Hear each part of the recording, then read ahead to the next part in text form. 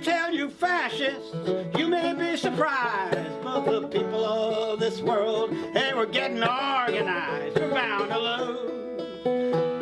You fascists bound to lose. Well, all you fascists bound to lose. Hey, all of you fascists bound to lose. Yes, sir, all you fascists bound to lose. You're bound to lose, you fascists bound to lose.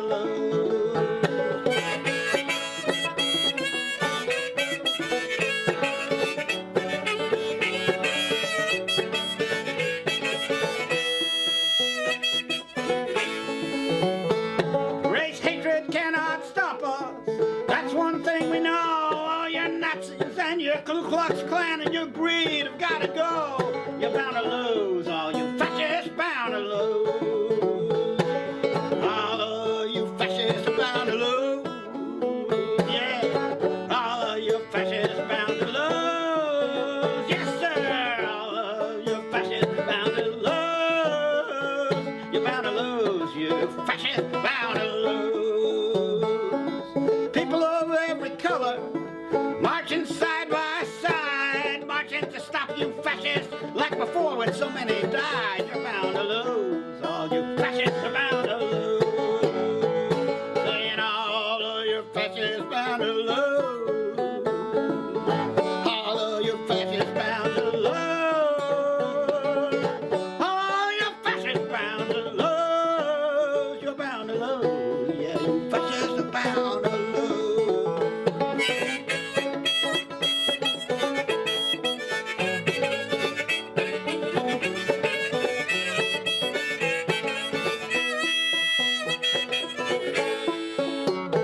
Yeah, we're going into this battle, even though you got your gun.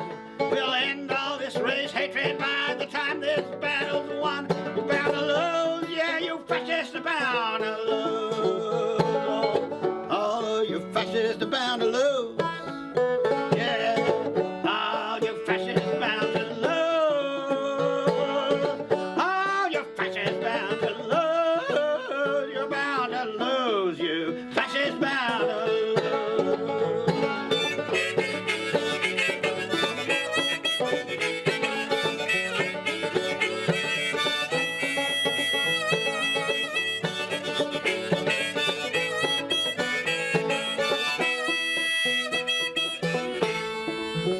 Yeah, I said, I'm gonna tell you fascists, you may be surprised, but the people of this world, they were getting organized. Well, you're bound to lose.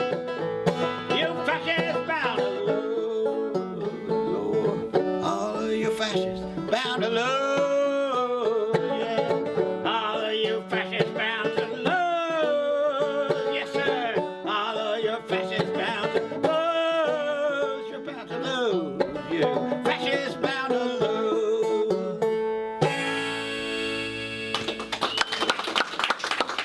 Thank you.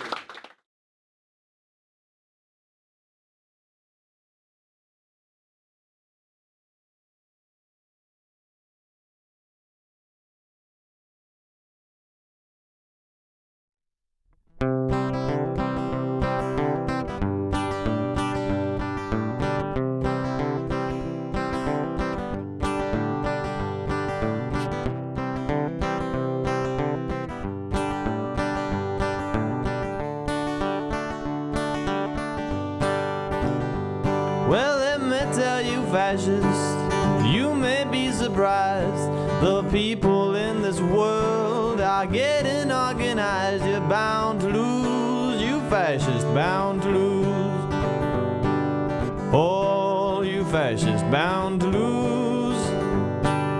All you fascists, bound to lose. All you fascists, bound to lose. You're bound to lose, you fascists, bound to lose. Race hatred cannot stop us. This one thing we know. Your poll tax and Jim Crow and greed is just got to go. You're bound to lose, you fascists, bound to lose. Oh, you fascists, bound to lose. Oh, you fascists, bound to lose. Oh, you fascists, bound to lose.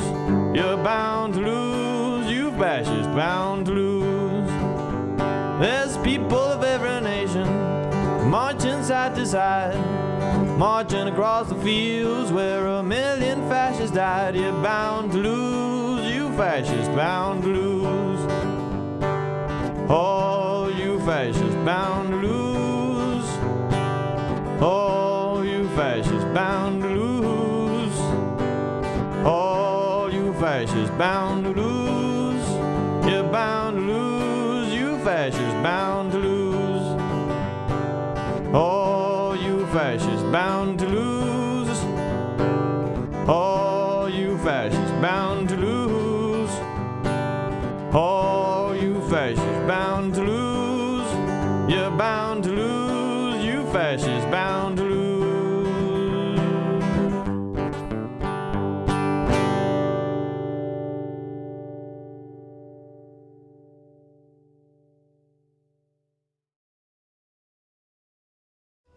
Kick it off.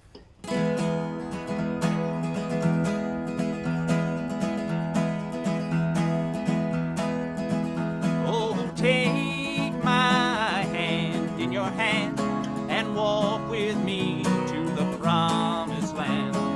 Beat your drum and join the band, and we'll chase away the clouds of the morning. We don't need any more than we are. We don't have to be afraid. There is a power in these legs and arms and the voices that we can raise, saying no, we won't go away.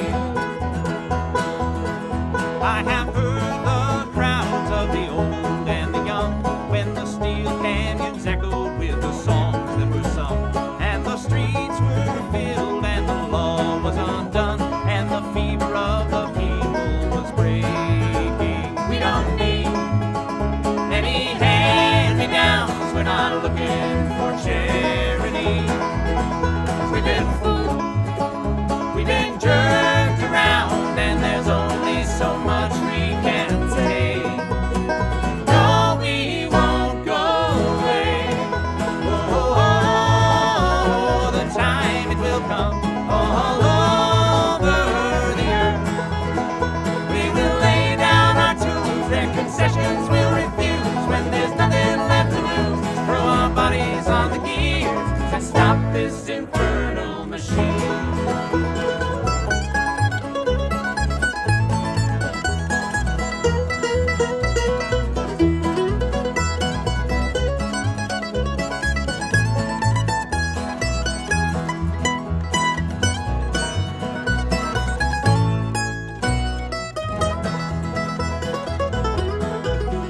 There's another day just about to unfold, when another world will rise from the ashes of the old, and the meek will follow in the footsteps of the bold, when we realize what's ours for the taking. We don't need any weapons of war, not a drop of blood will fall away.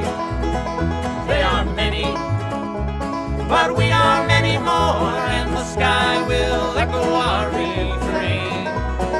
No, we won't go away. Oh, oh, oh, oh, oh,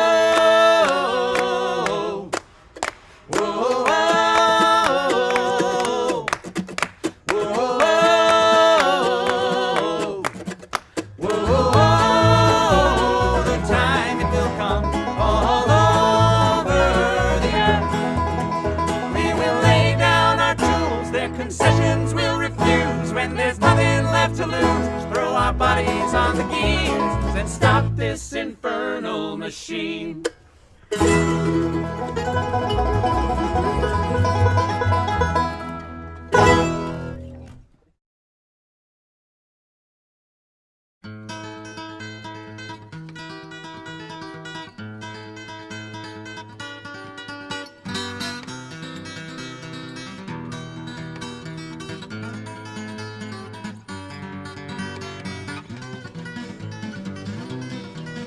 Come on and take a walk with me through this green and growing land. Walk through the meadows and the mountains and the sand. Walk through the valleys and the rivers and the plains. Walk through the sun and walk through the rain. Here is a land full of power and glory, beauty that words cannot recall. All her power shall rest on the strength of her freedom. Glory shall rest on us all. From Colorado, Kansas, and the Carolinas too, Virginia and Alaska, from the old to the new, Texas and Ohio and the California shore. Tell me who could ask for more? Here is a land full of power and glory, beauty that words cannot recall. All her power shall rest on the strength of her freedom. Glory shall rest on us all. Yet she's only as rich as the poorest of the poor, only as free as a padlocked prison door, only as strong as our love for this land, only as tall as we stand. For here is a land full of power and glory, beauty that words cannot recall. All her power shall rest on the strength of her freedom. Glory shall rest on us all. Come on and take a walk with me through this green and growing land. Walk through the meadows and the mountains and the sand. Walk through the valleys and the rivers and the plains. Walk through the sun and walk through the rain. Here is a land full of power and glory, beauty that words cannot recall. All her power shall rest on the strength of her freedom. Glory shall rest on us all, on us all.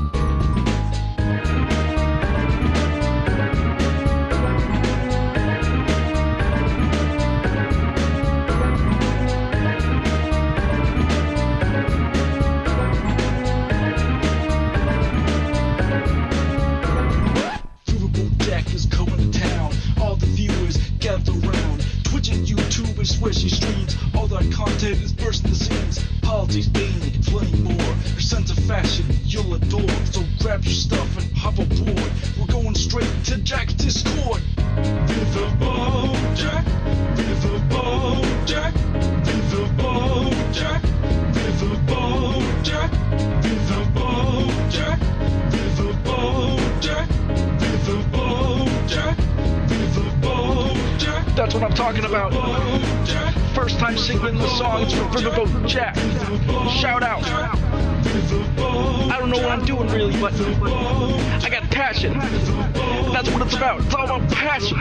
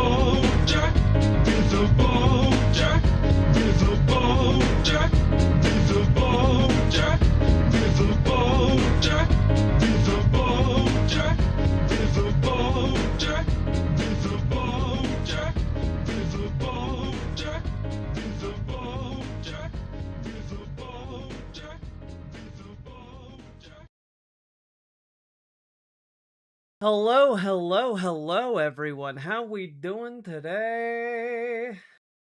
How we doing today? Hello, Dustin the Damned. Hello, Paladin Lost. Hello, Liz Galahad. Hello, Abyssal Anath. Hello, Feistiest Bard. Hello, Zolta. Hello, Vox Boxman.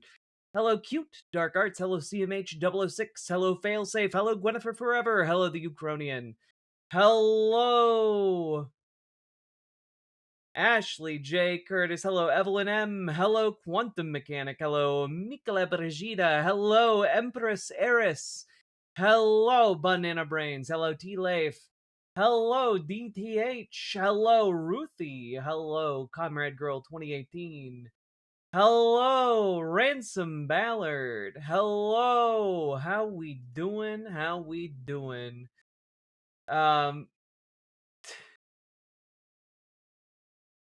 Okay, we got some live ones already in the chat, I see. Hello, Russell Zonner. Hello, Harper Lives. Hello, I almost gave a double thank you. Hello, a double hello called. Hello, Christina. Hello, how we doing, Sylvie? Hello, Jay the Cryptid. Hello, Matt. Hello, KP2 Real. Hello, Kazooie. Hello, Marocat. Hello, Savvy Taz. Hello, Dr. Cassius. Hello, Piratamir. Hello, Rise Again. Hello, Spot Dogs. Hello, Meghar. Hello, Miss Madison B. Hello, Uncle Gumbald. Hello, Maliki. Hello, Jackie. Hello, the Ukrainian. Hello, Cliff. Hello, Eddie666. Hello, Liz Galahad. Hello, Gamer G. That's a secret double hello for those of you in the know. Attack on Pony Productions. Get yourself a Lego set from this donation from the USPS by Axolotl. Thank you very, very much for the $50 super chat. I very, very much appreciate it. Hello, Tia Scoops. But, you know, it reminds me, it is, of course, one of the holiest of months, the month of December. And with a $50, generous $50 donation like that, you have in fact summoned Our Lady of Toots.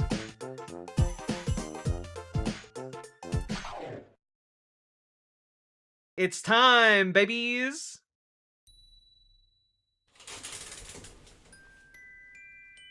Oh god, no, not already. It's a wonderful day.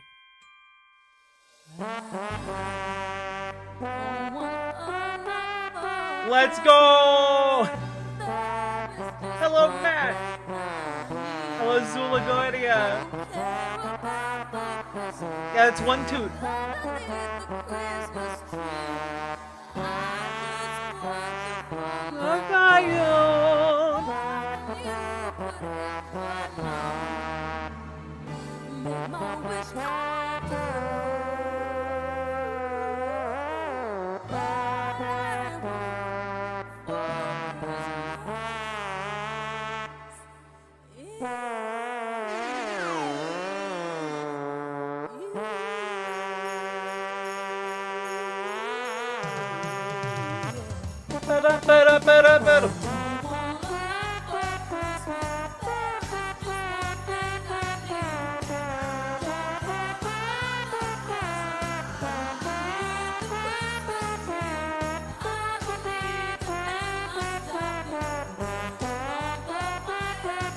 Hello, Mossam.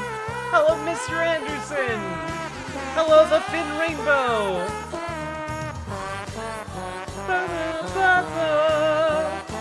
Hello, Lazia.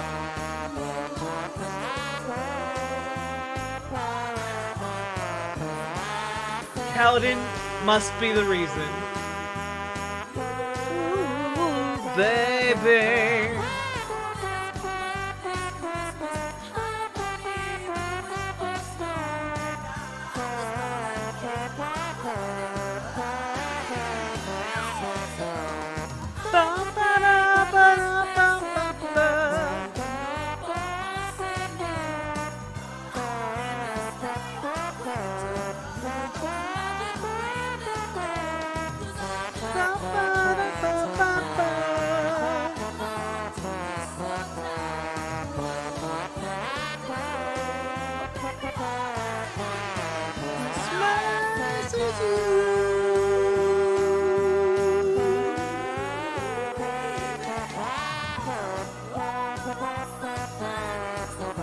Bum bum bum bum.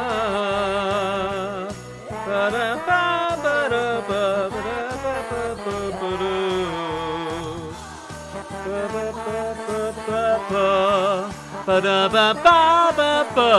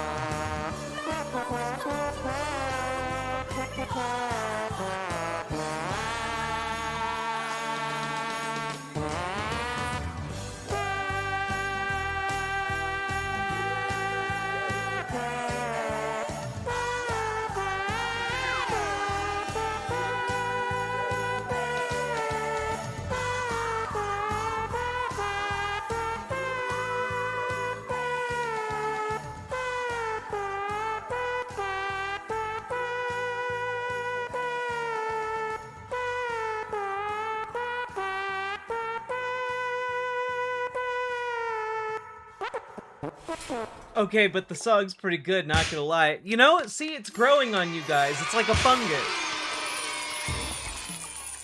It's a fungus. It's a fungal. It's an audible fungal. That's what they call it. Where did you find it? YouTube. It's the trombone champ version. It's nice to have a little silly chaos before descending into the depths of hell. Yeah, you know, like, I don't know. Like, I know I talk about some really heavy shit. And I know that, like, the news that we have to talk about today is objectively terrible. Like, it's just, like, we're, like, I don't, there's no real other way to say it, folks. Like, brace yourselves. But we're still gonna try and have fun, you know, as much as we possibly can.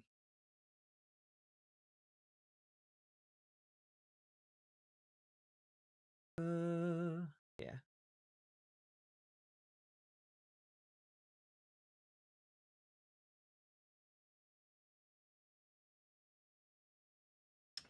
Having fun is fun. It's true. And also, I would argue having fun is just a tiny, teensy little bit revolutionary, you know? What Lego set are you gonna buy? I have to think about it, Attack on Pony Productions. Not quite sure yet. But I do have a couple I'm thinking about.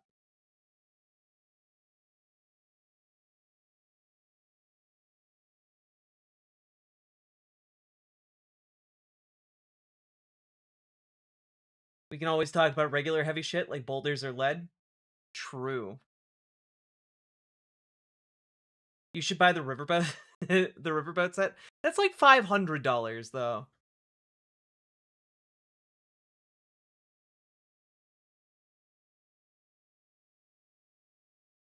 Please talk about Section 230 attempts to censor the internet. I have talked about it. I will continue to talk about it. We're not going to talk about it tonight.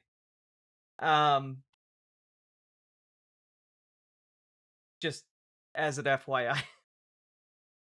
Maybe we'll talk about it tomorrow. Maybe. But the fucking news this week. The Lego D&D set is neat.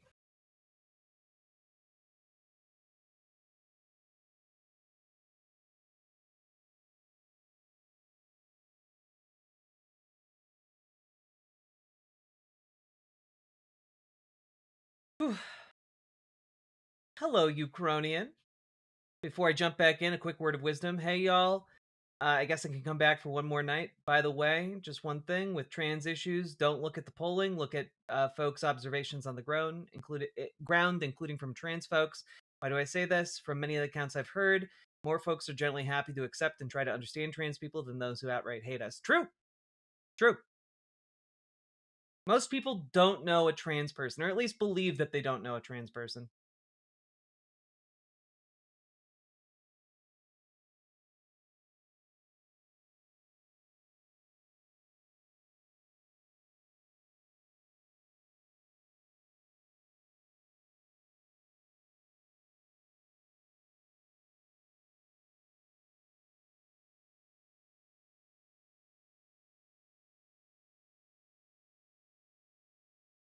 Yeah, honestly, I echo Ashley's sentiment.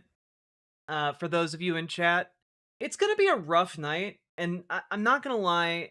Beneath my pleasant demeanor, I'm extraordinarily angry, and For the sake of the season, let's just have a light-hearted discussion about Lego. sadly, I can't do that.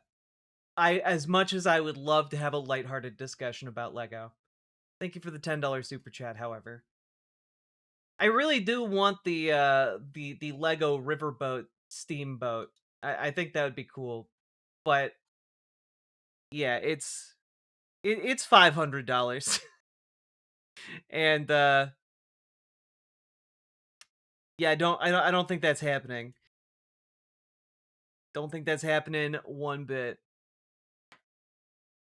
Um Also they have a Star Trek shuttle pod. That's great. Cool.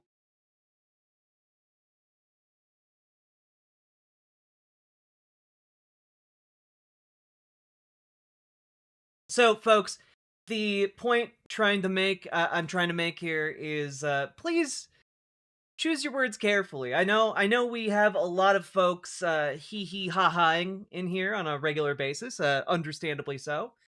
But tonight is going to be a rough one, and I know that there are a lot of people who are not doing okay. Like there are a lot of adult people who are not doing okay, but there are also going to be a lot of kids who are not doing okay. You know, kids, teenagers, etc. And please keep them in mind, I guess, when you're making your comments.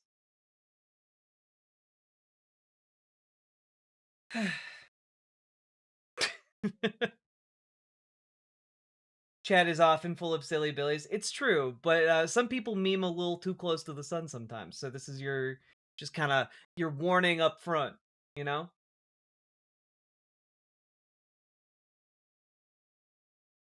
You bought your mom the USS Enterprise set? Oh, holy fuck, that's cool. That's a great gift.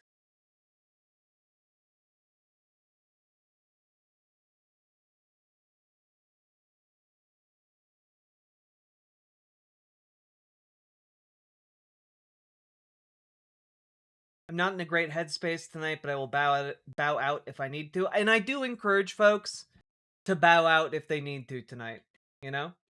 It's infuriating, but this is where we're at. I think the hardest part of this type of news is most people around don't care enough about LGBTQ or trans people to understand why they are upset. Support means everything. We should support us. True. True. Like, part of the problem that I am feeling at the moment is that it's not even really a problem. I just give a damn. Like, I give a shit. And I gotta be honest, it's really hard to be the kind of person who cares so fucking much about trans folks and trans kids. Like, it's really, really hard. Because what this administration is doing is going to get a lot of kids killed, and a lot of kids hurt, and a lot of kids scared. And it breaks my heart in like a million different ways. So, we have to talk about it.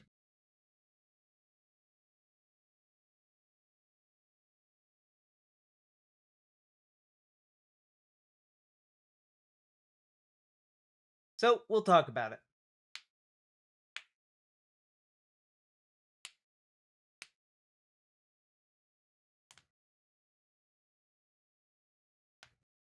Here we go. Just we're just gonna be upfront real quick, okay? So, folks, just a little story I spied with my little eye going through the news.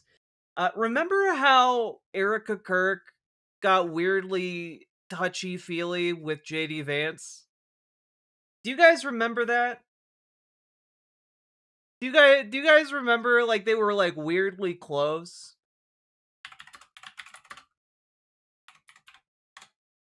Like it spurred like people to actually ask like are they are they having an affair, right?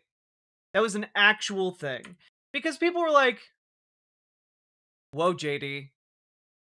Whoa, look at that hand. Look at that hand." Okay? Um, people were speculating quite a bit. Erica about to replace Usha ahead of 2028. Yeah, a lot of people were, Usha Vance was seen without her ring on. Um, Now, obviously, none of that means anything. It's just idle speculation. But remember how I played a short clip of AOC basically saying it's way too early to even speculate about 2028 like matchups in the general election because we're 3 years out from it. Like that's a long time. A lot of things can happen. And well, despite that, Erica Kirk endorses JD Vance for president in 2028. So Turning Point USA is just full on because remember Erica Kirk is now in charge of Turning Point USA. They're just straight up skipping the presidential primary process and straight up saying JD Vance is our guy. We're going to support him hell or high water. And like JD Vance hasn't even officially announced his candidacy yet. Like this is a bizarre move. Like when JD Vance has no campaign infrastructure at the moment. He's not announced.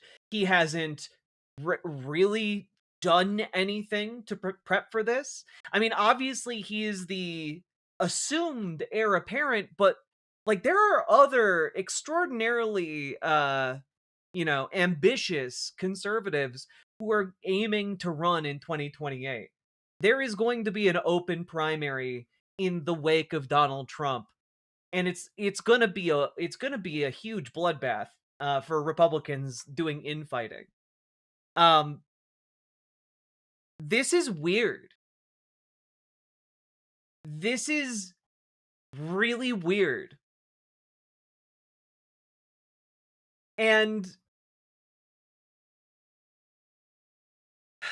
I'm not gonna lie, in my mind, it really does kind of validate some of that speculation about how close these two are. There won't be a primary if Trump doesn't finish his term and JD takes over.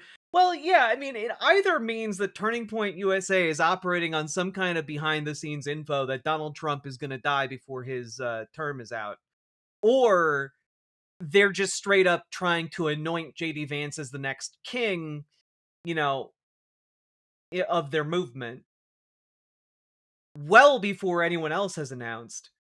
But I gotta be honest, either way, it really speaks to a level of closeness that these two enjoy, that level of information has been freely communicated between them at all. Hmm. Just very close, those two. Now, we are going to get my husband's friend JD Vance elected, she told thousands of activists at the Phoenix Convention Center.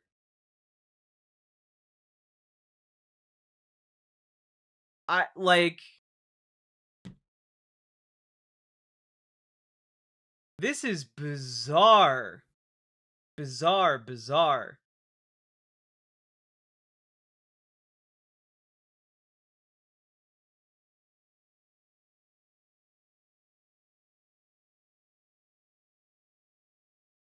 So, all I'm saying here is that I'm a bit baffled by it, but to be honest. Like obviously I think it's to advance JD Vance's political career and Turning Point USA in the direction of kind of a more, lack of a better word, mainstream direction, because Turning Point USA could have also gone in a very different direction at one point. Um but I don't know what to make of this, to be honest with you guys. The couch is unrivaled, polyamory. God.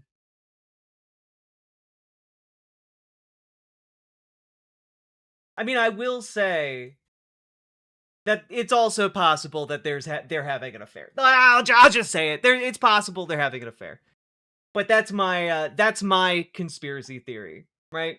That's my little. I have very little points to put together here, other than, you know, I think they're having an affair. That's the vibe I'm getting. Anyway, what do you think? Let me know down in the comments, and hit the like button, hit the subscribe button if you haven't, and consider dropping those subs, donos, memberships, super chats, etc.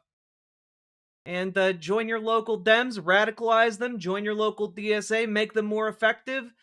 Join our Discord, reach out to Dragonfly for help with your Dems, reach out to GamerG for help with your local DSA, and let's keep on going.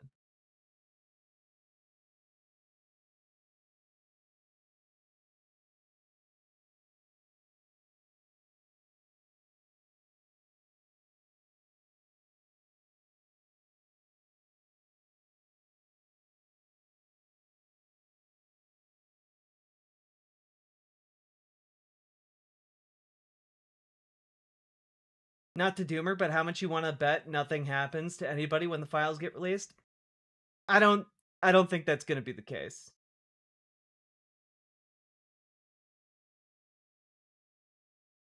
I don't think that's going to be the case. Wouldn't that be polyarmoire? Fuck! That's good.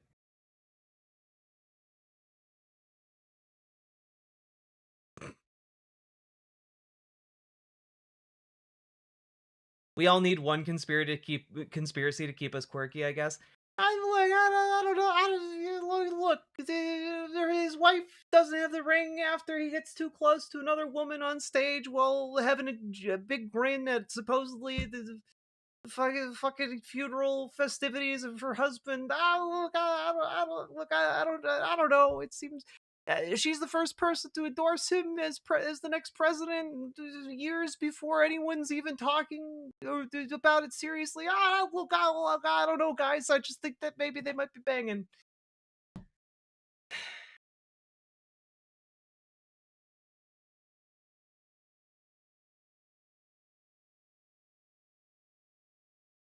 That's me. Anyway.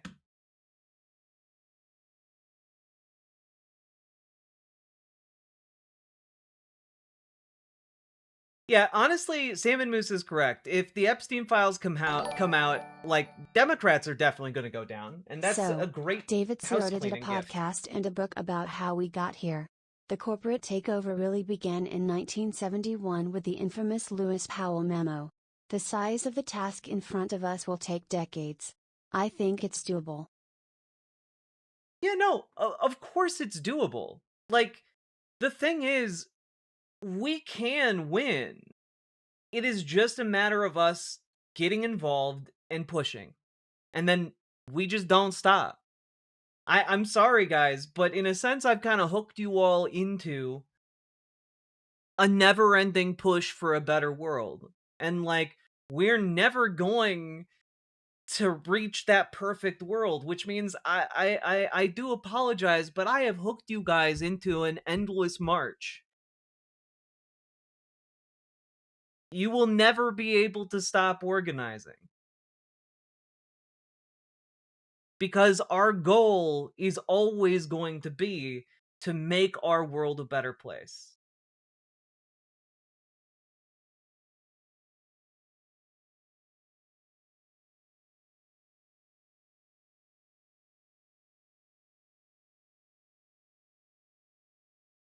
Rokana on the Epstein files. That'll be really helpful for the upcoming segment we're going to do on the Epstein files. Go.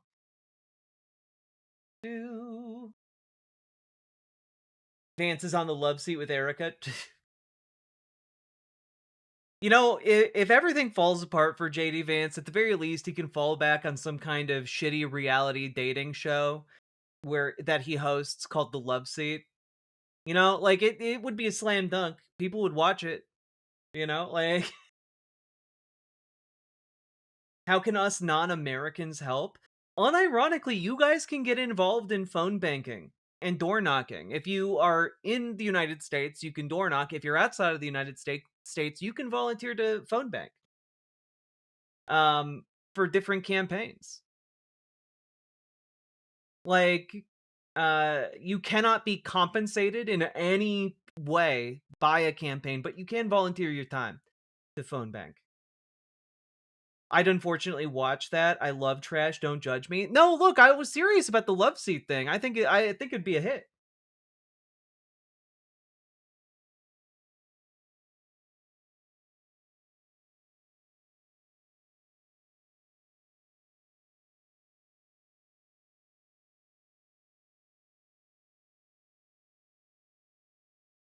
JD doesn't have the chutzpah to shake off a scandal, but he's winding up to have several at once. It's true. How goes the night? You know, tired in trans. Your username really sums it up for me. Also, just real quick, I forget. I don't think I said so, but Big Grackle, thank you for the $20 super chat and the reminder that we can in fact do good things.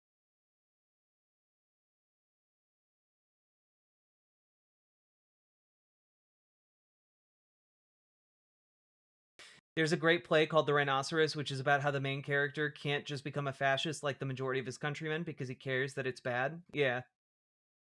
That sounds like a good play. I'll check it out.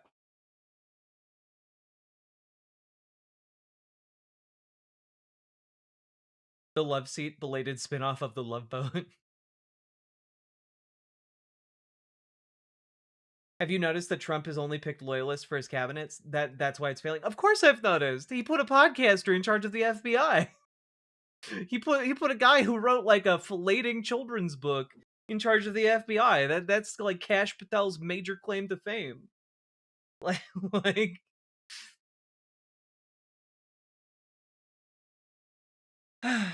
okay. Here we go. Time for us to dump. Wow. Whoa. Wow. All right. We're going to rip this band-aid off because I know it's going to make me really upset and be hard for me to talk about, so let's do it at the top. We're going to be talking about the trans kid story next. Folks, if you are not able to hold up for that story, feel free to come back in maybe 20-30 minutes. But otherwise, yeah, I'm this is your out. This is your opportunity to jump out if you know what I'm talking about. So let's talk about it. All right. So, folks, we have to talk about what the Trump administration is doing to attack children. Now, a lot of folks out there might not be aware because, most people aren't trans. But trans kids in particular have been the subject of heinous attacks by conservatives for a decade now. Like it has been truly, truly gross.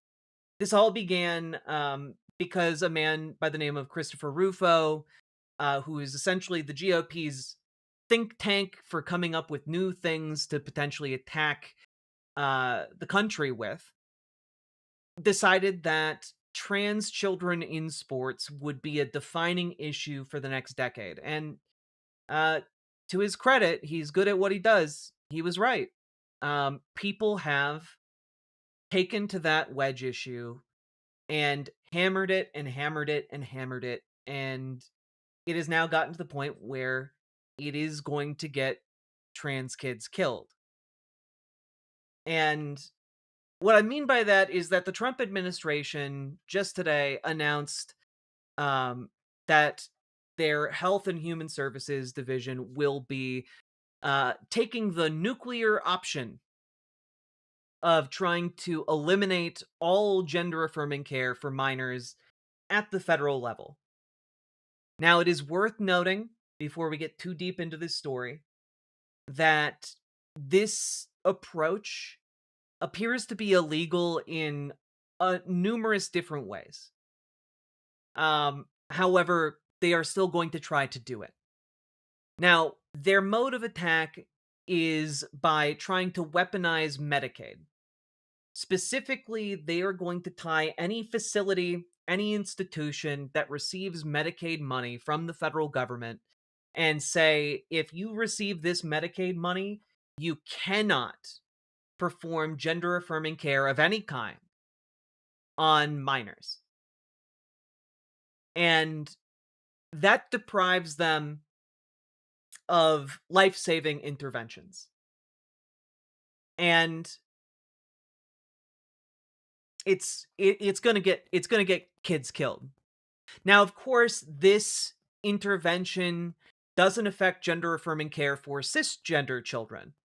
And their new approach doesn't specifically cite gender affirming care by name. Instead, they refer to gender affirming care as sex rejection procedures. So they're trying to, by fiddling with the terminology, by playing a little game of semantic shell game, they're trying to get this through to make it seem like they're not discriminating against trans kids. They're only preventing sex rejection procedures, which are a totally new thing, unrelated to gender affirming care.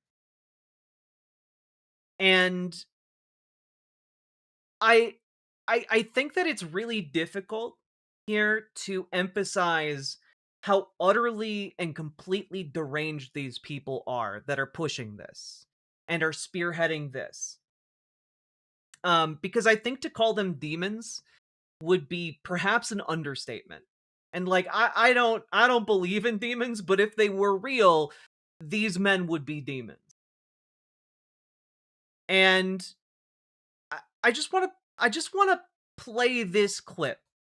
This is Dr. Oz coming out and talking about the genitals of trans children. Vaginoplasty, a procedure a child does not need, costs $60,000. Shockingly, a phalloplasty, the creation of a penis, costs on average in America, according to this data, high quality, $150,000 per child. I do believe, with doing some work, that these prices have continued to increase with increasing manufacturer demand.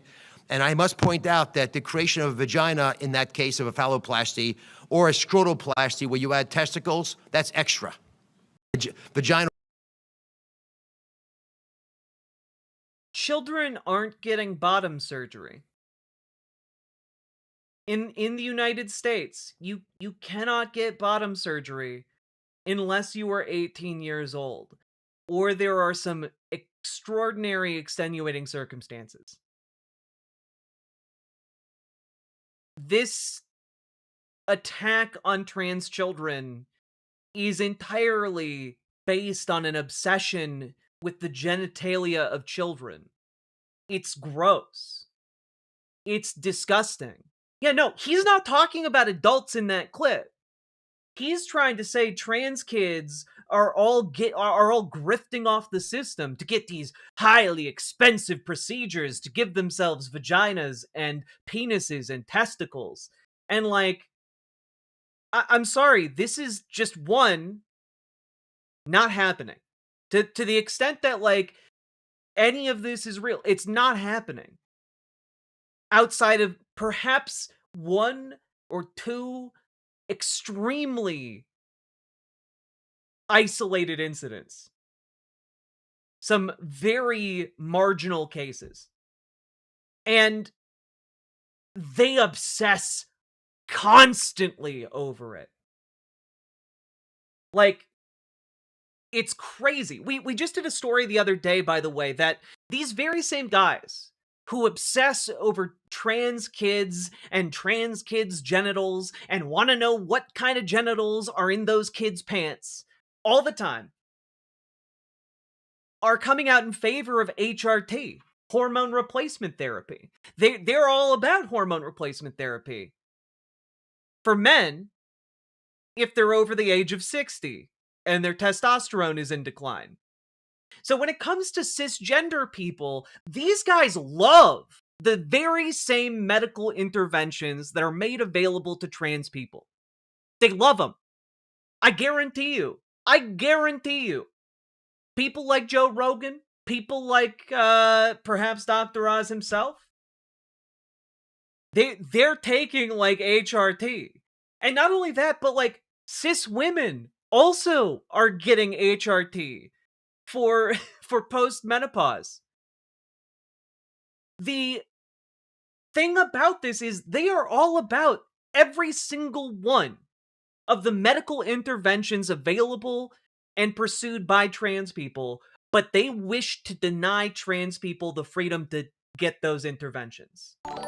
It is absolutely insane. Absolutely insane. Because you know none of these regulations, none of these pushes that they're making are going to affect cisgender people. None of them.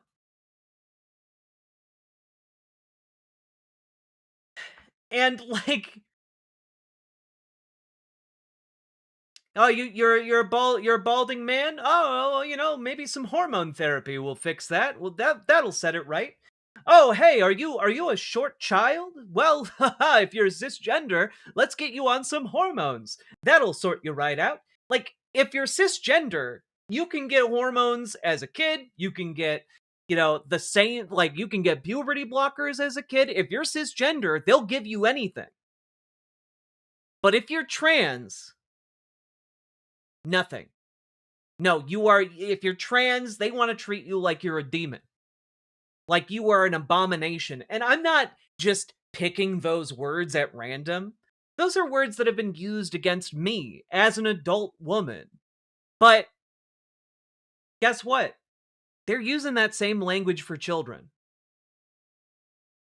This is a coordinated assault on kids and children's rights by the richest and most powerful government that has ever existed on the face of the earth against the most vulnerable people that exist in our society. Yeah, Amber Brains in chat is saying, it's me. I take HRT for surgical menopause. Also note, they want to take that away too. It's true. They do also want to discriminate against women who are getting HRT for surgical menopause or menopause in general. That is true. They also want to discriminate against cis women. This is all kinds of fucked up is what it is. It is. It is extraordinarily fucked up. That is the technical term for it. Yeah, no, men are going and getting gender affirming care that like breaks their leg bones systematically in order to add like an inch or two of height. My friend's mom takes HRT for menopause as well. Yeah, people do it all the time, but it's a problem when it's trans folks. When it's trans folks, you need to dedicate national level resources to making sure it doesn't go through. Right? Now, this would restrict puberty blockers. This would restrict hormone replacement therapy. This would restrict surgical interventions. This would prevent any kind of facility. So basically, any hospital that gets Medicare or Medicaid funding, any medical facility that takes Medicaid or Medicare, would be unable to provide this type of medical intervention for trans kids. I got HRT as a cis minor, says Hila. It's in their press statement today, Robert F. Kennedy Jr., the guy who has overseen an over 14,000% increase in the cases of measles as the health secretary, says that that gender affirming care for minors is not medicine, it is malpractice. Despite the findings of every major reputable medical organization on the planet, not just in the United States, on the planet. This is why conspiracy theories are so dangerous, though, folks. This is why conspiratorial, anti-empiricist thinking is so dangerous, especially in medicine. Because it doesn't matter what the empirical results of decades upon decades upon decades of study have been when your counter argument that you think is of equal weight and value is whatever the fuck you pulled out of your ass.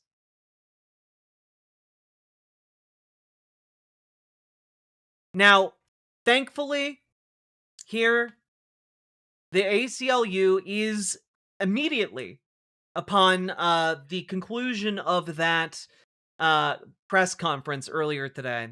The ACLU is challenging the Trump administration's effort to ban gender-affirming care. So, this is not over. This is not going to be something that is simply put into practice without a fight. Folks are fighting the good fight in courts as we speak. And part of the danger here, and why this court case is really, really important, is because the way they are implementing it, and the way they are attaching it to Medicaid and Medicare dollars, is so that it can circumvent state laws. Their goal with this particular approach to trying to ban gender-affirming care for trans kids is to make sure that even states that have laws on the books specifically to defend the right for trans kids to receive proper health care, they just want to go over the heads of the states. They want to deny you your democratic representation by unilaterally subverting your elected officials. And I have a feeling that a number of the way that they tried to go about doing this, in my understanding, not a lawyer, is that this is going to present a number of different avenues for attack legally. And so my hope is that this is just too flimsy of an implementation to actually be put into law. Now, the reason they did this is because the other day, and I talked about it just the other day, Marjorie Taylor Greene's bill passed the House with the assistance of 3 Democrats, Henry Cuellar, Vicente Gonzalez, both Texas Democrats, and a North Carolina Dem whose name escapes me, but he's some fucking asshole. And the reason the Trump administration opted to throw out this line of attack is because it appears that that bill is going to die in the Senate. Yeah, Don Davis. Thank you, Superjet Guy. So they did the next best thing and tried to do it this way. Now, because it is not going to get through Congress, this particular method involves a lot more legal risk, and also it remains to be seen how SCOTUS might rule if this goes up to the Supreme Court. It could very well be that the Supreme Court sides against trans kids. That would not be overly shocking. However, in the past, this court has ruled somewhat in favor of trans people. Somewhat. So it's kind of a toss-up which way it goes. My best guess, if you put a gun to my head and asked me to make a prediction, would be that, Chief Justice John Roberts is not going to like the way that they tried to implement this ban, because of the states' rights issue. John Roberts is not a guy who particularly cares about trans people, but he is a guy who gets real fucking weird about the way you try to argue in front of the Supreme Court. So it'll depend on the day. It'll depend on how he's feeling. But the fact that this is limited in scope to trans kids does make it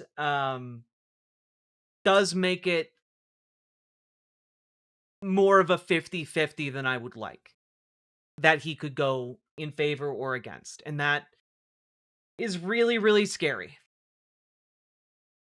Now, additionally, folks, one of the things that the White House put out today: new rules bar hospitals from performing sex-rejecting procedures on minors.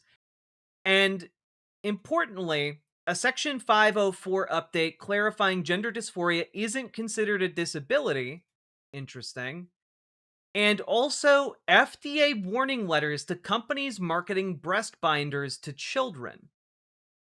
Now, that's a weird one, right?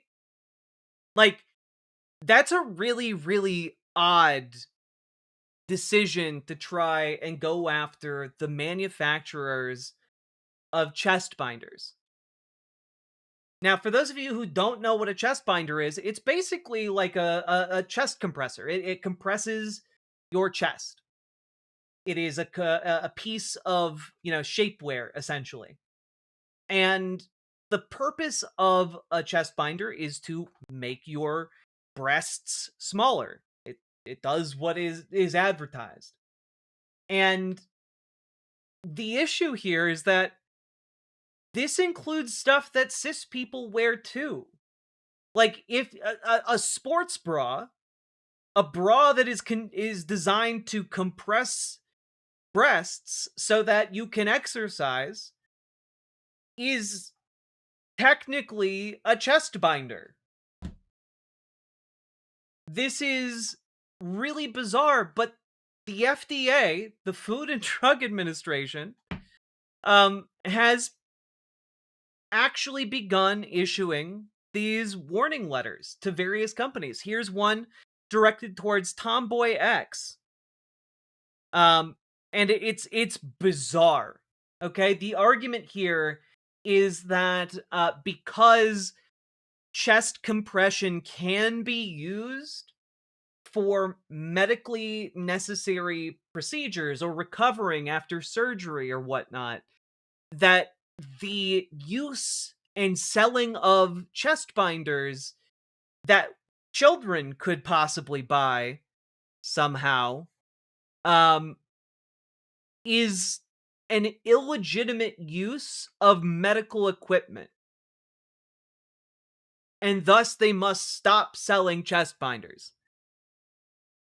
So I'll just read through this one, and it's emblematic of others that have been sent out. December 16th, 2025. Dear Fran Dunaway, the United States Food and Drug Administration has reviewed Tomboy X, PBC's Your Firm website, tomboyx.com, and observed that your website offers various breast binders for sale. Under Section 201H of the Federal Food and Drug and Cosmetic Act, the Act, 21 U.S.C., these products are devices because they are intended for use in the diagnosis of disease or other conditions, or in the cure, mitigation, treatment, or prevention of disease or to affect the structure of any function of the body. So again, if you're saying any kind of clothing that could affect the structure of the body, that's are you gonna issue a cease and desist for high heels? Are you gonna issue a cease and desist for corsets? Where does it stop? I'm pretty sure Tomboy X doesn't even advertise to minors. They don't. The entire argument here is that a minor could potentially find Tomboy X on Google and buy a binder. And that no. That was an illicit use of medical technology. What about the underwear that guys wear to make their dicks look bigger? No, it's fine. That's just dudes being dudes. You know? That definition stretches to bras and Stanfields. It does. Like none of this makes a lick of sense. And like if we were to take this seriously, if we were to actually like put through this into policy that is widely accepted, you would not be able to buy like we'd be back to like the 1950s. We'd be like in the era of women can't wear pants because those are made for men. Like we're going back to 3 strike laws regarding how many pieces of masculine or feminine clothing you're allowed to wear based on your genitals.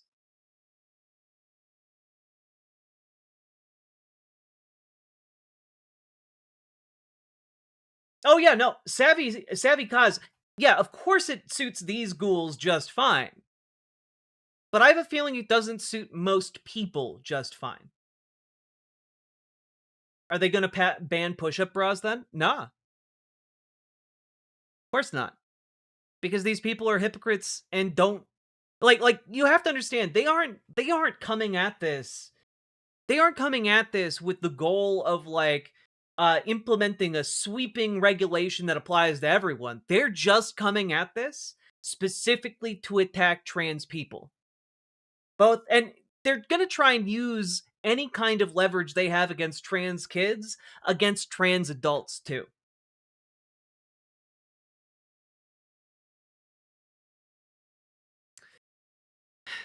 Our review of your firm's website revealed statements that these breast binders, example, trade names, compression top black, racerback compression top chai, V-neck compression top white, are intended for use in the diagnosis of disease or other conditions, or in the cure, mitigation, treatment, or prevention of disease, or intended to affect the structure of any function of the body, including, per your firm's website, many individuals who identify as transgender, non-binary, or gender fluid utilize chest binding as a way to help manage their own dysphoria.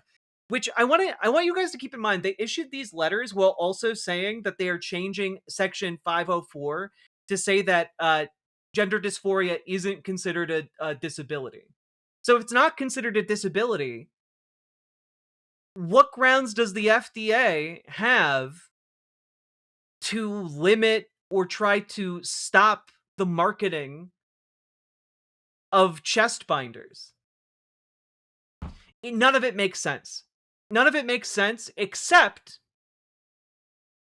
unless you are a bigot. Unless you are a bigot and you're like, oh, well, you know, obviously I hate trans people, so this all checks out.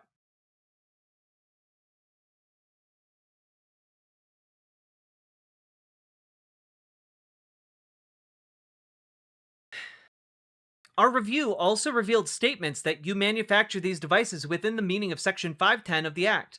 E.g., we pay obsessive attention to every design aspect, leaving no detail overlooked so that our community can live and experience a life unbound. Under Section 510 of the Act, manufacturers of medical devices are required to annually register with the FDA. Because they're trying to argue clothing worn on your chest is a medical device. They're trying to argue that bras are medical devices. They think this right here is a medical device.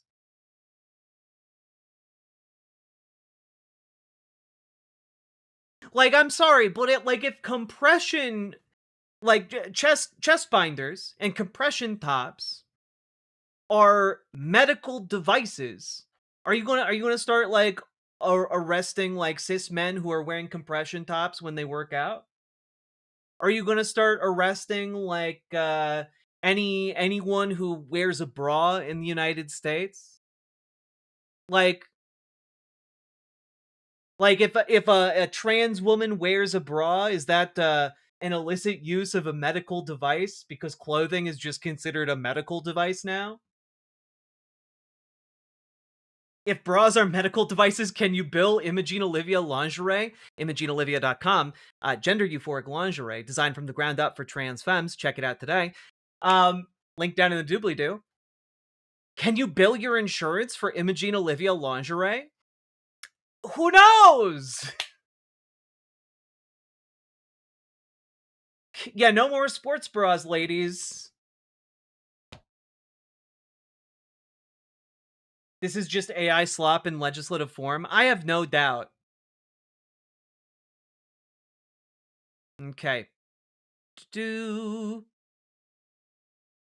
In September 2007, Section 510 of the Act was amended by the Food and Drug Administration Amendment Act of 2007 to require domestic and foreign device establishments to submit their annual establishment registration and device listing information to FDA by electronic means during the period beginning October 1st and ending December 31st each year. Not gonna lie, chest binders and compression tops sound like terms used on Little St. James. Boo! Boo! No! Get out of here. Stop it.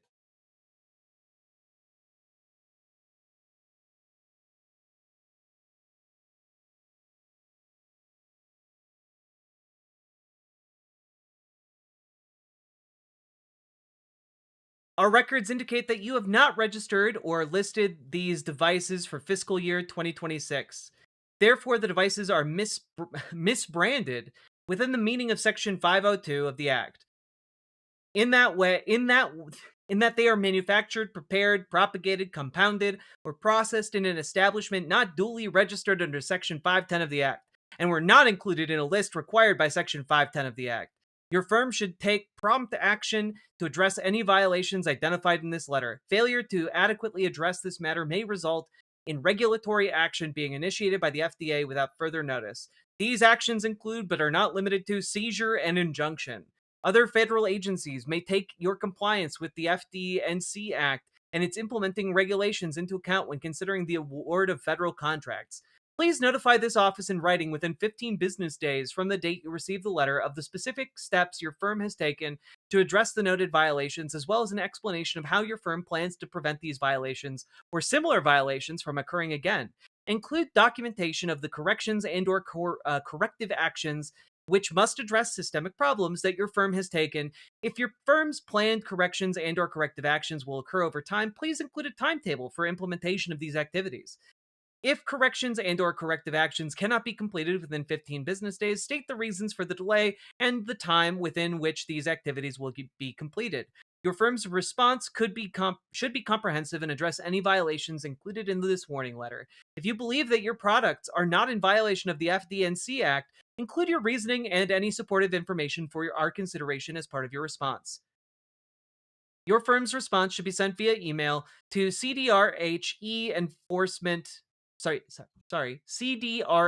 enforcement at fda.hhs.gov. Please include the subject line CMS 720849 when replying. Finally, you should know that this letter is not intended to be an all-inclusive list of the violations at your firm's facility. It is your firm's responsibility to ensure compliance with the applicable laws and regulations administered by the FDA. Your firm should investigate and determine the causes of any violations and take prompt actions to address any violations and bring the products into compliance. Sincerely yours, Michael J. Hoffman, Director.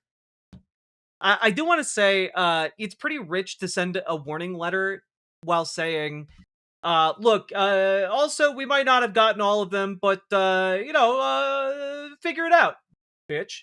And then just sign at the end. This is the American government. This is the FDA. This is the Food and Drug Administration.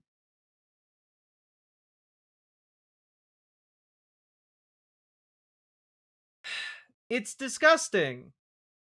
It's genuinely disgusting. Response, eat shit. I mean, in a just world, that should be the legal response. Yeah.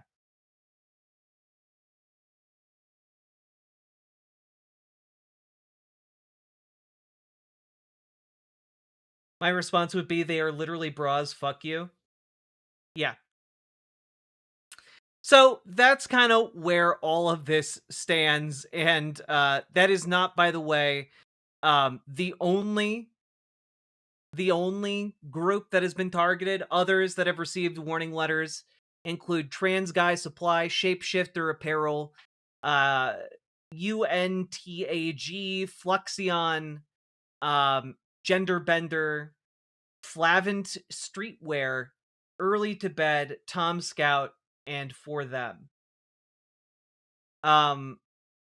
So a lot of different chest binding companies or chest binder companies or companies that just happen to sell chest binders have all been uh, attacked essentially by this administration.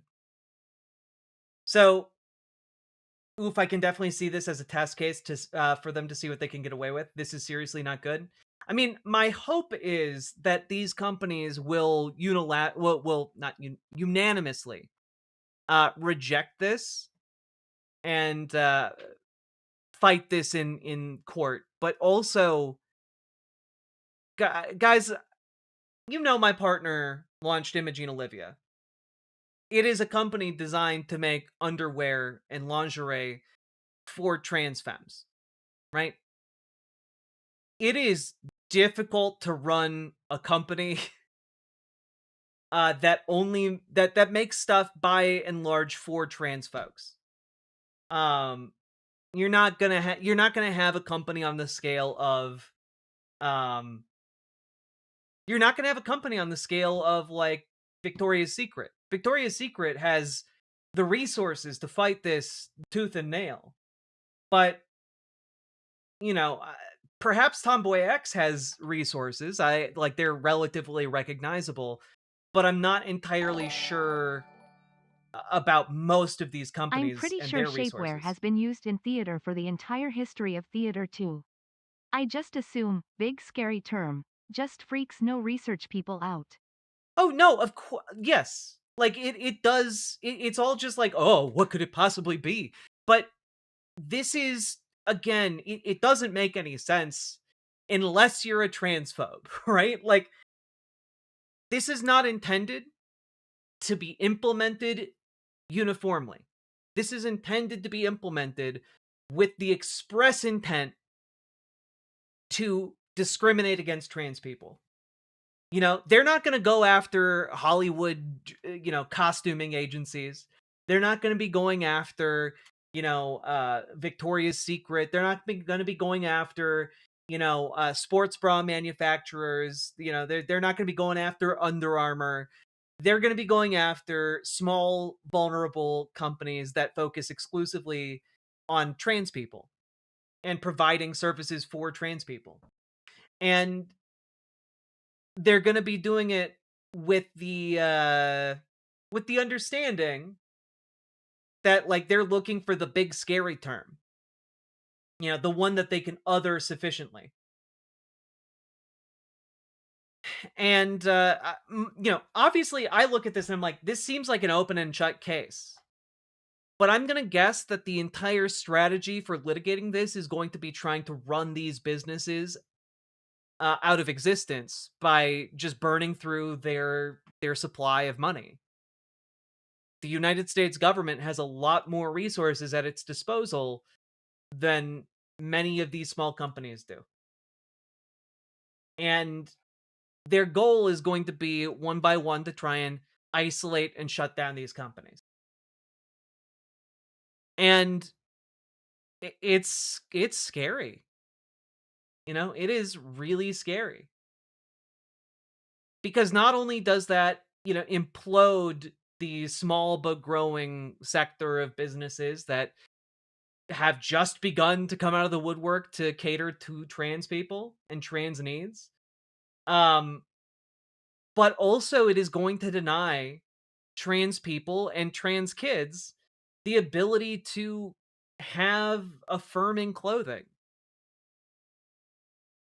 It's really, really, really, um, it's just really an awful situation. And so I'm glad that an organization with resources to fight this particular implementation, like the ACLU, is stepping in to fight.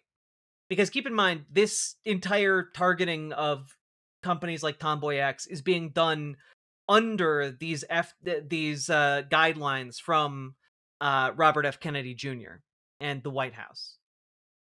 And if the ACLU can overturn this particular um, federal order, then it is also going to be able to overturn the attempt to crack down on businesses for, again, selling clothing that is normally freely purchasable by cisgender people of all ages.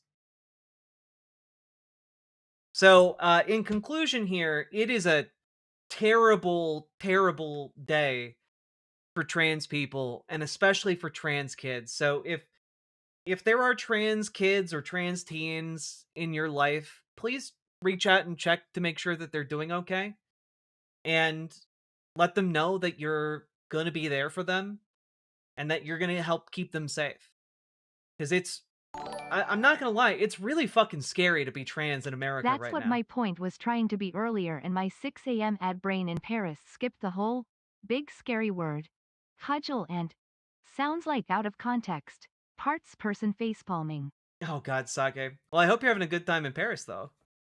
Thank you for the 2 tier 1 subs, and understand I understand. No need to apologize.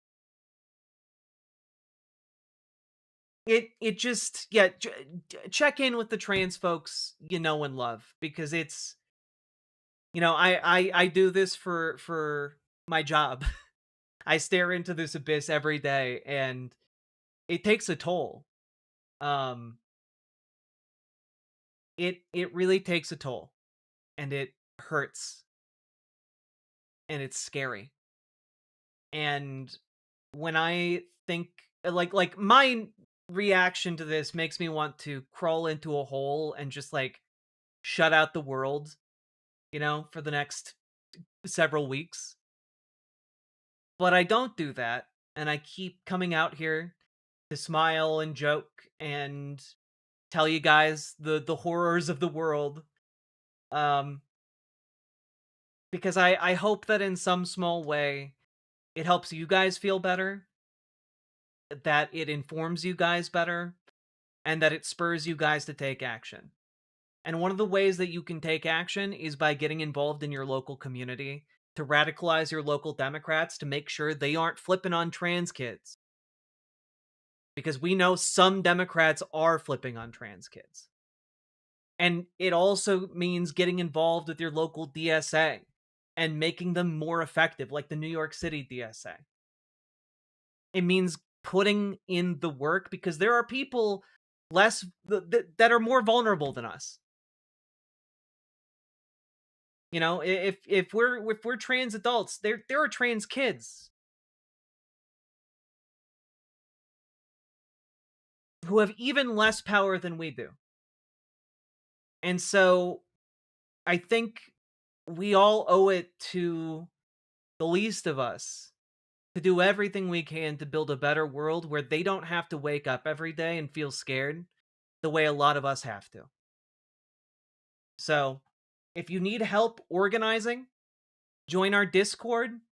Reach out to Dragonfly for help radicalizing your local Dems. She has graciously offered her time and energy to help you know how to contact your local Dems and how to interact with them to get the optimal results, to make them a better party and a more progressive party in your local area. And not only that, you can reach out to Gamergy over in the Discord as well, and Gamergy will help you make your local DSA more effective. Okay? It is really important that we do the hard work. And folks, last but not least, hit that like button if you got anything out of this. Hit the follow button. Uh, leave a comment. Comments longer than 8 words really help videos do well in the YouTube algorithm. And I guess last thing for real, check out ImogeneOlivia.com. My partner realized that, after seeing me trying on lingerie and feeling just absolutely defeated, realized that there was really not much out there for beautiful femme lingerie for trans femmes. And so she made a business to create gender euphoric lingerie that is non-tuck. And we also tested it with cis men, cis women, non-binary folks to try and get the best fit we can. So check out ImogeneOlivia.com. New colors and styles are going to be coming real soon. And link down in the doobly-doo. So let's keep on going. And one last thing for trans kids, don't give them what they want. Survive.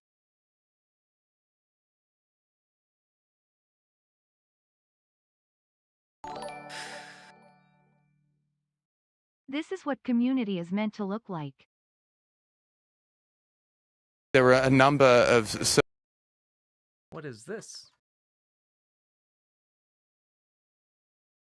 surf lifesavers and volunteers who effectively paddled their way out from Bronte Beach, one of the adjoining beaches here in the eastern suburbs of Sydney. And the sun was coming up, and it was really quite a haunting and an emotional scene to see them sort of slowly slip across the horizon in the morning. And those surfers have come together in solidarity with not only the families and the friends of those who lost their lives, those 15 who lost their lives, but also the broader Jewish and Australian community in general. And what we've seen this morning as people have been walking past is a lot of people arm in arm. There are still a lot of tears. In fact, about 100 metres from where we are now is one of the many memorials that have been set up with pairs of shoes representing those 15 victims. And we have seen a number of people on their morning walk stop for a brief moment of quiet reflection. And tomorrow morning, in fact, the beach will return to being patrolled by local surf lifesavers. That's really beautiful.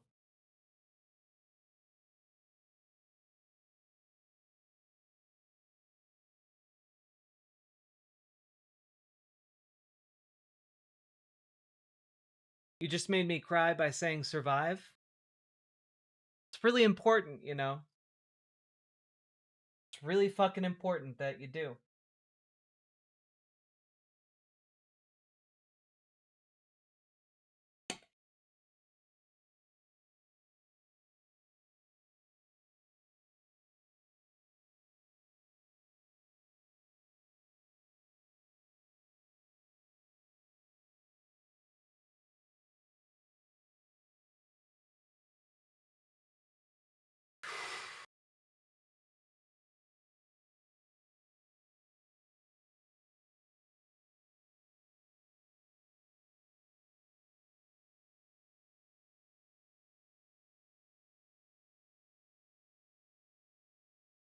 Do.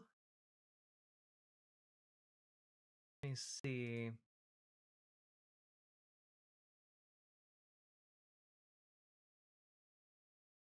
So we have our fur babies redeemed. Always worth it. There better be public shame walks of all these elected representatives that have been pushing the transphobic nonsense as a culture war for decades. Shame X3. Sake Tanuki, thank you for the 10 tier 1 subs. Also, Salmon Moose, I'm so sorry. I was still feeling a lot from the previous segment. Thank you for the 5 tier 1 subs. I really, really appreciate the support. And Sake Tanuki, again, thank you for the 10 tier 1 subs. I wish, I gotta be honest, I wish nothing but the worst for every single Democrat, especially, who comes out against trans kids. Who, like Seth Moulton, earlier this year trying to be like, "Oh yeah, no, I don't want my daughters playing with some boy in sports." Like, oh man, I have no patience for it. I have no fucking patience for it anymore. And like the amount of patience I had for it in the beginning was next to zero. Yeah, Gavin Newsom is like one of those guys. And I got to be honest, I think we need to get louder and louder and louder to make it clear as we get closer to the general that politicians that are going to decide that certain minorities are worth treating as subhuman is simply an unacceptable thing for any kind of our future leadership to believe. And end of story.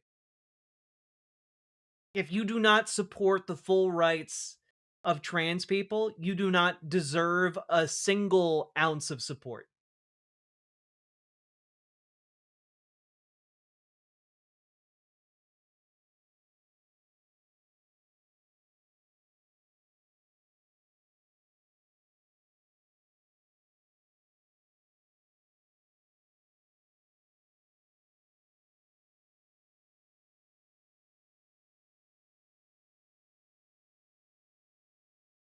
Oh, I'm aware, Shoot Bang. I'm aware.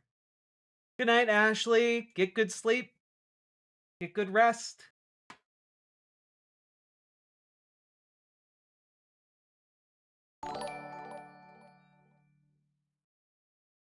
What about tech bros? I'm pretty fine with treating them as barely human. You know, I understand the sentiment, but I even believe that tech bros deserve to be treated as humans. The issue is, I think they deserve to be treated as humans exactly the same as the rest of us. Like, I don't think they deserve their billions of dollars. I don't think they deserve, their positions of corporate power. And I think we should probably do something to mitigate the extraordinary power discrepancy they possess. Yeah, something like taxing the rich. Exactly, yes.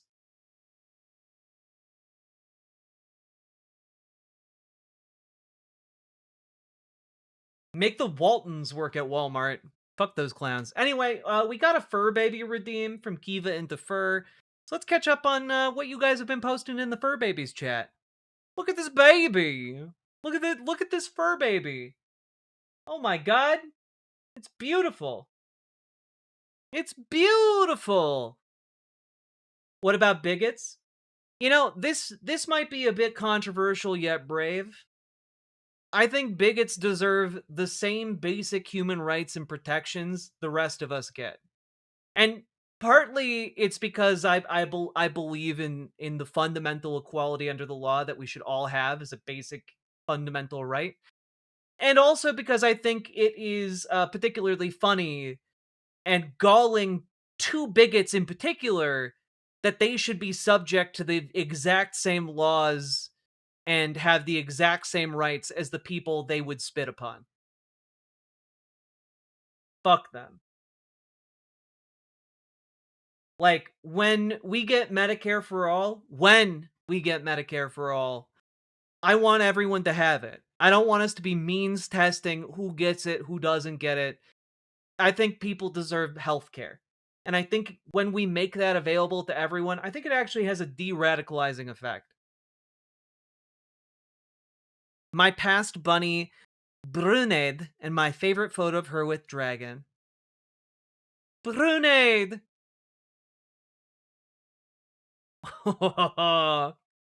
Bunnies are so cute. Pet bunnies are adorable, and I like them. I don't think I want to own one, but they are really cute. Baby. Baby. Baby. Zaron Joy, there's a difference between tolerating intolerance and having universal programs that affect affect everyone. Do not mistake my position on the universal rights and freedoms we should all enjoy for being a condoning or When a Harvard was forgiveness founded, towards bigots. Galileo was alive. Every single fucking individual should be held accountable for their bigotry, for their actions in this time. Prosecute every ICE agent. Prosecute every bureaucrat that made Make this the happen. fascist ask why? We've persecuted them. We've made efforts to scare them into submission. So, why won't they be silent? Why won't they cower? I don't understand. Why can't I win? Yeah. Make them impotent in their bigotry. Also, wait. Sake, that can't pause. That's not true. Wait a minute.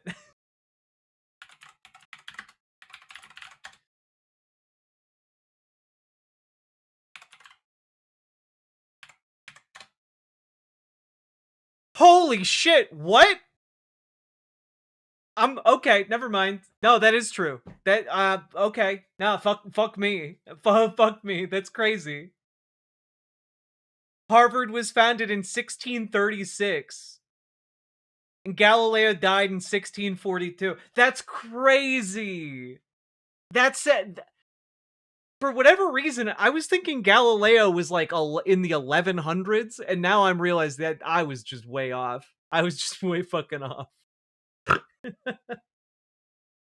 Holy shit. All right. More fur babies. This is from Travis T. The elusive box baby. What's that noise? Huh, must be the wind.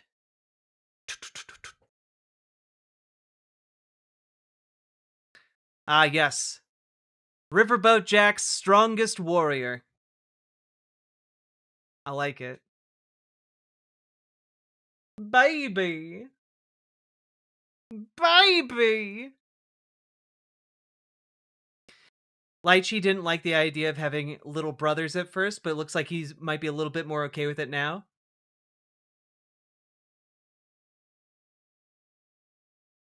Yeah, I'd say a little bit more okay with it. Look at his little booties.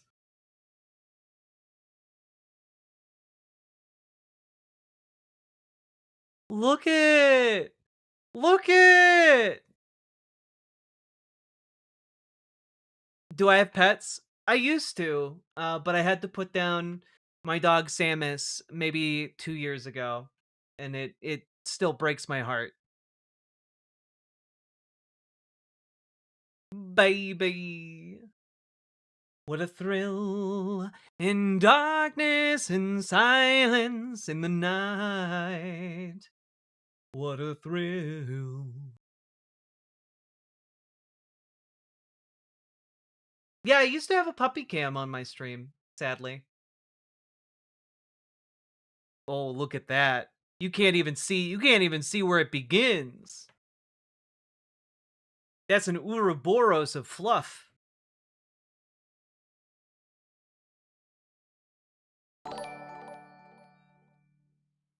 As long as we're on this segment. Sake Tanuki, thank you for the... What a beautiful pupper. Look at this dog.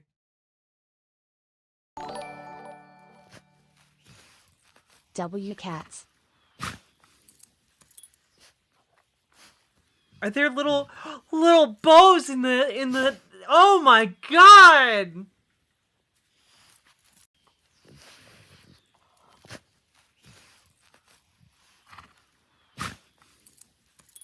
I fucking love golden retrievers, number 1. And I fucking love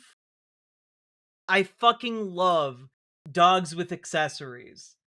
And I am not gonna lie, I would take a bullet for this animal. I would take a bullet for it. Also, Attack on Pony. Thank you for the $10 super chat. Very, very much appreciated. God, I'm a sucker for accessories. Like put a dog in a sweater put a dog, put little booties on a dog so that its paws are safe in the summer or the winter time. Oh my god. Oh my god. I will I will melt. Jenna decided I'm a mattress. You look like you're a conveyance. Like you are conveying Jenna to a destination. Oh my god.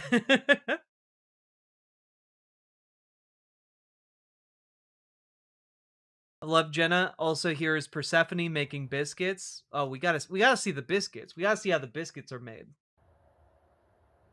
Yeah, Yeah, you making biscuits, Persephone. making the biscuits. Good girl. Such aggressive biscuits. Does anyone know why cats do that? Is it just for fun? I hope it's just for fun. Hard at work.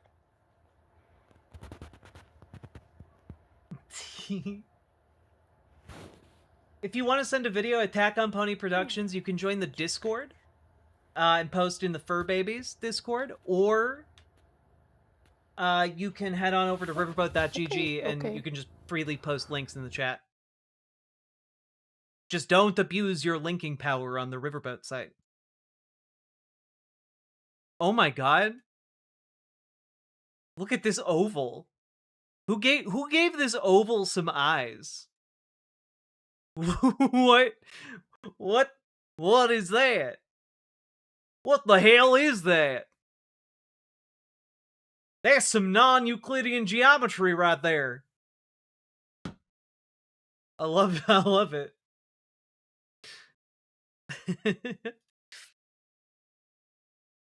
My other fluff baby. Oh my god. Oh my god. I'm gonna pet that dog.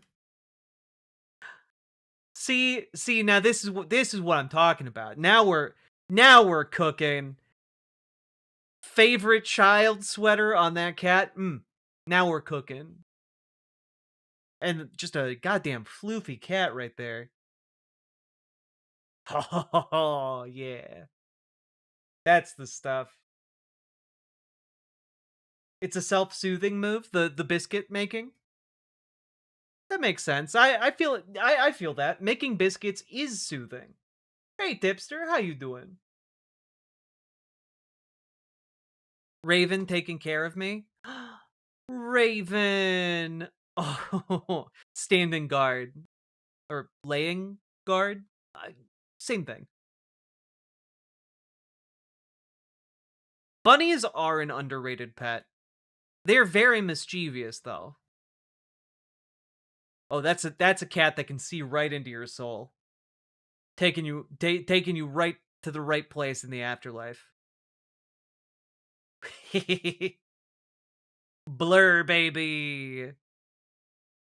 My roommate's cat, Skooma. This cat is either colossal or it has a tiny cat-shaped couch. And either way, I'm here for it. Look at this. Look at this guy. Kinda meh, but watching my favorite streamer now. Thank you, hipster. And I am also feeling kinda meh.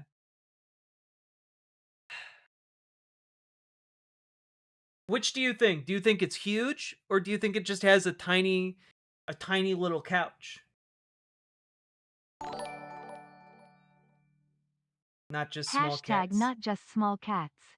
Wait, oh man, text to speech reads hashtags now. That's awesome.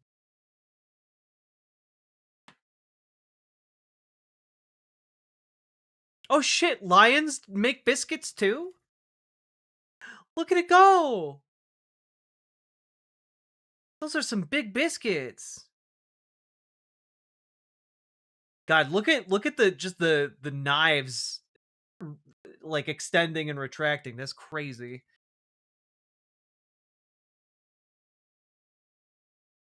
Oh, sleepy baby.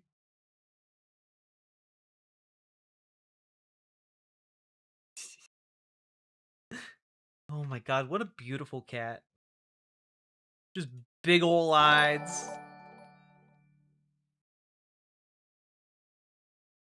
I'm biaxolotl. I'll keep an eye out. Here's Uncle Gumball's Daryl. Daryl! What an adorable little guy. Hi, Daryl. Zora in a blankie. This is the happiest cat I've ever seen in my life. Look at it. It even looks like it's smiling. Oh my god.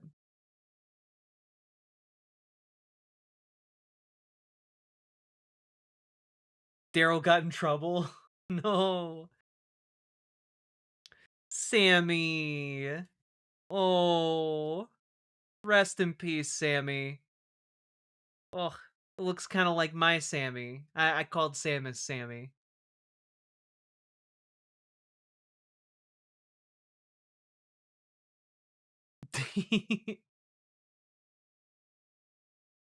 Baby. Stoned out of her goddamn mind. I also just have to say I really like dog noses, and I know that this isn't like I know dog noses kind of can be controversial, like the whole texture and wetness of them and whatnot. I like dog noses a lot. I think they're really fucking cute. Have you heard the sounds that Cheetah makes? I have. We got a Christmas ornament for her. Baby. That's really beautiful. I love that for you, Jazz Dog. Amber Brains, this is for you, Jack, Lorelai, and Clara in matching PJs.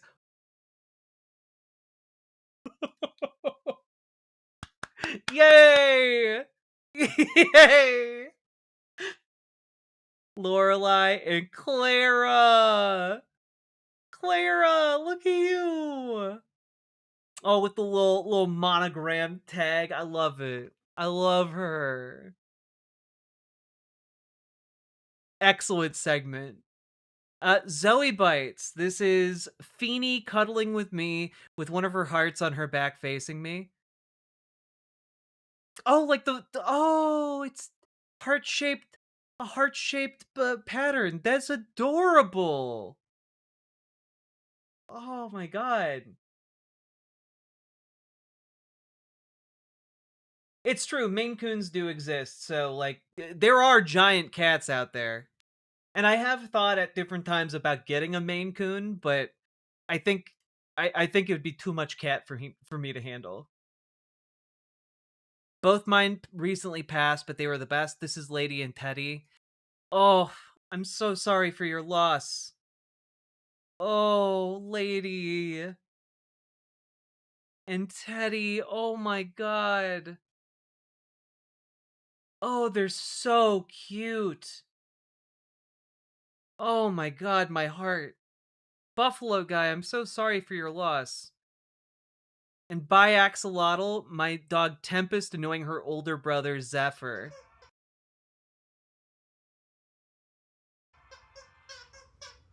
They just want to play together. They just want to.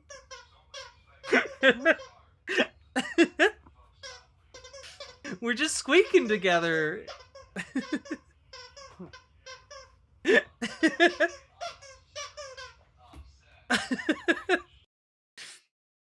Oh, that made me feel real good. Thank you for sharing that.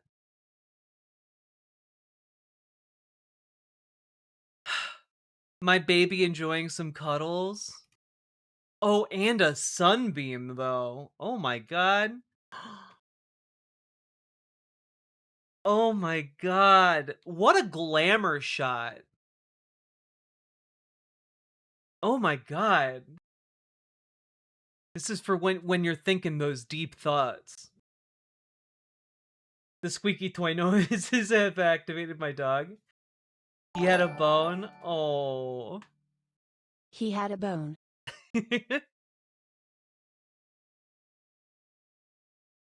Guys, I love animals so fucking much. Animals make me so happy. Me and Sammy, if we were in a buddy cop film, Rare Jazz Face.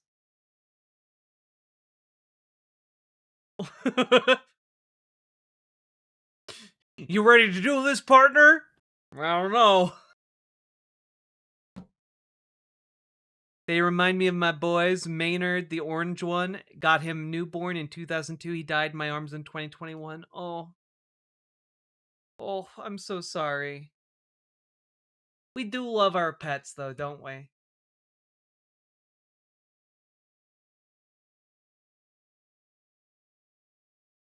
Ravager playing on my bath towel.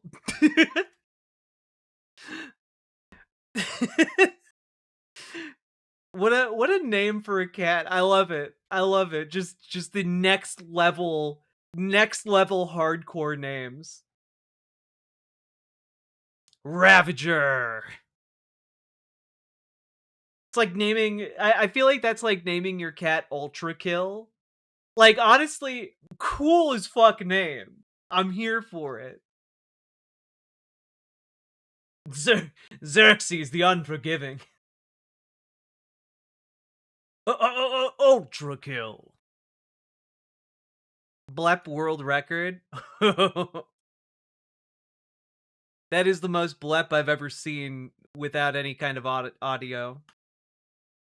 Beans for chat. You gotta pay the bean tax. There's beans in this computer. Let's go. Behold a Nuka, not ours, but we are their adopted human for now. Nuka! I love learning the names of your animals. I've got my boy back for another few months. Look, that is a picturesque ass cat. Oh my god. Just gorgeous. Yeah, elegance personified.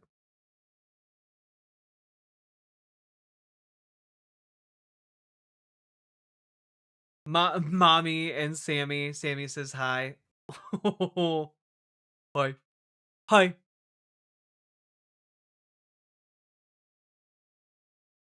Contrast for the cat on the tiny couch. A little bunny on a big couch. Is it a bunny or is it just a void that exists in your home? Ronnie Bear. It's so cute. Oh, it's so cute. Look at him go. Oh, God.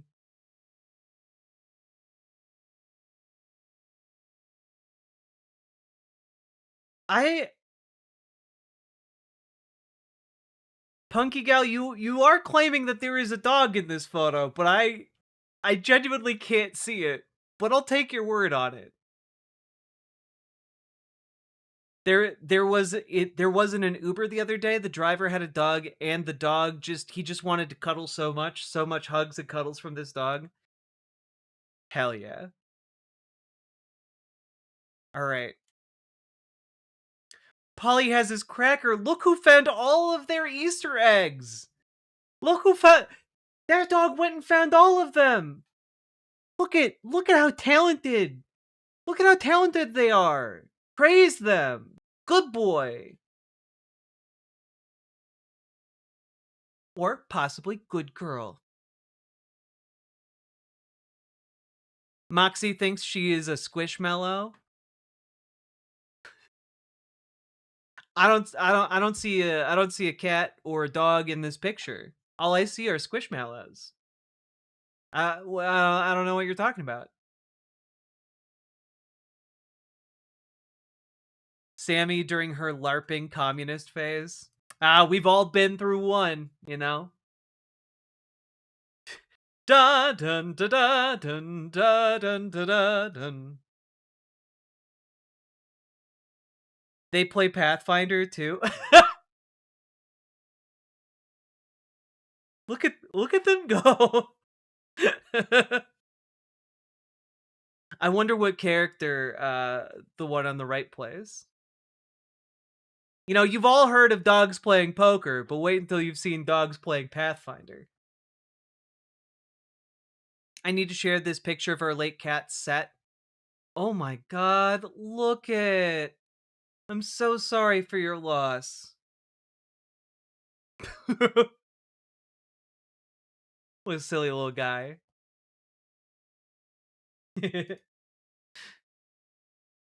Their Halloween one year and my brother's ex's dog. Yes, he's okay. He just has this face. Guys, I've never seen a dog win a Halloween costume contest, but this is it. These dogs win. Like, they show up, they win the costume contest. That's it. Just straight up. They're living Beanie Babies. And his face is just like that. Oh no. He looks like he did something wrong. And he's so sorry about it. Ugh. Doc Foxy, this is Jack and Danny. Jack looking fine as hell in that sweater. And Danny. Danny laying a bear trap for any unwary passersby. This is my dwarf lionhead bunny named Rebel. Holy shit. Oh my god, it's so small. It's so tiny. Oh my god.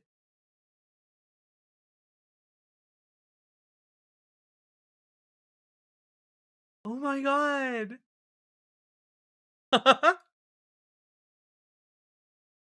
Amber brains. Oh. Look at this little goofball. Look at this little goofball. Oh my god. Naked in the night.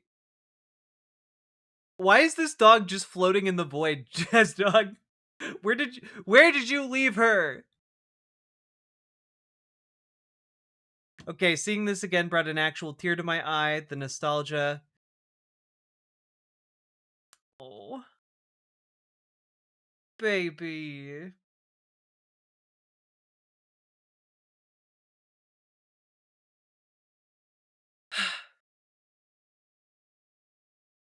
Okay, this is the last one. This is the end of the line. After this, we begin storing up more fur babies for the future. And we've got a couple of axolotls coming up. Look at. I love axolotls. I think they're just so beautiful and weird and cool. Just weird little aliens that want to be your friend. That's my impression of an axolotl. Look at this guy. Look at him. Little underwater and be like little blah, blah, blah, blah, blah. Look at him. It's just a silly, like, can't make up its mind about what it is. Other than adorable.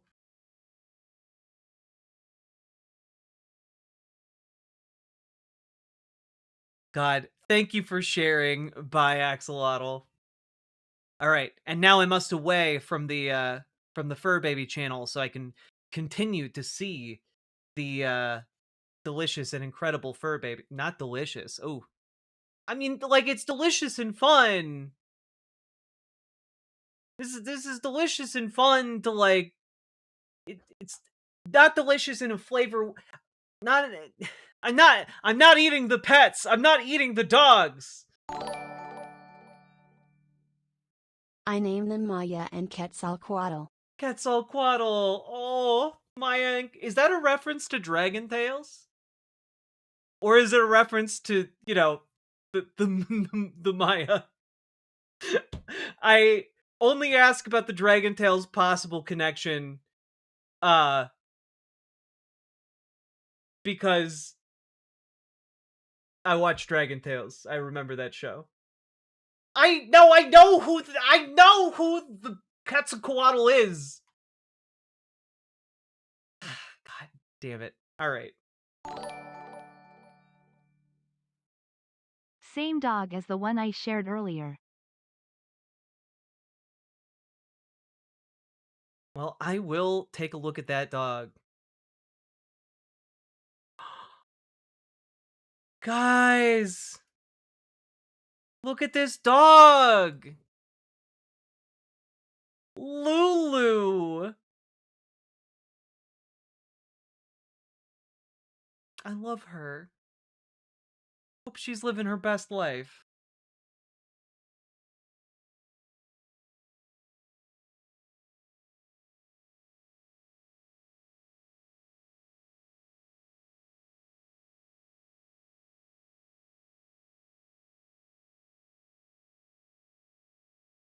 Oh, God.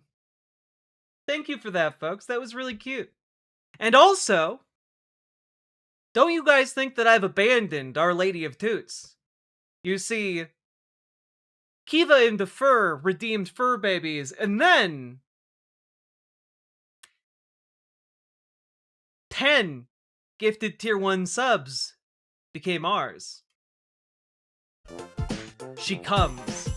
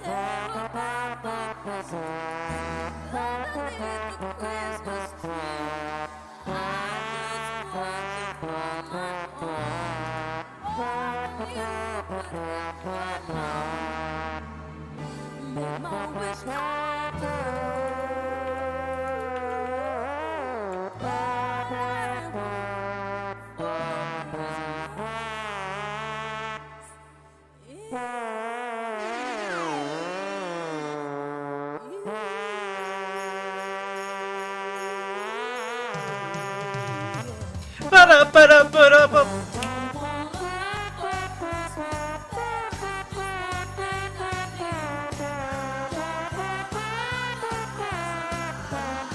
It's like a musical STD. You know it.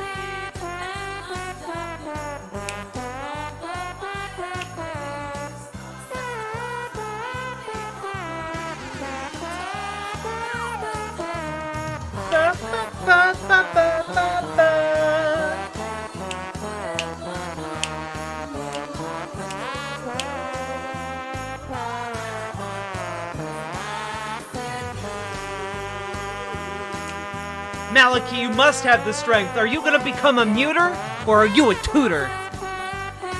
We all have to reach deep down inside and figure it out for ourselves.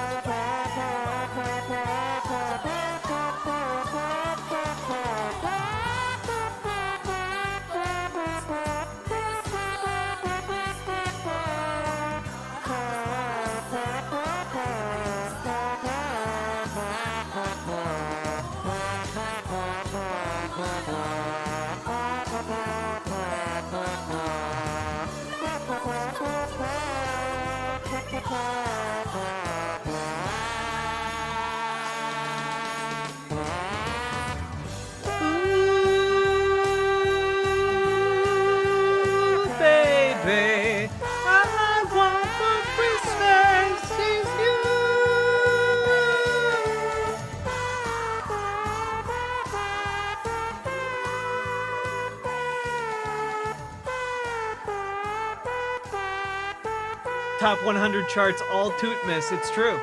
It's true.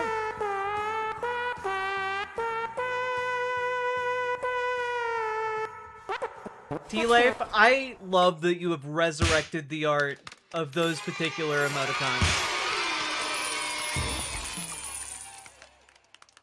Thank God. You know, it is this. You know, it's grown on me. I think it's fun. I think it's okay, and I think playing it at normal speed is fun sometimes. It's nice to not listen to 16 minutes of it at the slowest possible setting. That's all I'm saying. I like that.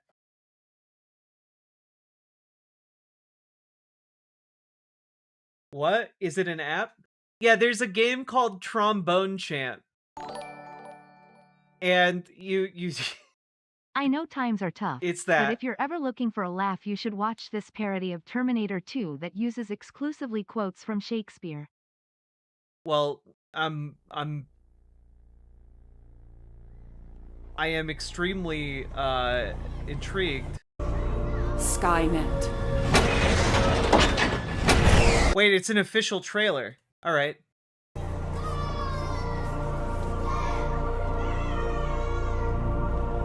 Let this pernicious hour stand aye accursed in the calendar.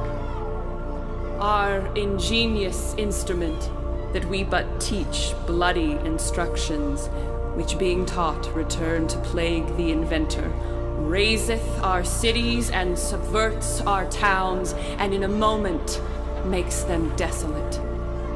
They call it Skynet. This day's black fate on more days doth depend. This but begins the woe others must end. Provide me presently a riding suit, or naked as I am, I will assault thee. Incredible. Incredible. This is amazing. All right, I'm gonna link it from here on out, so you guys can all check it out and give it the views. Go do it. Let's go. Can we just real quick? That reminded me.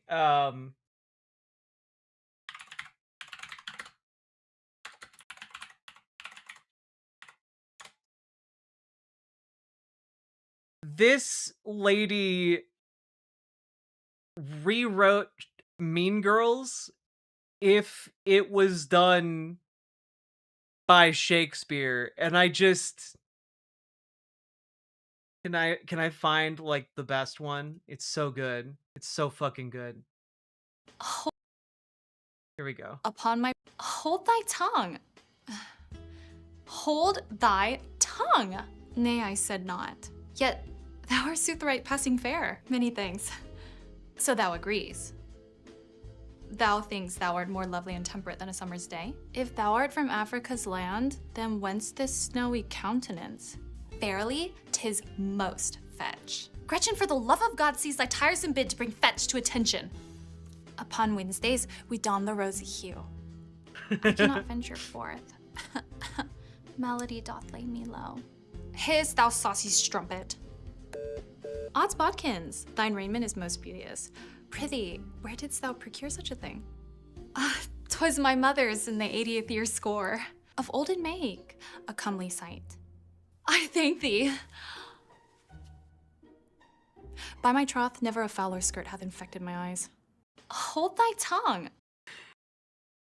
She wrote like a bunch of these. If like unironically, if she redid the entire thing as a theatrical play production, I would watch it. I would watch the entire thing.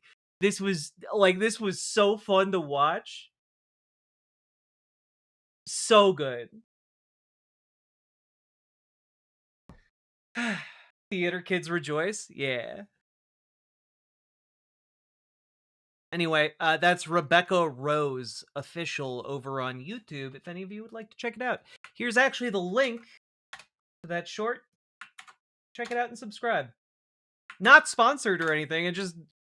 I just like cool shit.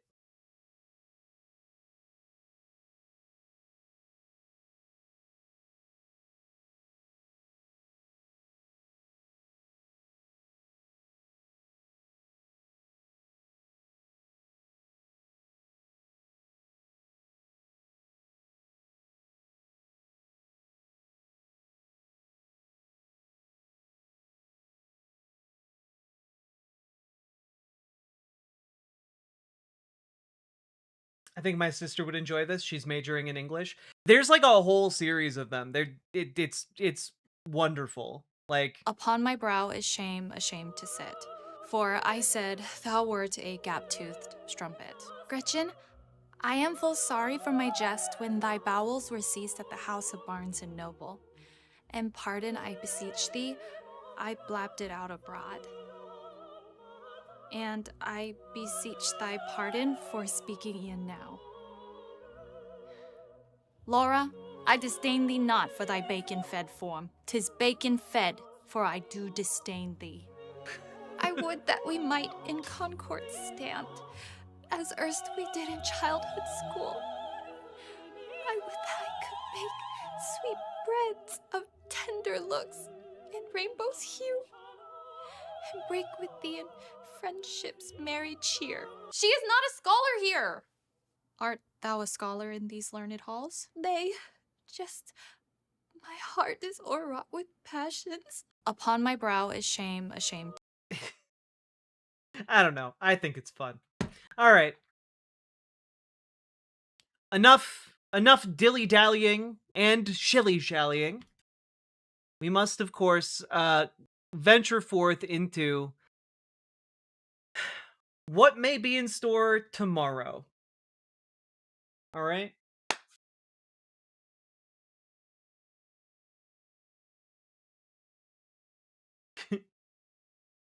Back to the horrors, indeed. Indeed.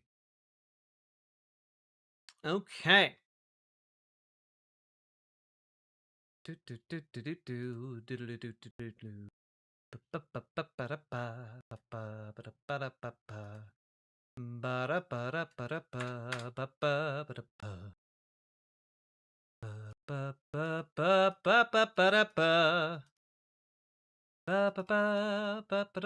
we go.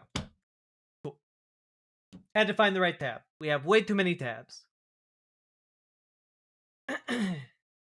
Was Chomsky a sex pervert? Take your bets now on Kalshi.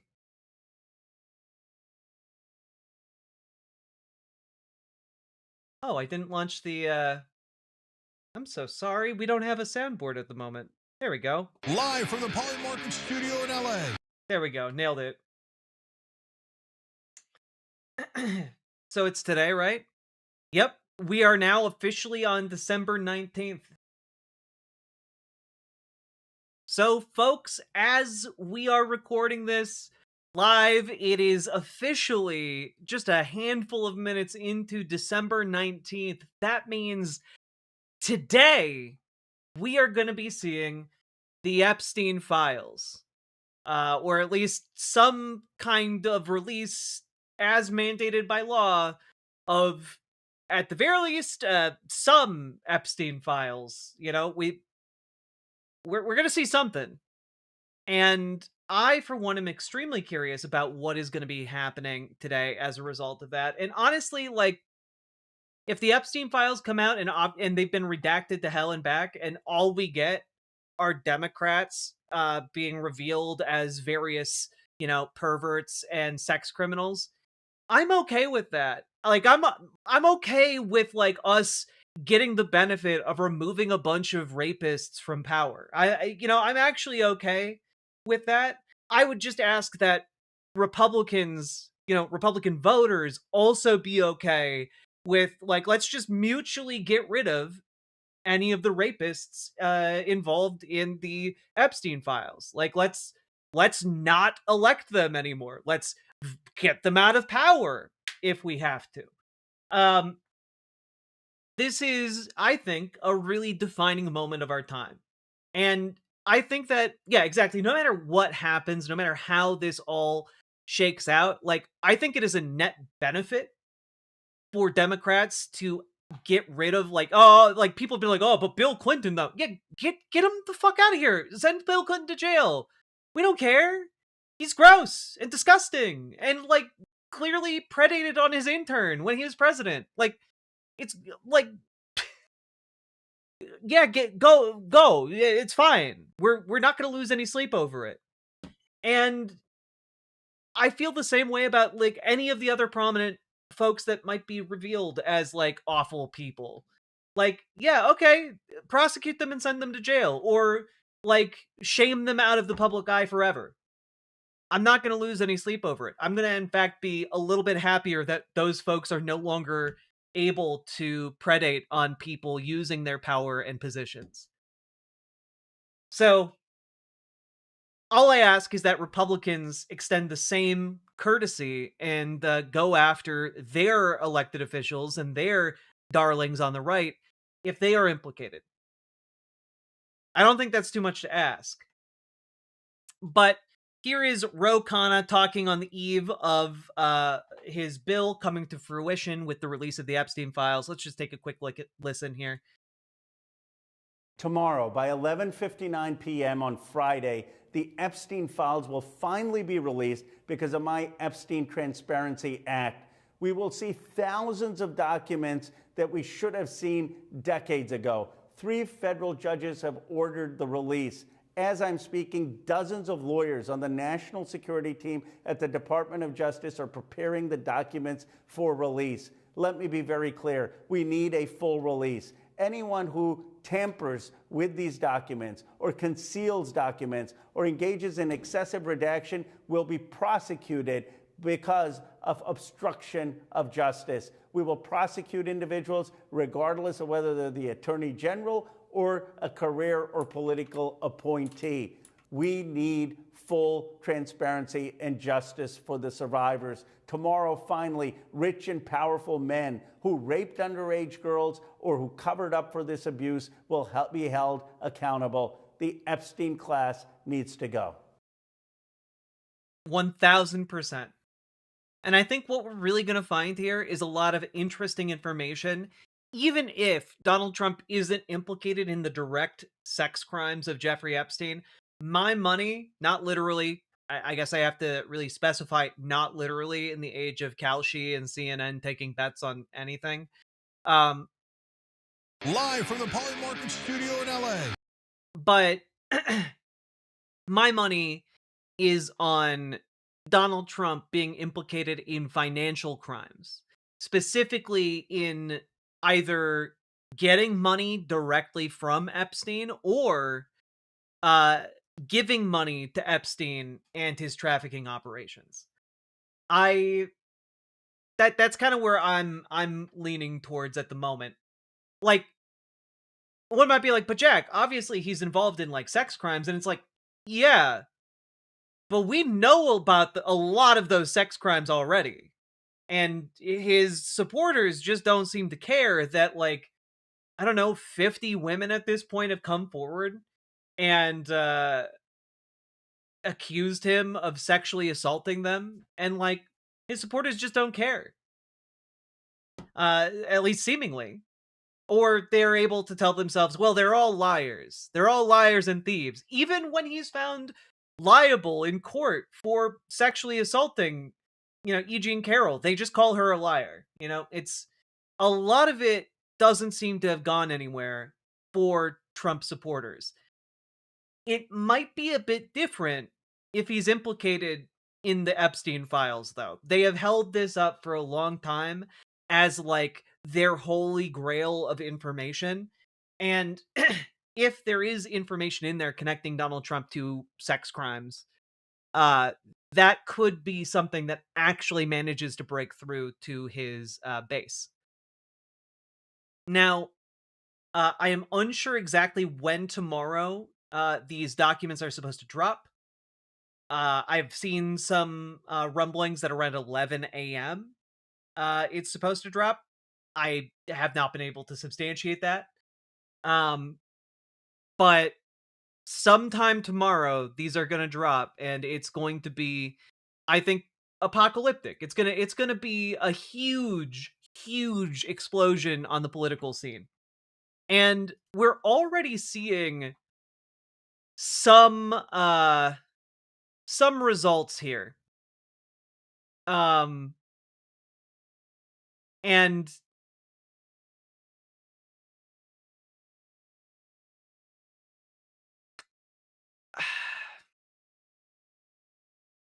well, it's not good, to say the least. At least it's not good for Donald Trump.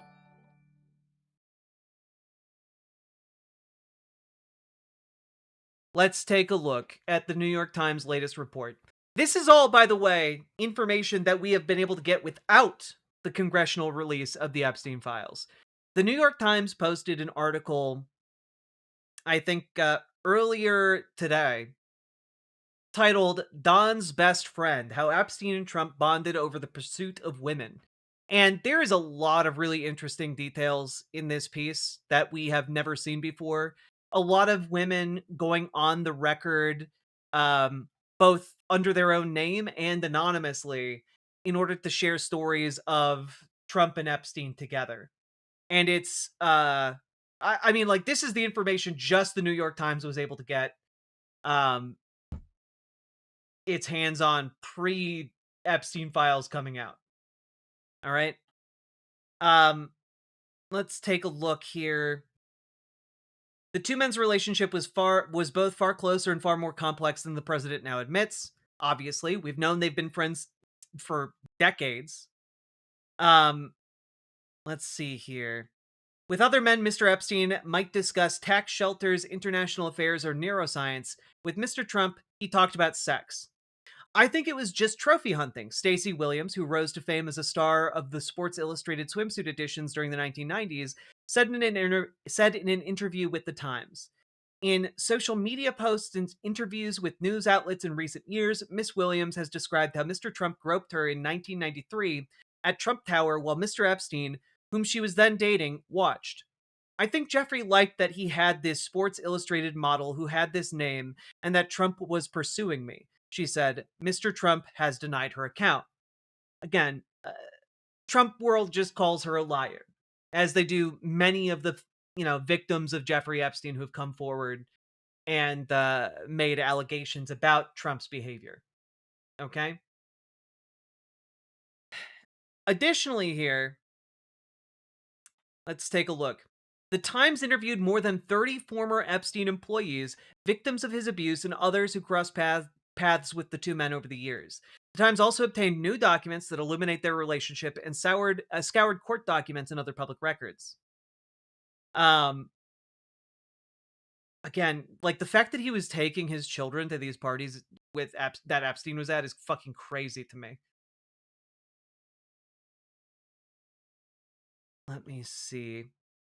One of the women, who has never before spoken publicly about the experience, told The Times that Mr. Epstein had coerced her into attending 4 parties at Mr. Epstein's home. Mr. Trump attended all 4, the woman said. At 2 of them, she said, Mr. Epstein directed her to have sex with other male guests.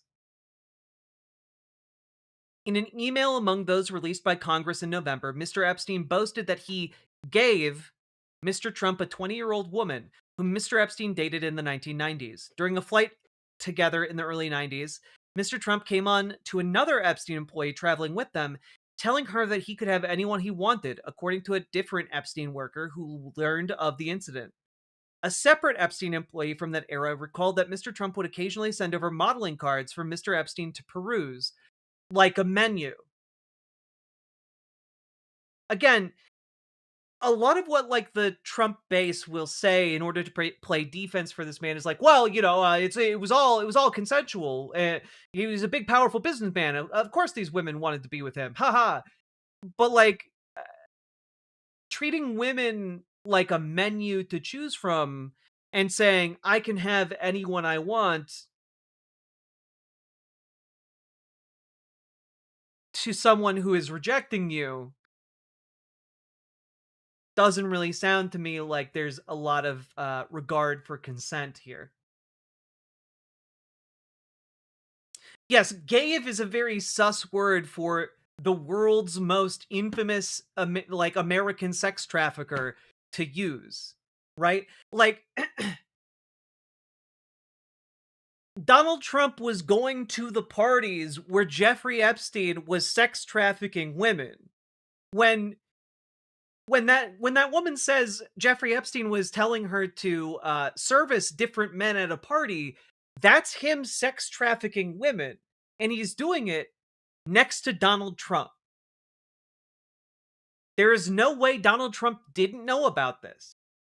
There is zero way he didn't know. He did know, and he thought it was cool. And this is just what we already know going into today, right? But this piece goes on and on.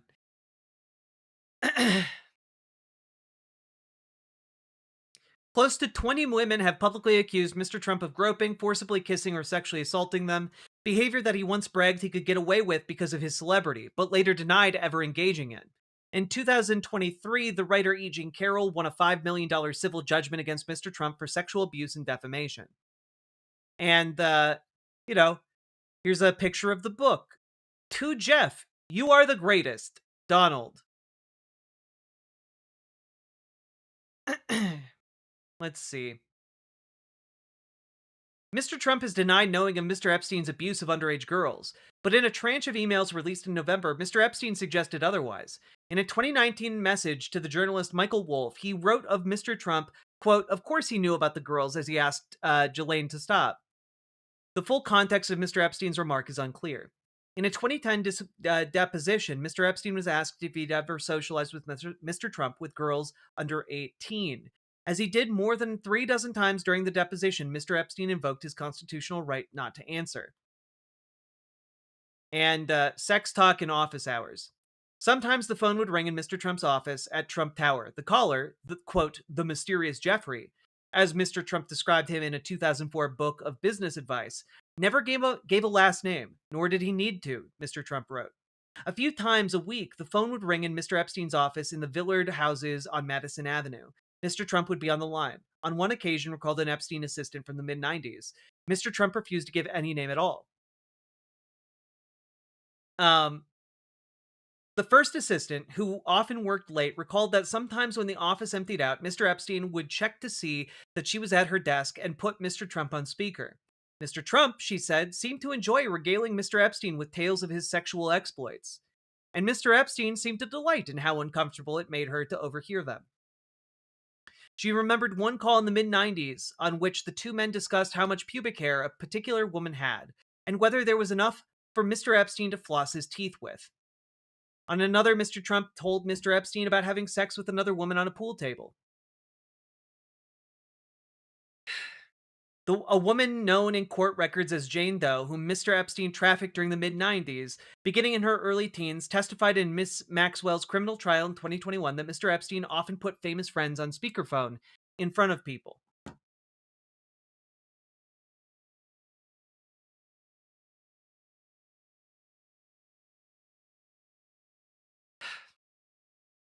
They would just, again, these two men are just absolute leches. Like, they're talking about, like, what nationality women are in vogue or popular at the moment. Like, they're just, like, sitting around chatting about how to objectify women. It's really, really gross.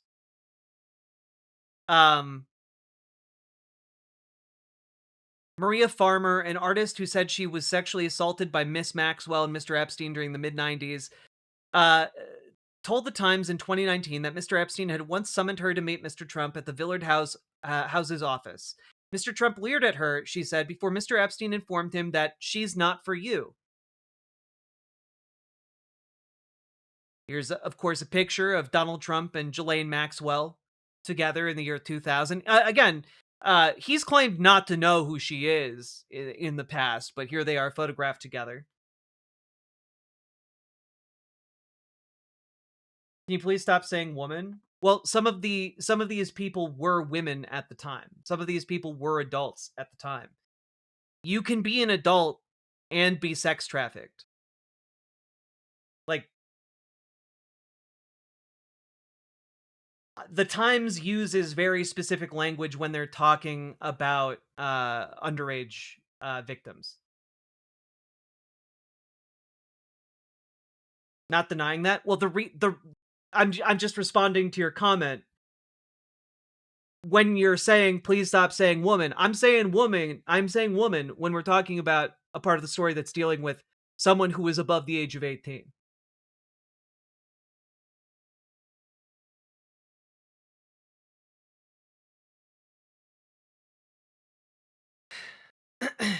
Let's see here. The Times got a hold basically of a bunch of notes documenting different trips and messages they would send back and forth to each other. On one page are instructions about invitations for an upcoming party. Mr. Trump was to be invited, but only if his ex-wife Ivana, with whom Miss Maxwell was friendly, declined. So again, Mr. Trump was only invited if his wife refused to go. I just didn't peg them as people who liked adult women. Well, Jeffrey Epstein had a limited taste for adult women. And Mr. Trump had will of course date an adult woman, but there's some darker implications here in the New York Times piece here. Trying to find the one part I read earlier.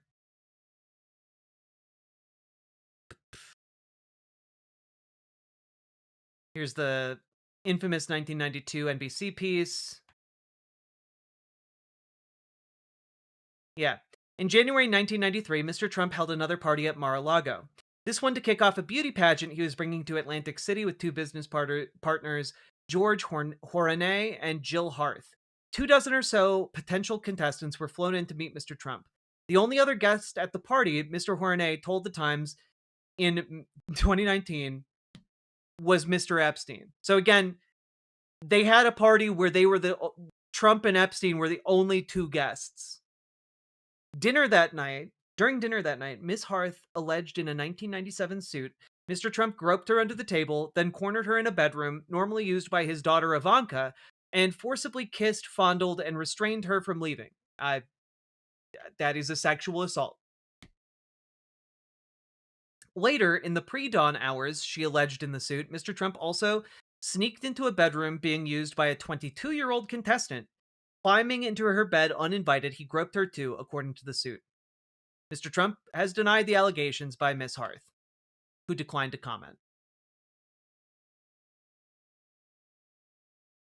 The pageant partnership later fizzled, leading Mr. Horanay to separately sue Mr. Trump in 1995 for breach of contract. So that's interesting, to say the least.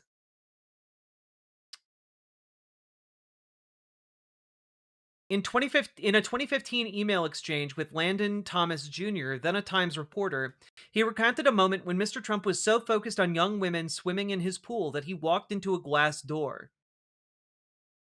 Mr. Epstein also referred to the 22-year-old contestant from that night in 1993, indicating she had pictures of Donald and girls in bikinis in my kitchen and providing her email address.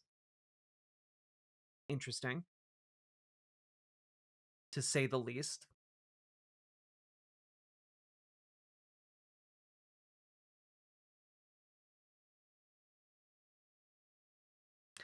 Here we go. In November of 1993, Mr. Trump's chosen pageant contestants flew in from around the world for a week of events at his properties in New York and Atlantic City. At one point, Ms. Harth said in her lawsuit, Mr. Trump demanded that she can provide him with access to a 17-year-old Czech contestant. The suit does not say if she complied or if Mr. Trump met the contestant. So, yeah, you have here like a pattern of Donald Trump and Jeffrey Epstein working together to use their power to sexually assault women and girls. Not just like adults, but underage girls as well. contestant, like from his weird contest. No, like contestant, like a beauty pageant contestant. Like someone who has entered a pageant is considered a contestant. Like it's truly disgusting and wild shit.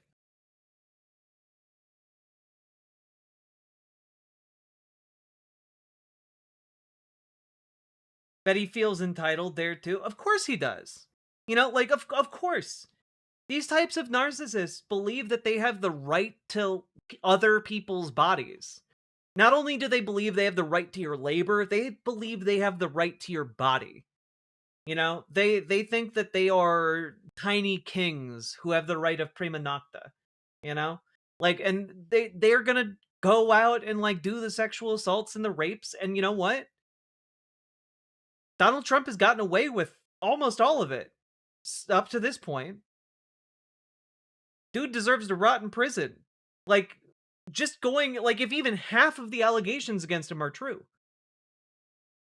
if even two, if even one were to be true, he should go to prison. He should not be president of the United States. Took you 30 years to see that? Wow. Yep, I've been on the case for the last 30 years. You caught me.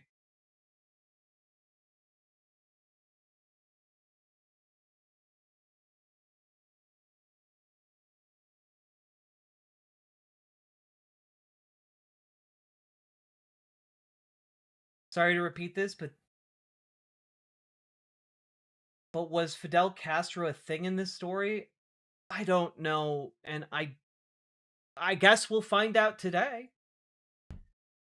If Noam Chomsky was an associate of Epstein, guess we'll find out how associated they were today.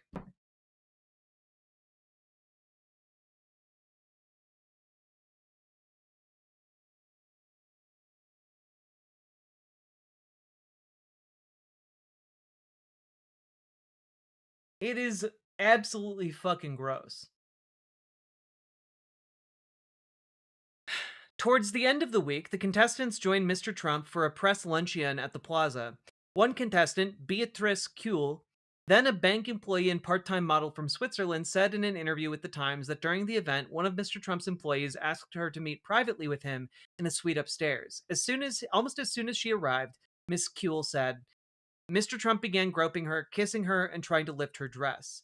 I yelled, I screamed, I pushed him, she said. He didn't want to give up.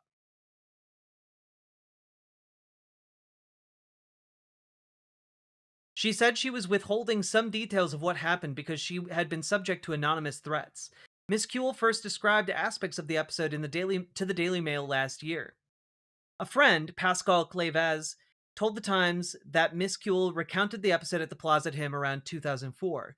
Miss Kuhl also provided The Times with pictures of documents corroborating her participation in the pageant and of herself and Mr. Trump. Here she is.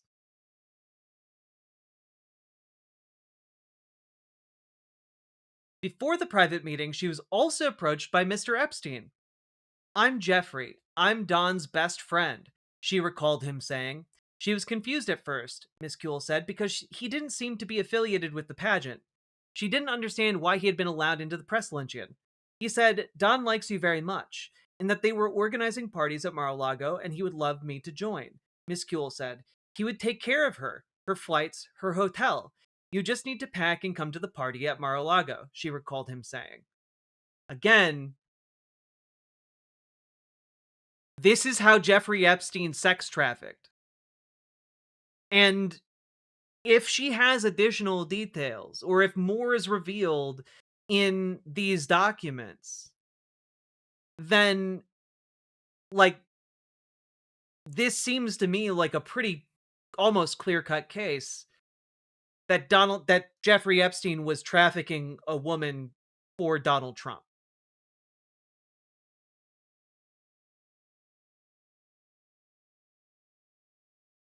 It's insane that anyone is disgusted by Trump now. The lawsuit was in 1996. We all knew. Did you?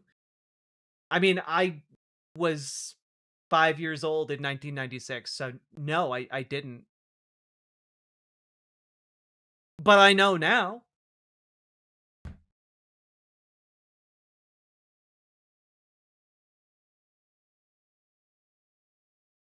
How many victims did Epstein traffic? I believe the number is in the hundreds. Alpha Appalachia, I don't understand. Like, yes, obviously women have the right to accusation. Yeah. And I firmly believe them, so I'm confused at your belligerence towards me. And to people in the chat. We're all in the same boat here.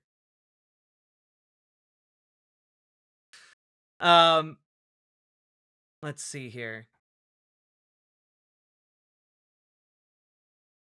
When Miss Kuehl demurred, Mr. Epstein tried other tactics, going on about the wealth he kept in Swiss banks, then about famous friends with whom he could arrange meetings. Epstein knew exactly what he was doing.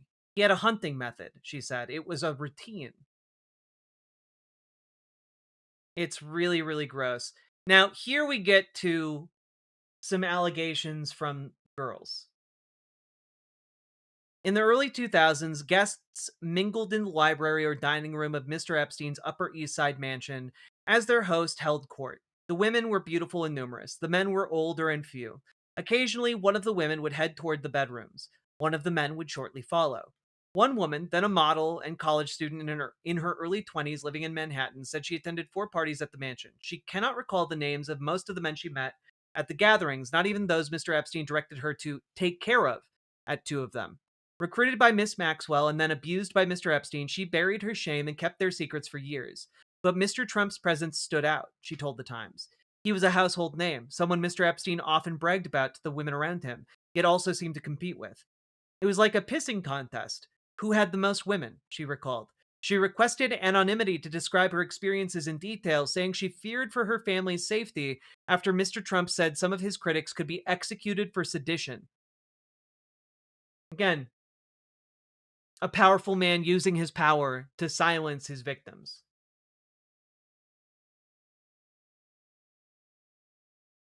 Like it is plain as day.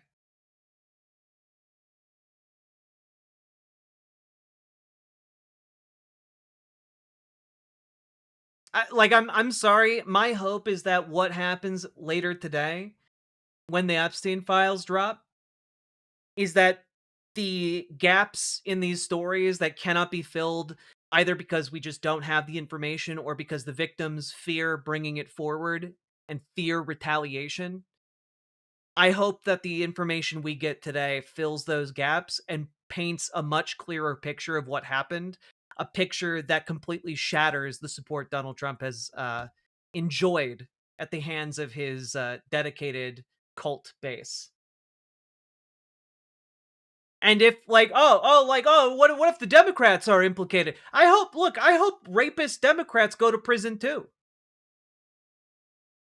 Yeah, I enjoy a weird position, apparently, in politics by thinking that if you're a rapist, you should go to prison.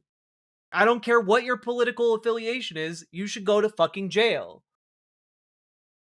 Also, Mafia Jinx, thank you so much for the raid. Quite appreciate you. Welcome, Raiders. Make yourself cozy. We're talking about some deeply uncomfortable shit.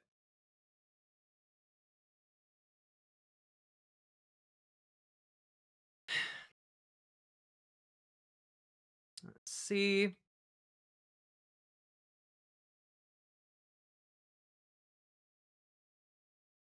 Yeah, here we go.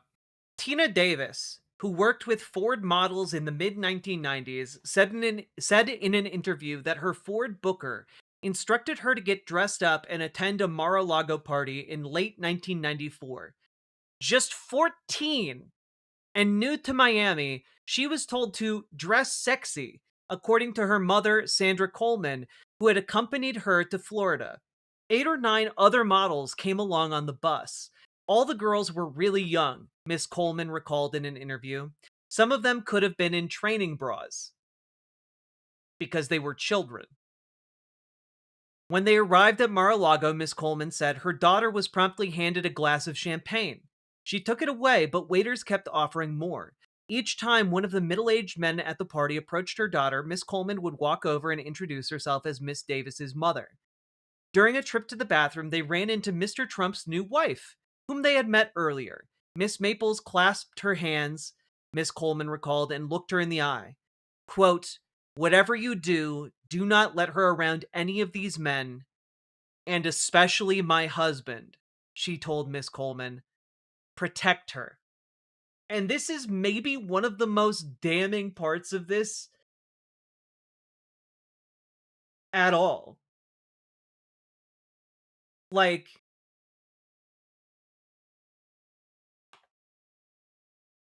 straight up.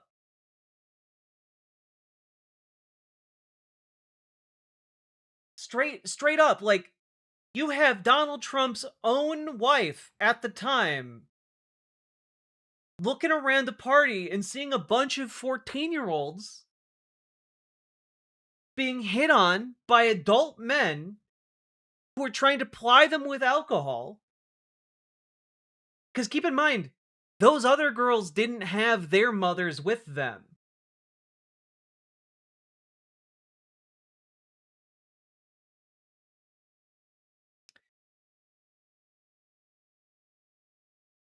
And Miss Maples is out here being like, yeah, my husband is the worst one of those men.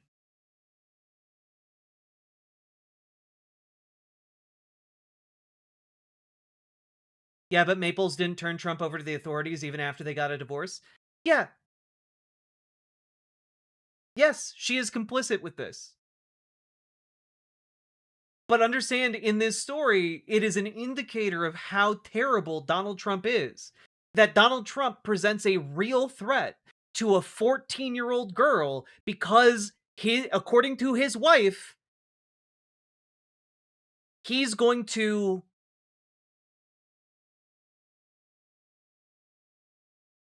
No, I'm not saying she did a very good thing.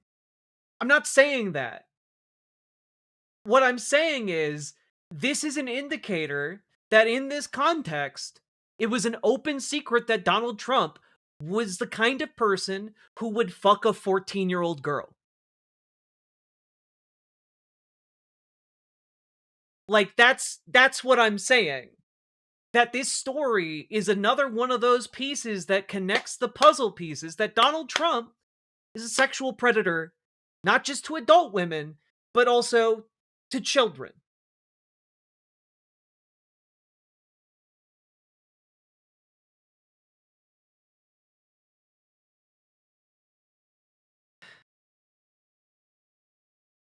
Miss Maples denied making the comment. "I would always protect young women in any way I could," she said, "but I'm sure I didn't specifically say that about my daughter's father,"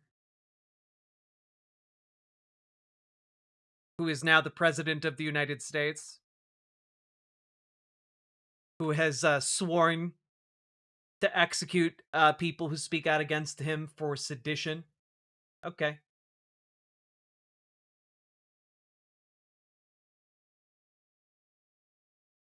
Yeah, I mean, that's the thing. There are a lot of stories from Marla Maples that came out that she published even in her book and later retracted after being threatened by Donald Trump, both before he was president and you know, later on too. Mr. Epstein was a frequent guest at Mar-a-Lago parties. A woman who said Mr. Epstein trafficked her in the late 1990s and early 2000s recalled attending at least half a dozen of the parties beginning when she was 17 and modeling during the winter fashion season in Florida. Mr. Epstein showed up at several of them too. He always seemed to know about events happening at Mar-a-Lago, she said, even when he did not attend, and was always curious about her experiences.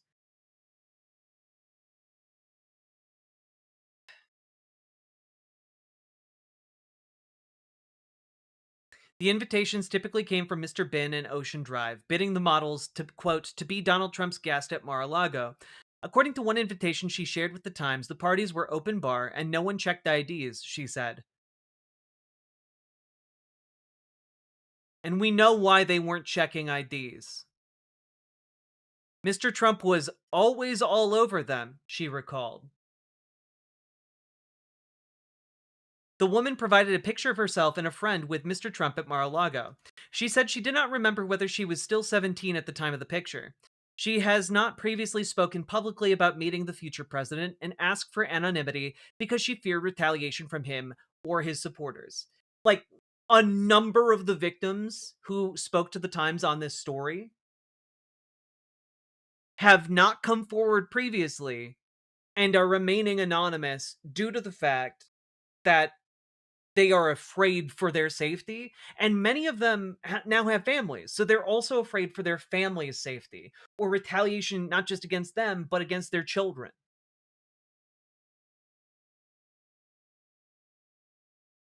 Yeah, Jackson, this isn't just old stuff. This is some new stuff that hasn't been reported previously.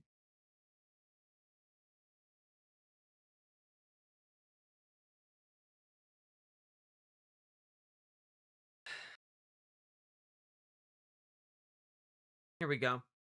Mr. Epstein was sometimes seen around Next office meetings, according to Miss Braddon, who was represented by an agency that merged with Next in the early 1990s. After Mr. Epstein's death, several former employees told the Daily Beast that they had seen Mr. Epstein around the Next offices or taken calls from him after he was arrested in Florida for soliciting underage girls. He also donated money to a charity founded by Miss Cates. Mr. Trump attended Next parties in New York, according to a former model who was represented by the agency in the late 90s, and said she once found herself seated near Mr. Trump at the agency's holiday dinner.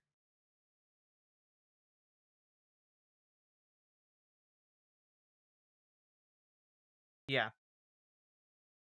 Not long after attending one of these parties, she boarded a bus with 20 or so other models. At Mar-a-Lago, each woman was given a red and white striped wristband advertising them, Miss Brock felt, as meat. None of the other guests, chiefly men in tuxedos, wore the wristbands. The women were made to line up and meet Mr. Trump. Quote, I had a glass of champagne and I immediately felt not well, Miss Brock recalled, adding, I think my drink had been spiked, or I thought my drink had been spiked. It was Miss Cates who had brought her client, Miss Williams, to the 1992 dinner when she first met Mr. Epstein some months after she made her Sports Illustrated debut. It was also Miss Cates who brought her to Mr. Trump's annual holiday party at the Plaza that fall, where she ran into Mr. Epstein again, and where Mr. Trump also vied for her attention, praising her recent spread in the swimsuit issue, Miss Williams said. I think they were trying to get as high up the chain of models as far as they could. They wanted the biggest prize, the most famous model, she said.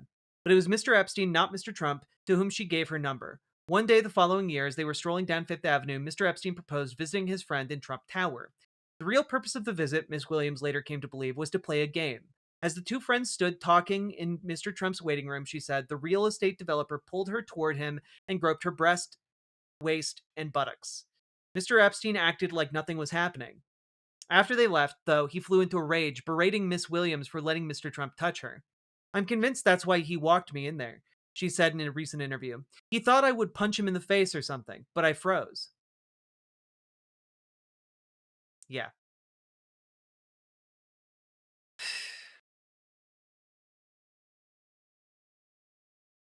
The woman who attended 4 parties at Mr. Epstein's mansion in the early 2000s said she had first met Miss Maxwell at a show during New York Fashion Week in 2000. Miss Maxwell presented herself as a wealthy, well-educated mentor, taking her to lunch and charity events. Eventually, she offered to introduce her to a friend, Mr. Epstein. She said Miss Maxwell told her he could help her achieve her dream of modeling for Victoria's Secret. The three met at Mr. Epstein's mansion that fall and talked about her career. On a second visit, she recalled, Mr. Epstein and Miss Maxwell began touching each other and then her. She froze. I don't know if I could have moved if I wanted to, she said. Expecting an apology, she returned for a third visit. Instead, Mr. Epstein warned her that cameras in the mansion had recorded their encounter. He insisted she come to parties there. Terrified that her parents and pastor would find out what had happened, she acquiesced. Because again,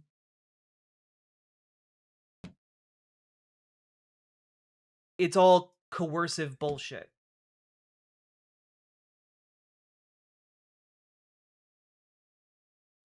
To these men, raping women became just a game. It's crazy. They gamified rape and sexual assault.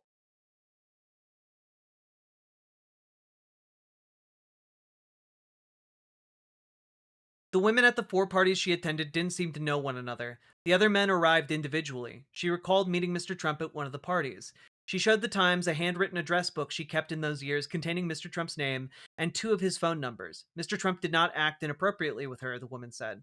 The woman said she hoped the Justice Department would release redacted documents relating to her interview with the FBI, which took place in New York City in the summer of 2020, she said, and in which she mentioned Mr. Trump's presence at the parties. That same year, according to documents the woman provided, she was interviewed about Mr. Epstein by representatives of the Epstein Victims Compensation Program and later received a settlement. Another victims fund, handling claims against JP Morgan Chase to settle allegations that the bank ignored warnings about Mr. Epstein's abuses, also approved the woman for a settlement. She has since filed paperwork to join a Florida lawsuit by more than 30 women, most under pseudonyms, alleging that the FBI failed to properly investigate reports of crimes and child sex trafficking by Mr. Epstein, dating to 1996. The government knew about Epstein. They were aware of his sexual abuse of minors and young women, said Jennifer Plotkin, a lawyer for the women. Because they did nothing, hundreds and hundreds of women were abused over 20 years. Like, it's genuinely just, I don't know what we're gonna find out today. I don't know what we're gonna find out today. I think that there are gonna be a lot of people who get implicated by this. And my hope is that every single one of these men, every single one of these people who has sexually abused a girl or a woman, every single one of them who benefited from the sex trafficking, every single one of them that funded the sex trafficking, because one of the big things that we still don't know about Jeffrey Epstein is his money. Where did his money come from? How did he get funding? He went from being a high school English teacher to being an extraordinarily wealthy individual who was blackmailing women and sex trafficking them regularly to some of the most powerful and influential men in the world. And my hope is that we figure out not just who was doing the sexual abuse, but who was funding it. Who had a hand in enabling this criminal empire? And again, I have to return to my thoughts from the beginning. I think that Donald Trump might be playing a huge role in the money dealings of Jeffrey Epstein. And well, I'm interested. And I hope this takes down this entire rotten administration. Yeah, guys, if you didn't know, he was a high school English teacher.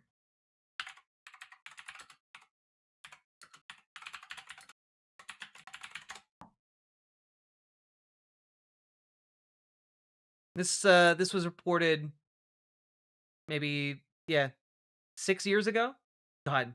Jeffrey Epstein taught at Dalton. His behavior was noticed. Some students at the esteemed Manhattan prep school recall that Mr. Epstein, now charged with sex trafficking, was willing to violate norms in his encounters with girls. Oh, sorry, he taught math and science. My bad. But here he is. Yeah. So, how does a guy who goes from teaching math and science at a prep school to being one of the wealthiest people and most influential people at the center of a sex trafficking empire? I think that bears some questioning.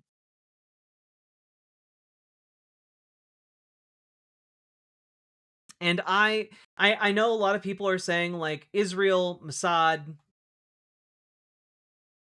perhaps. But I want to see a lot more evidence. And I think we might just get that evidence today.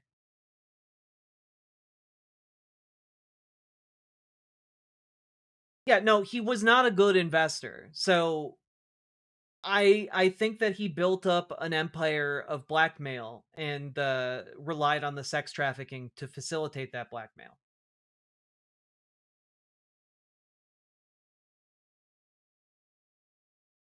Can we impeach him after he's revealed to be in them? You know, I know that some people are going to be like, no, Republicans are going to stick with him.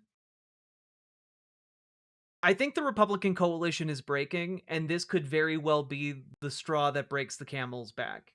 And I could be wrong. I could be wrong, of course. But with Marjorie Taylor Greene leaving Congress, you know, their biggest fundraiser, and several other Republican lawmakers in Congress getting out of Dodge before the midterms, if this hits as hard as it could potentially hit, it could be one of those things that triggers like a complete flip from a lot of different members of Congress. And it doesn't need to be every Republican in Congress either. Just as a reminder. So, all that being said, this is just what we know before the files drop. All of this we know before the files drop. So we're going to find out a lot more later today. As a Dean Withers watcher, I've already heard so many MAGA defending abusing women and children. Yeah, but I think the kind of person who calls into a Dean Withers show is not indicative of where a lot of, you know, normie MAGA, if such a thing exists, could be. You know? Like most people who are, you know, conservative aren't watching Dean Withers or willing to call into any kind of show, you know? And Outer Signal Media, totally fair to not get your hopes up. I just want to be honest about where I think things currently stand, and I think Republican power is perhaps a lot more fragile than people have been giving than people have been thinking. But we'll see. We'll see. It's true. Megyn Kelly was just like straight up defending pedophilia. It was crazy.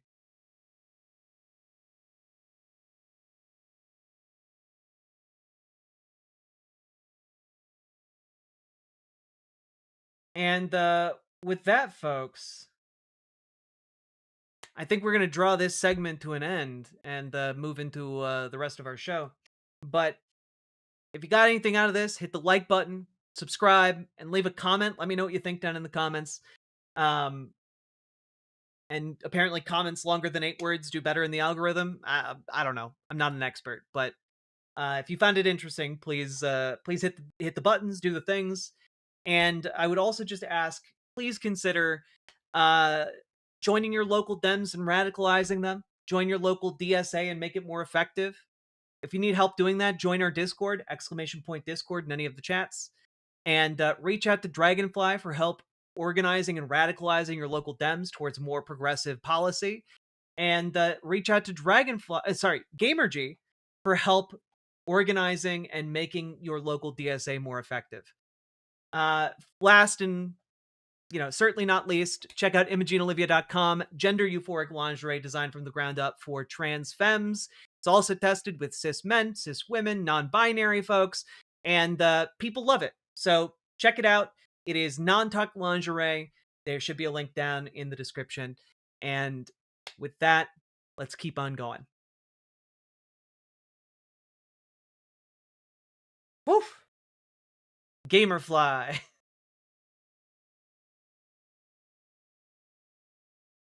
What sucks is that even if Trump were to face real consequence, we've got Vance behind him. Sandroid, I totally understand the concern, but please allow me to issue a counterpoint,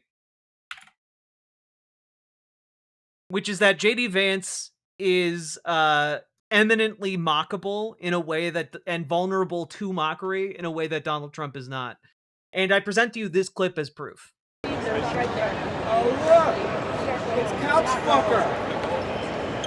You gonna fuck a couch, buddy? Right here. Do not go past this. There's another Ohio with a pussy boy. Pussy boy. Go fuck a couch! Go fuck a couch, JD Vance! Go fuck a couch! Oh, look! It's couch fucker! Oh, look! It's couch fucker! Gonna fuck a couch, buddy! I'm sorry. Nothing in the universe will ever stick to another politician like couch fucker does to JD Vance. Like, JD Vance does not have the cult of personality. The cult of personality is not transferable from Trump. And once Trump is gone, like, the Republicans are gonna pull out their knives and start, like, backstabbing like it's goddamn Battle Royale. You know? Like, they're gonna be out for number one, and they're certainly not gonna fall in line behind JD Vance. That's my position anyway. Could be wrong, obviously, but JD Vance is just so utterly alien. Like, dude can't even order donuts like a human being.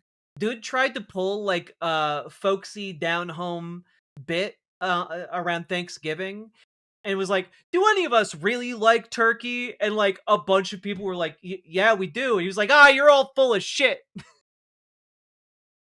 And it's just like he can't win an audience over to save his life. It's genuinely silly.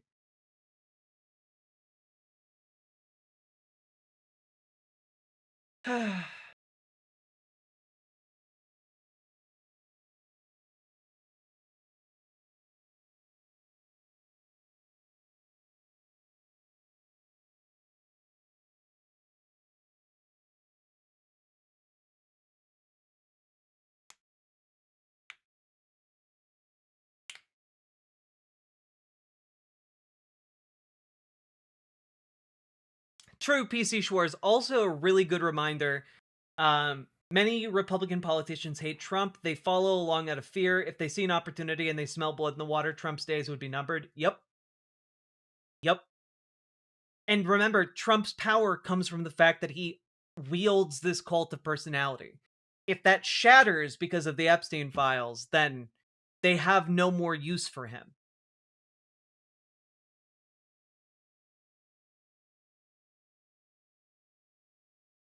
Do you think Vance would fold and help both sides? No, I think JD Vance would flounder and try to hold the Republican coalition together and fail. You know?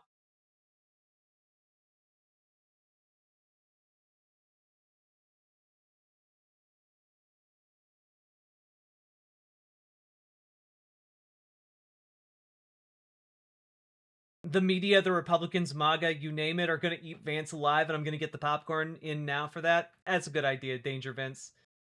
Trump seemed especially angry, desperate in his speech last night. Also notable that his speech was less than 20 minutes long.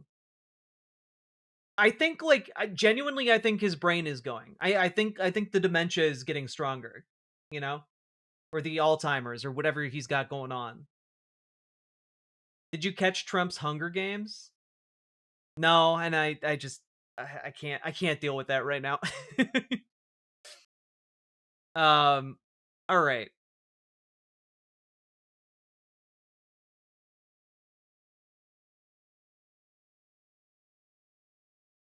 We do this. Yeah, you know what? This is relevant. This is relevant. All right.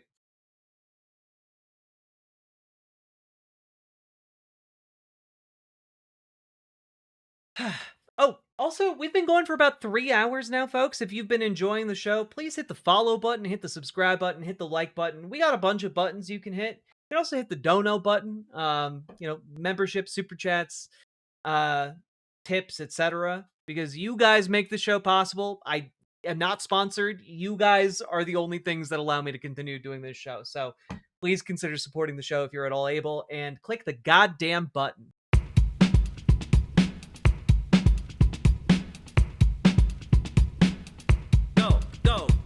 Click the button. Click the button. Click the button. Click the goddamn button. Click the button. Click the button. Hey, Rick, click the button. Click the goddamn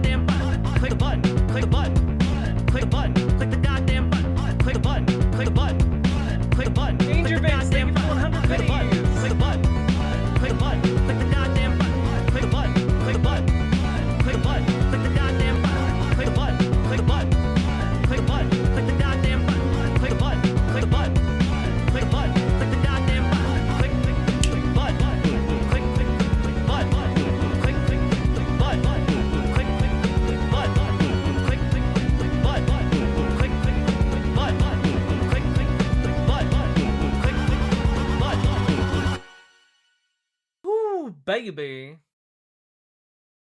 Let me just take a look at something real quick. How we doing on the likes? Oof. Wait a minute. Wait a minute. We have like 330 people in chat and 220 likes. I think you guys can hit 250. I think you can do it. I believe in you. I believe in you, baby girl. Let's go.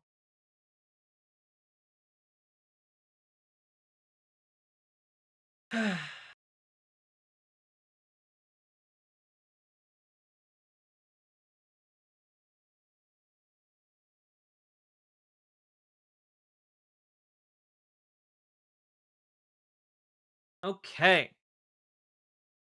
Here we go. Folks, people are tired of Donald Trump. They're tired of him.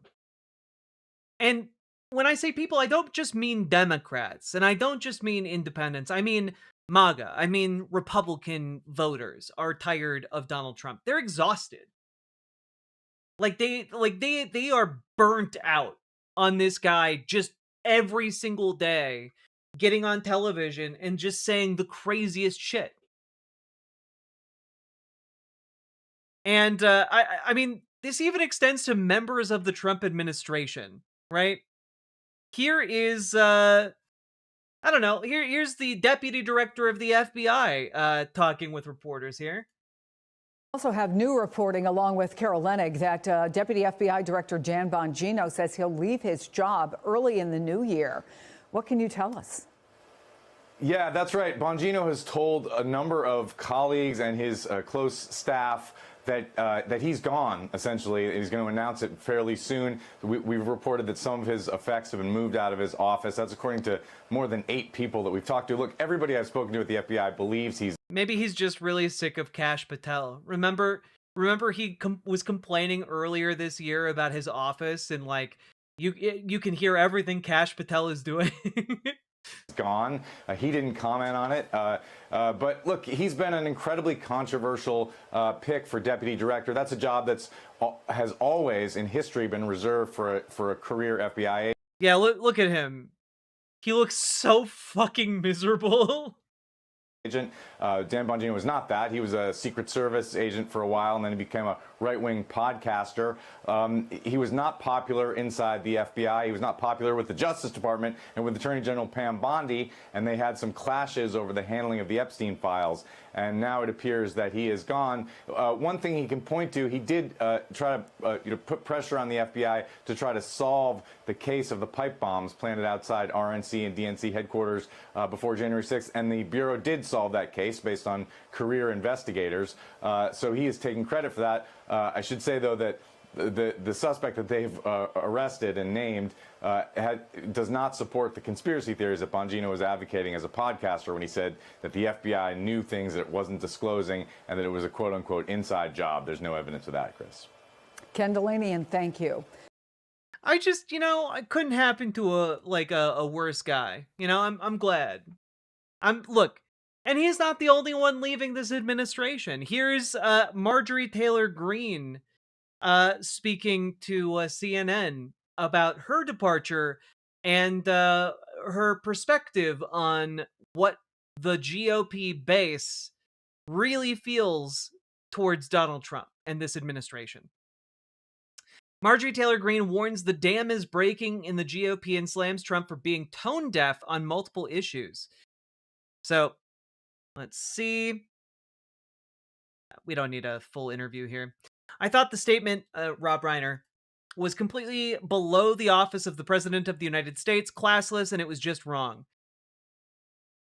MAGA faithful reacted big time and they called it out, she said. I think the dam is breaking, she warned, pointing to recent Republican breaks with Trump. Last week, 13 House Republicans, a rare rebuke of the president, voted with Democrats to restore collective bargaining rights he had stripped from about 1 million federal workers earlier this year. Quote, those 13 Republicans that voted to take down his executive order last week, literally that same evening, put on their tuxedos and their evening ball gowns and went to the White House Christmas party. That's pretty bold. Green told Collins. In the same week, Indiana Senate Republicans rejected Trump's push to redraw the state's congressional districts to produce 2 more GOP-friendly seats. But that is a sign where you're seeing Republicans, they're entering the campaign phase for 2026, which is a large signal that lame duck season has begun, Green said. He's got real problems with Republicans within the House and the Senate that will be breaking with him on more things to come. And she's right. You know? Like, she is very correct. It is going to get closer and closer and deeper into the conservative election season, and every single conservative that is up for re-election or is going to be running a campaign understands that the only way they are going to get elected is if they break with Donald Trump. And that's a huge problem for Donald Trump. Because if you got people on the local and the state and the national level all running about how you suck and being unwilling to take action alongside you, you're done. You're toast.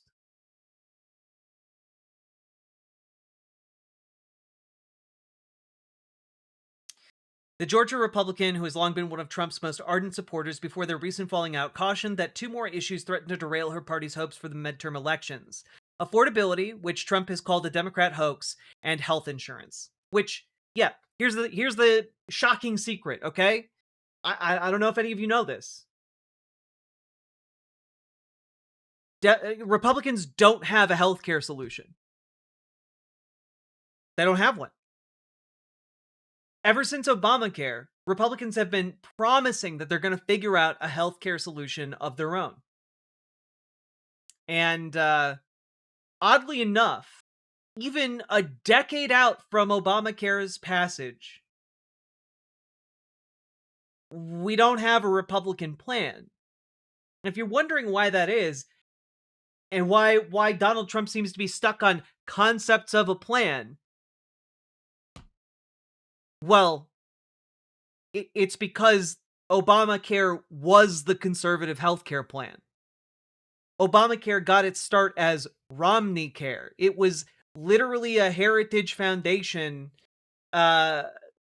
project. It's the result of a Republican think tank coming up with the Republican version of, as an alternative to the public option. And because Obama passed it, every single Republican since has tried to destroy it. People don't remember this, but after Obama passed it, there were something like 70 votes by Republicans to try and repeal Obamacare. And part of the issue that they ran into was there was no viable alternative. Costs were going to continue to rise. And if you got rid of MAGA, it was going to, or not MAGA, if you got rid of Obamacare, the price was just going to wildly increase for people to even be able to afford health insurance. And so the issue that they've run into here is that the Republican alternative is now just, what if you didn't have health care at all? What if instead health insurance companies could just charge you whatever they wanted? Wouldn't that save you money? And basically every single person with even a quarter of a brain who encounters this concept recognizes, no, that actually wouldn't save me money, because we're seeing what's happening now with just getting rid of the subsidies, and people's health insurance prices are going up in some cases 6 times what they were this year. And so a lot of folks are seeing these subsidies go up in flames, and they're suddenly panicking because they might now need to spend thousands of dollars every month just to keep their healthcare. And most people are just going to not have healthcare anymore. They're just not going to be able to afford healthcare. Period. And the other thing is affordability. It's intimately tied with health insurance, because if your health insurance premiums go up to, $2,000-$3,000 a month to keep your family insured, it suddenly becomes a question of, do you pay your mortgage or do you have health insurance? Like, you literally can't afford to live. And it doesn't have to be this way. You know, this is one of the reasons why folks need to start talking more and more. And I'm firmly in the camp that believes Democrats need to start talking more and more about Medicare for all. We need to reintroduce Medicare for all as a talking point, because guess what, folks? If we want to care about affordability in this country, getting healthcare free for every American takes so much off the table. It allows people to do so much more with the money they make. Okay? It frees up businesses from paying for health insurance for their employees. It frees up individuals for getting health insurance for their families. And instead, we all just pay our fair share and everyone is insured. Everyone is insured. And not only that, it actually saves us all money. It is cheaper to do Medicare for all. It is more cost effective to do Medicare for all. You know why? Because we don't have to pay for marketing, because there's just Medicare for all. You don't have to do marketing. You don't have to duplicate bureaucracy. You don't have to run at a profit. And all of that is going to save us money. We can provide for each other without some middleman, extorting us for our ability to live our lives. And guess what? When all of us are covered by Medicare for all, that means all of us can get preventative health care, which means all of us can stop like small health problems before they become emergency health problems. So when I talk, like I end every segment these days, almost every segment these days, asking you guys to radicalize your local Dems and to make your local DSA more effective. And one of the things I want you guys to start bringing to your local DSA and to your local Dems is the need to begin pushing for Medicare for all. Not just on like a one-off senator like Bernie Sanders pushing for it every so often, but we need to start making that demand on the local level so that it percolates up through the party and becomes the commonplace rallying cry. All right? So when I say radicalize your local Dems to better policies, that's what I'm talking about. Make Medicare for all one of those better policies. And if you need help doing that, join our Discord, reach out to Dragonfly. Dragonfly will help you to radicalize your local Dems. She's been working on it for years. She knows how to do it. Let's all just learn and then do it ourselves. Because no one is going to come and save us. No one is going to come and do that job for us. It is us or it is nothing. So go and do it. Make the time if you gotta. And, of course, we're not done yet.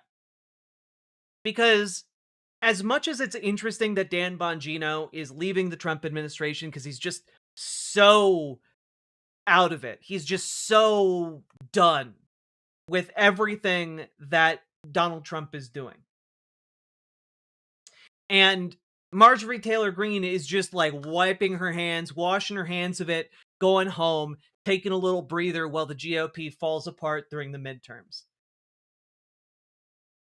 Same with a few other members of Congress.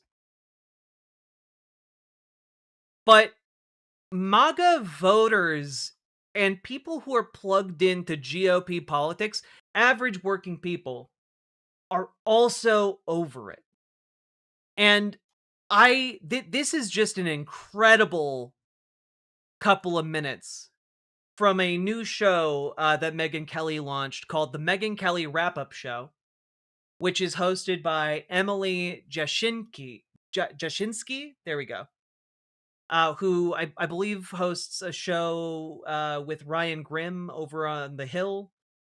But check this out. This is insane.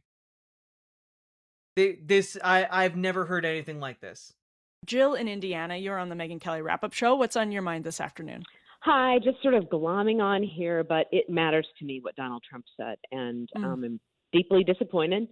If we value human life as Christians and Americans, then this stuff, it's indefensible to sort of gloat like right after someone dies like that, just for having a difference of opinion.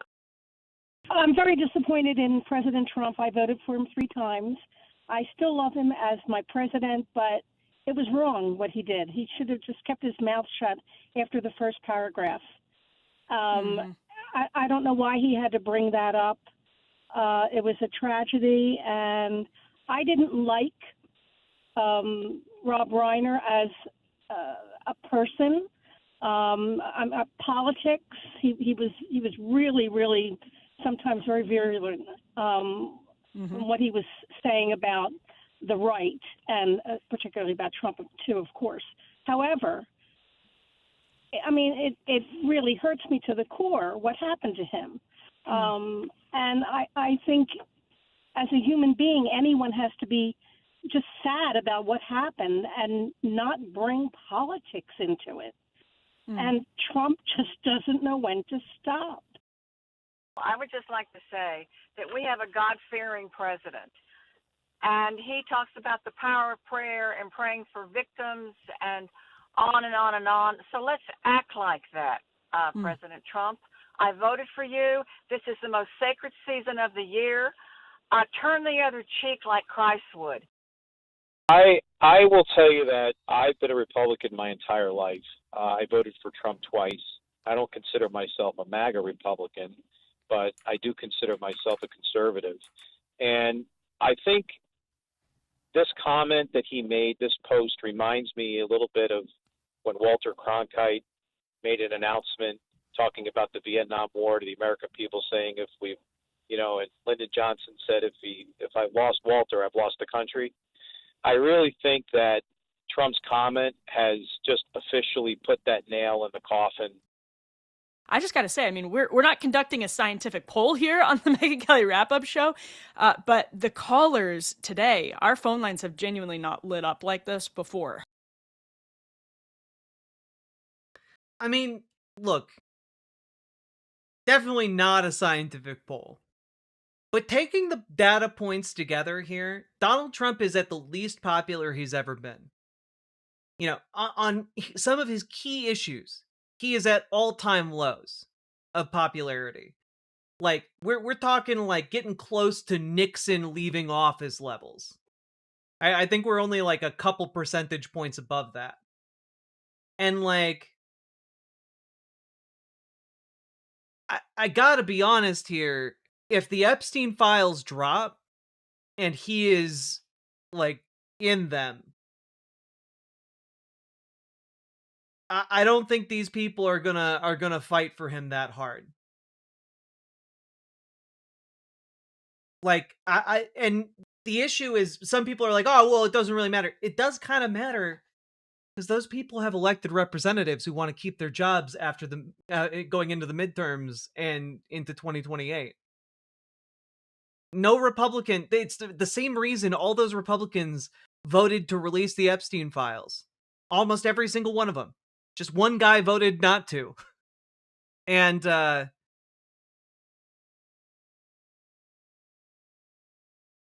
it's because none of those elected officials want to become known as the guy who defended a pedophile. That's the ultimate political poison, I guess, in the American system. And well, we'll find out later today how that goes. I'm intrigued, but right now, if that comes out and it is as damning as it could be, I guess we'll see how things go. But let me just put it this way: I don't think it'll go well if Donald Trump is in those files in any kind of significant capacity. And with that, folks, if you got anything out of this, like the show, drop a comment. Comments longer than 8 words generally help the show more than shorter comments. And also, please hit the subscribe button if you haven't yet. We just passed 20K not that long ago, and now we're on our way up to 100K. Let's keep on going. And remember, radicalize your local Dems. Make your local DSA more effective. If you need help doing that, reach out over on Discord to Dragonfly for your local Dems, Gamergy for your local DSA. And finally, last but not least, please check out ImogeneOlivia.com. Gender euphoric lingerie designed from the ground up for trans femmes, but we've also tested it with cis men, cis women, non-binary folks. It is non-tucking lingerie, and it's wonderful. It is feminine, it is attractive, and it is comfortable. So please check it out, and link should be down in the doobly-doo. Let's keep on going. Woof! We did it, folks! We did it!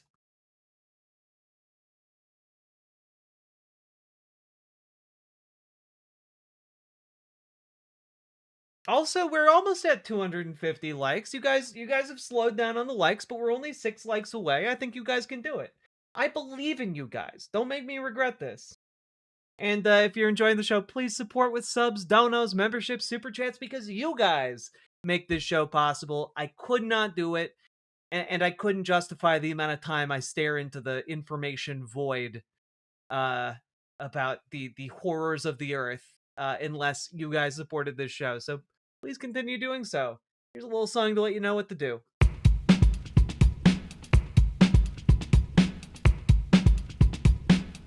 Go, go, go. Click the button, click the button, click the button, click the goddamn button, click the button. Hell yeah, yes, well from Brittany. Click the goddamn button. Let's go! Click the button, click the button, click the goddamn button, click the button, click the button, click the button, click the goddamn button, click the button, click the button, click the button, click the goddamn button, click the button, click the button, click the button, click the goddamn button, click the button, click the button, click the button, click the goddamn button, click the button, click Magical Idiot, think of the 10 gifted memberships on YouTube!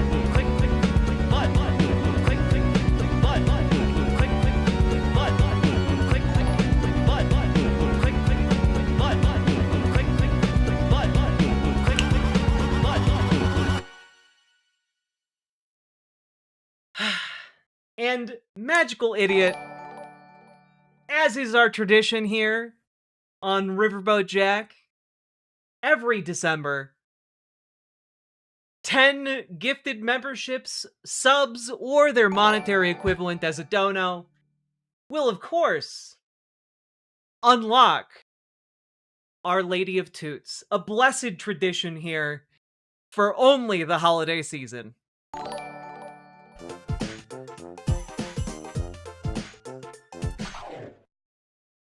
It's time. Thank you for greening up the chat. Much love. Thank you so goddamn much. Are you gonna be a tutor or a muter? Let's find out.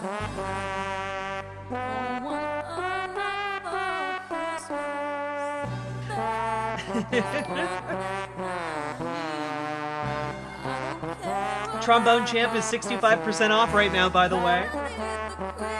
So go check it out. It's a fun video game.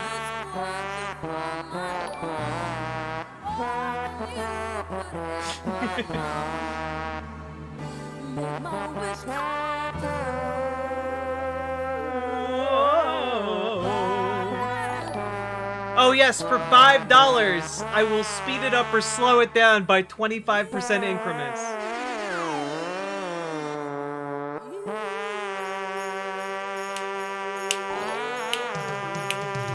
Just gotta let me know your preference.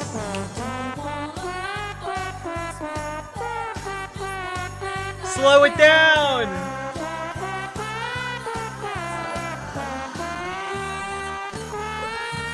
Nocturnal, thank you for the $10 super chat.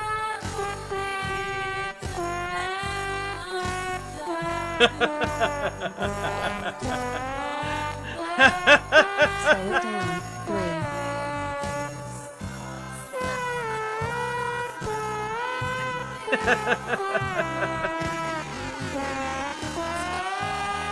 I I love giving you guys the tools to be Chaos Gremlin. I love it. I fucking love it.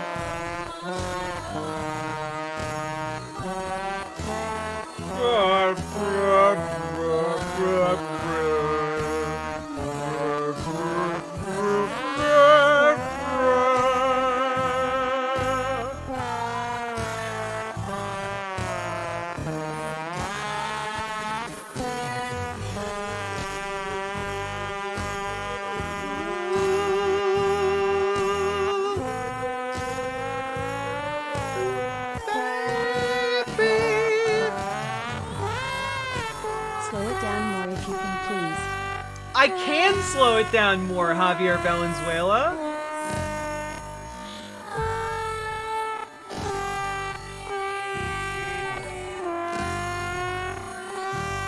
I remember the Tuesday of 24. Guess I've been around here for well over a year now. Laughing face. Also, slower PLS. Punk Monk, this is as slow as it can go. But thank you for the $5 dono. You allow the bourgeois to torture us?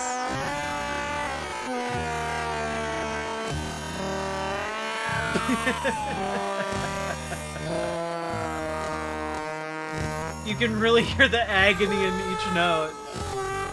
There's a beauty in suffering, chat.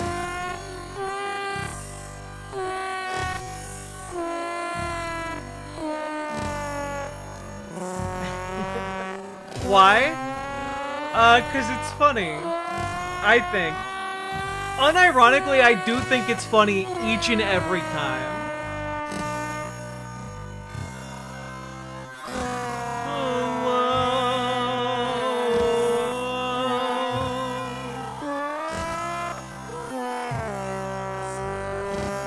This is a chance to grow, chat. Seize it with both hands.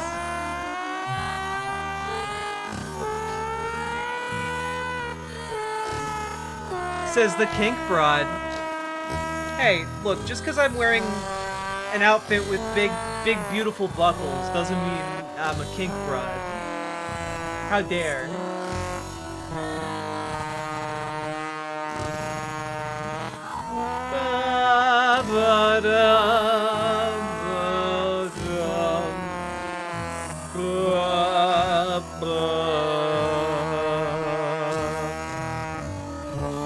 Meditate on this experience. Yes, make yourselves comfortable. Jack, I love it because she's a sadistic Dami mommy. Maybe so. Maybe so.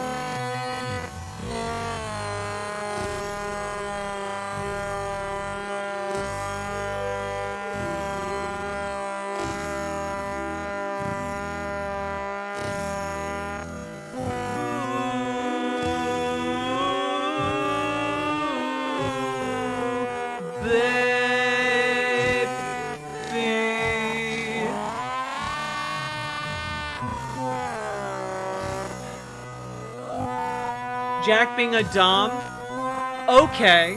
Indeed, Archangel.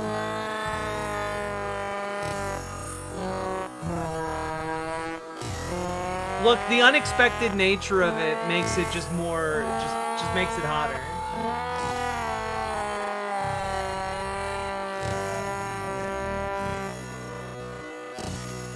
This is why you don't do peyote with Mariah Carey. God, I love you guys.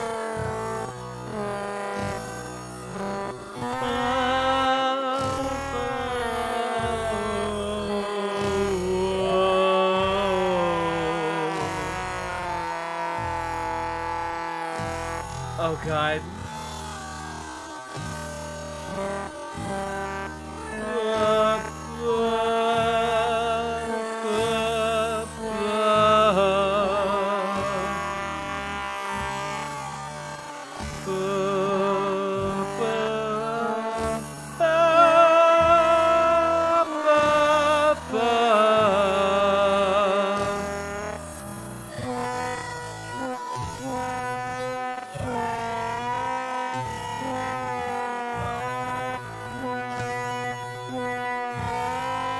god.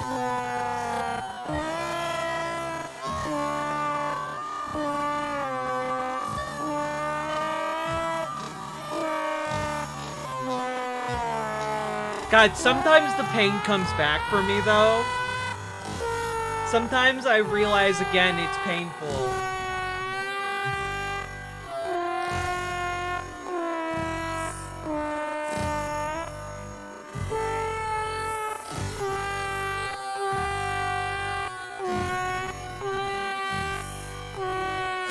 It hurts, please stop.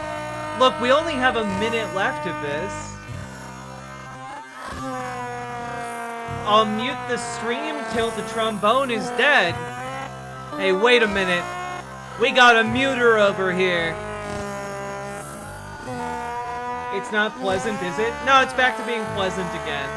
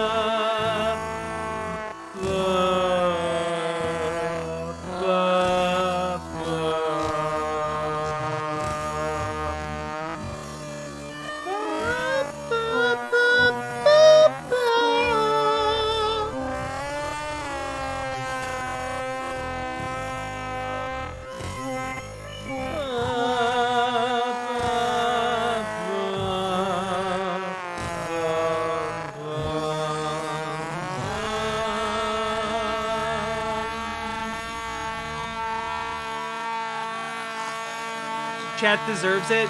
Hey, this is no We Are Charlie Kirk trombone champ, okay, guys?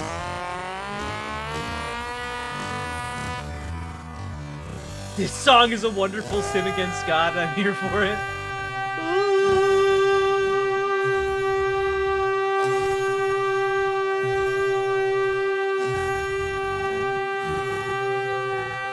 Oh, I couldn't quite do it.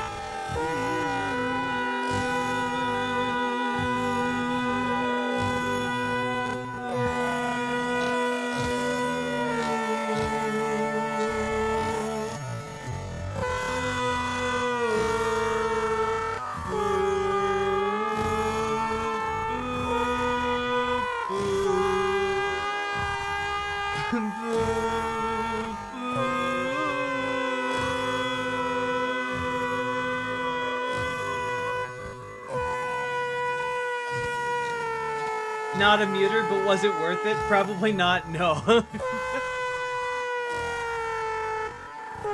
Oh, we're so close. We're almost to the hell screams.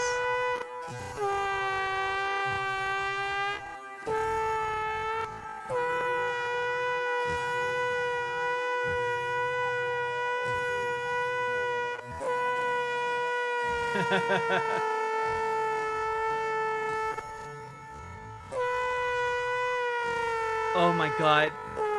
Oh my god. We're almost there. We've almost done it. By the end of this song will be your new god.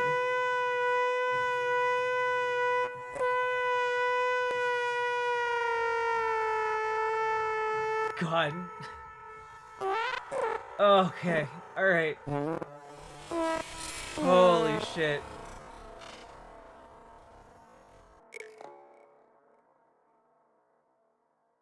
Now for the streams of the damned.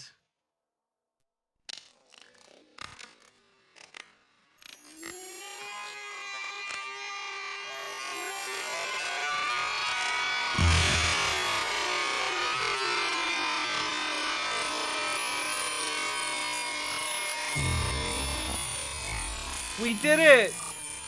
We did it, everyone! We've earned our 773 toots. We did it.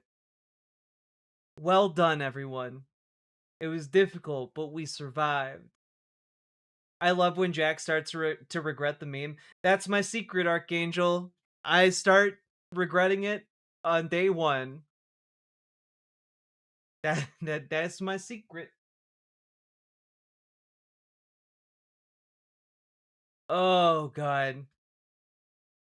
The throne in hell is made out of the impaled living bodies of the damned and trombones. Oh my God.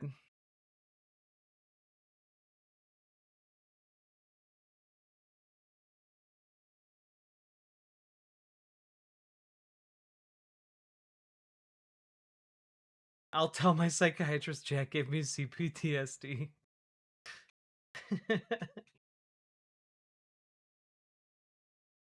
Complex post-trombone syndrome disorder.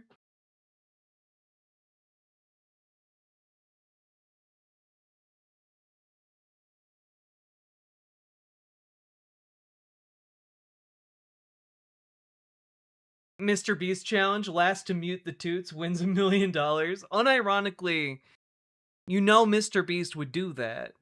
You know he would do that. God. Okay.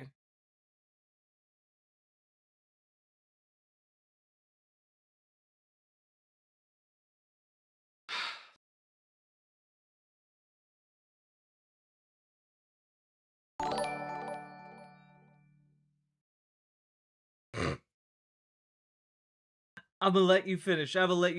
But Taylor Swift featuring Butters from South Park had the best single. Jupiter Quake, thank you very much for being a member over on YouTube.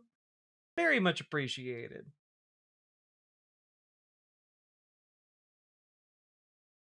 Oh my God.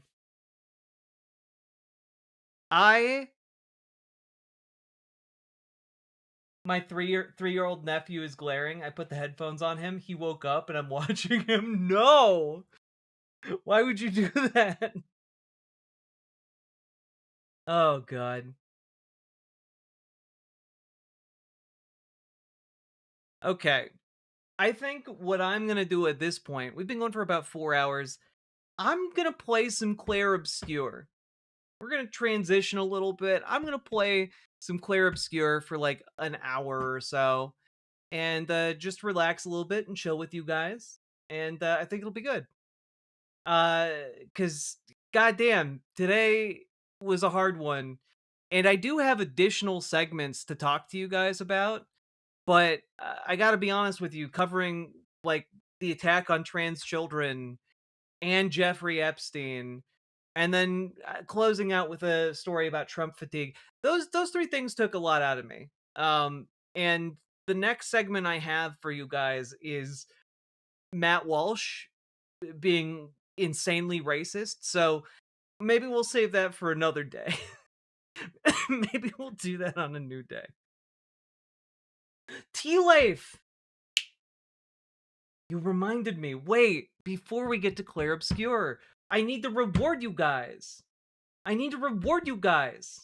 gonna go use the bathroom. When we come back, we're gonna watch Heat, Vision, and Jack. I need to reward you guys for your donos. Ugh.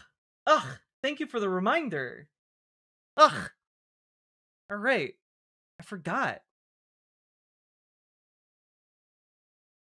Together they run. But first, we should just play a little snippet of what we're about to watch. Chat, you have earned it. You have more than earned it. For their lives, blocked at every turn by adventure. Move up, don't mess around. Move up, you bring me down. Move up, I can get about. Don't make the sound and move out.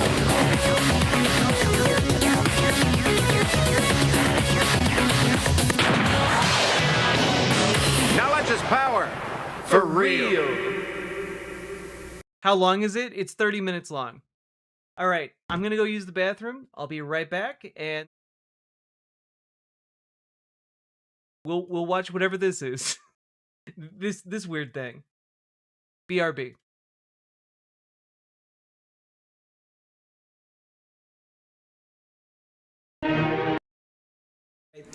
These are Woody Guthrie's words. He wrote this song in around 1950. Fred Trump was Woody's landlord, and U.S. Elevator put some music to it. It's called Old Man Trump. I suppose old man Trump knows just how much racial hate he's stirred in the blood pot of all those human hearts when he drawed that color line down here at his Beach Haven Family Project. Beach Haven ain't my home, I just can't pay this rent. My money's down the drain and my soul is badly bent. Beach Haven is Trump Tower, where no black folk to go. I said no, no, man Trump, Beach Haven ain't my home. I'm yelling out a welcome to you and your man both, welcoming you to live here at Beach Haven, to love in any way you please, and have some kind of decent place to raise your kids up in. Beach Haven ain't my home, I just can't pay this rent. My money's down the drain and my soul is badly bent. Beach Haven ain't my home, I just can't pay this rent. My money's down the drain and my soul is badly bent. Beach Haven is Trump Tower, where no black folk could go. I said no, no, man Trump, Beach Haven ain't my home. Oh no, no, man Trump, Beach Haven ain't my home. Take it away, Brian.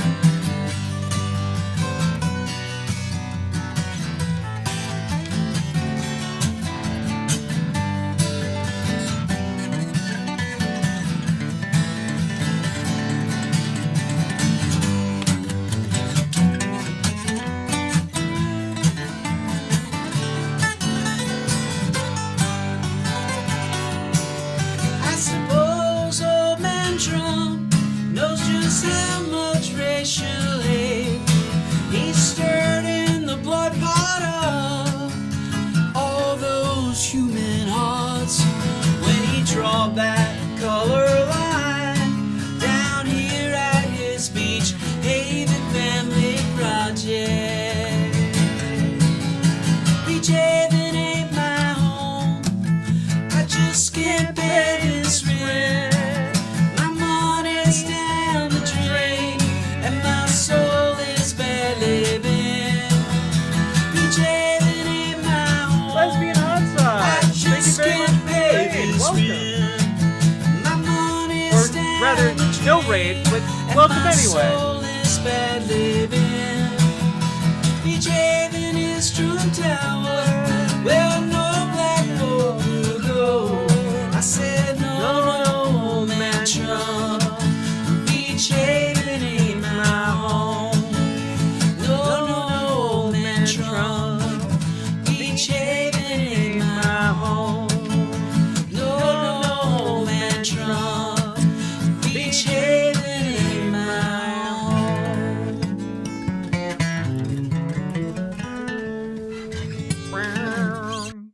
Johnny Irians playing Woody Guthrie's Old Man Trump. Good shit. Jupiter Quake, thank you for the $2 super chat and for the 2 gifted memberships over on YouTube. Very much appreciated. YouTube really coming through, giving Riftfoot Chat a run for their money, almost literally. Hello.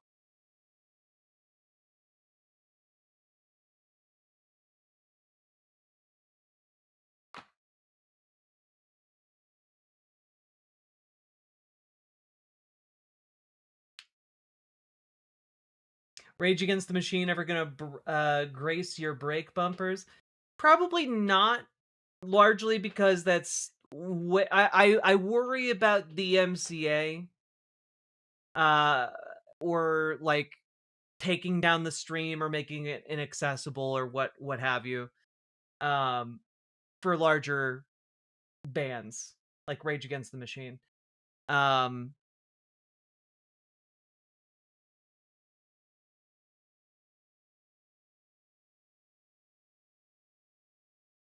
It's fair. The MCA sucks. Yeah. All right, you guys ready to jump into Heat Vision and Jack? I've been dying to watch this, but I've held off specifically because I wanted to watch it with you guys. I think it's gonna be really, really fun. You guys ready? The irony about yeah, I know there's an irony. Salmon Moose. Holy shit.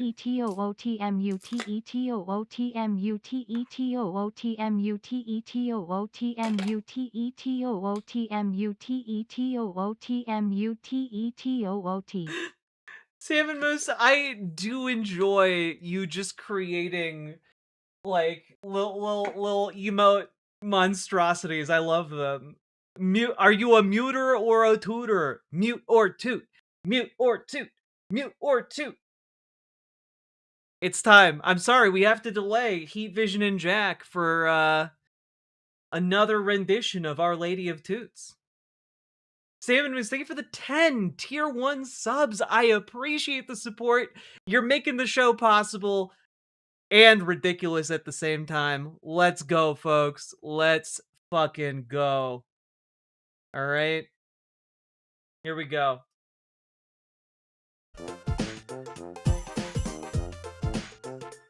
Mute or toot.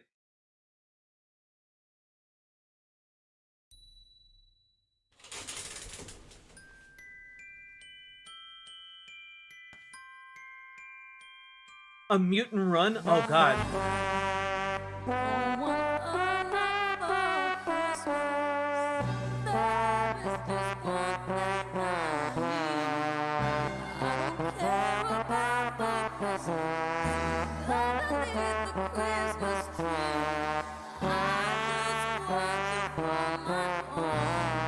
Tootin' away, indeed. I am now officially a hate watcher. No!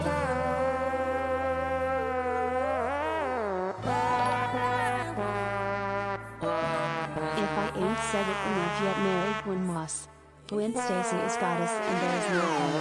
Peter Parker is a prophet but not God. Mary Gwen Moss. Hell yeah, Jupiter Quay. Merry Gwenmas to you as well, and to all who celebrate.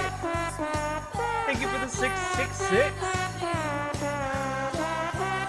Wait, is this happening again? It is indeed.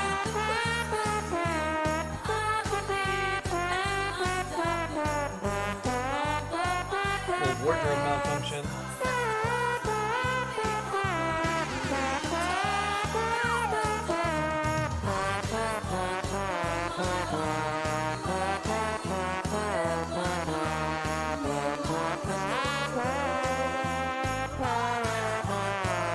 Fine.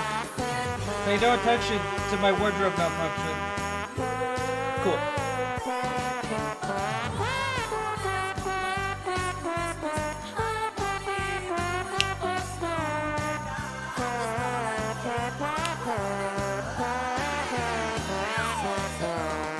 Latex glove time. How do you know I have latex gloves? Nocturnal! Thank you for the $5 super chat.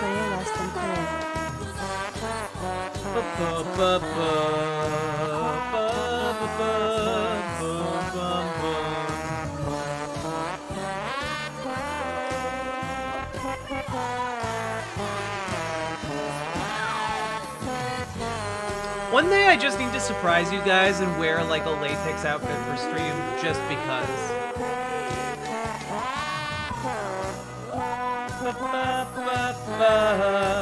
Catabingo, you know what? I'm gonna join you.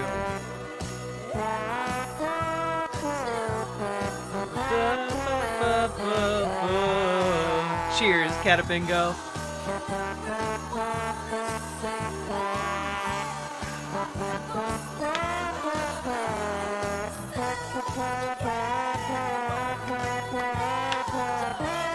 Just a nip, Archangel.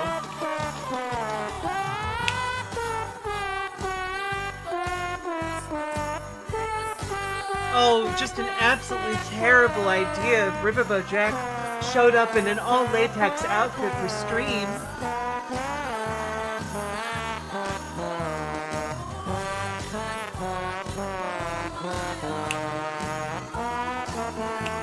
You know, I will say, there is a way to make these go by faster. There is a method available to you guys. The vegan rancor, I was just dealing with a nip. If you know what I'm saying. Ooh, baby, all I want for Christmas is you,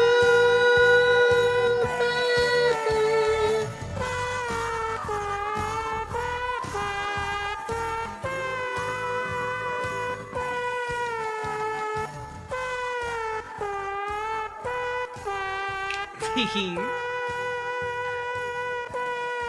The bourgeois do not allow it to go faster, only slower.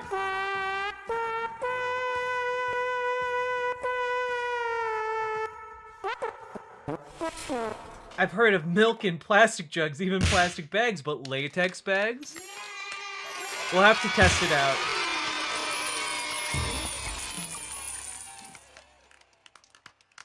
God. I gotta say, I do think this is very funny. I'm glad we don't do it year round, but I do think this is very funny.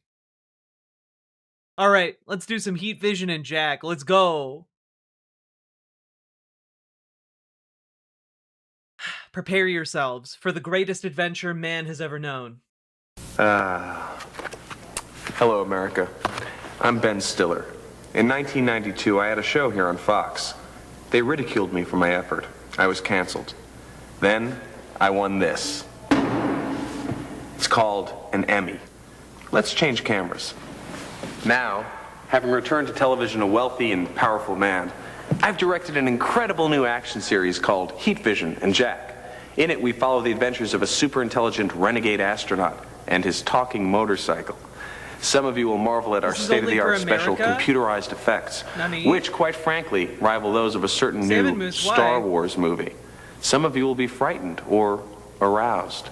Still others may be entertained.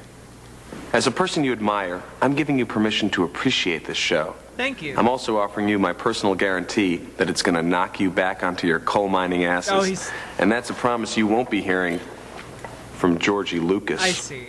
Hey there, Mr. Beard. How many Emmys do you have? Once again, America, I give you what you want. Reboot the show and make it with me? Do it. You won't, cowards. My friend Jack says the universe is infinite. He says you could travel forever and never reach the edge. Unironically, I think this would do extremely well in today's... I say the edge is where you find it. Oh, it gets by Carter. Carter goes back to Jason Johnson, takes off to third Johnson. base. Oh, man, it's going to be close. Come on, Carter use both shoes. He throws into Righto, who's covering, and it's going to be...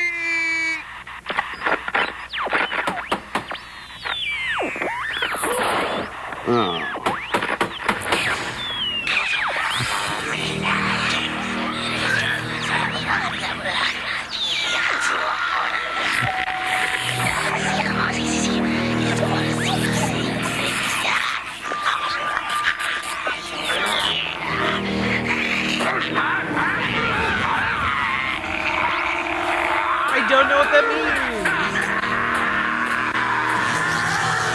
Well, thank you for the $2 super chat.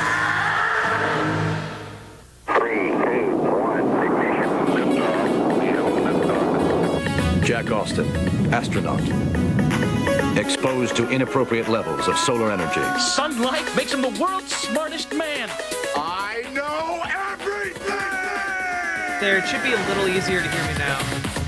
I want that brain. Take it out. Heat Vision, the motorcycle with the mind of Jack's unemployed roommate. Together they run for their lives, blocked at every turn by adventure. Move out, don't mess around. Move out. You bring me down. Move out. Get about, don't make a sound. Move I fucking love Severance. It's great.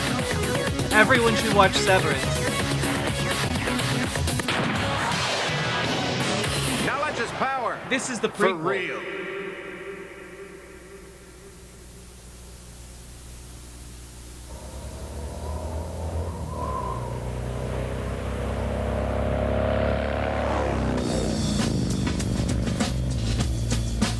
The eyes of Paragon. Let me know when your tires start wearing down, Heat Vision. My wheels are fine, Jack, but I could use some food. Hey, remember when I was human and we ran out of gas in Tijuana and we got smashed on that cheap tequila and then you woke up with a 72-year-old woman and she followed us to the border and the police wouldn't let you back into America until you kissed her in front of everybody? Be quiet. I can't see the road when you talk. He can shut the grill off, Frank. Oh boy. Your kind is a disease. You have infected this planet. Frank, don't say that. I am no longer Frank. Yeah, well, who are you then? The ape woman needs a label. Call me Paragon. Call me Master. You worthless monkey whore. Frank.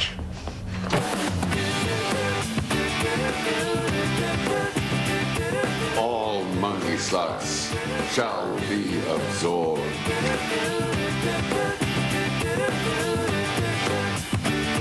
What is happening?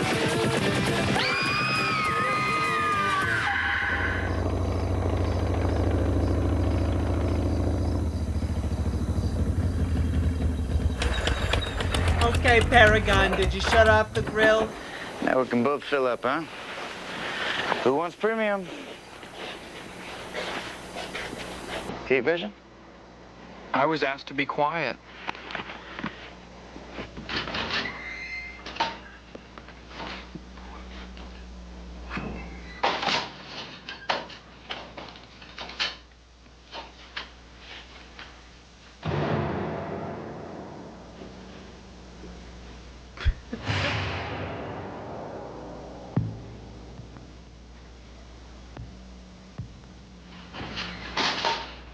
Hey, listen, man, we shouldn't be fighting.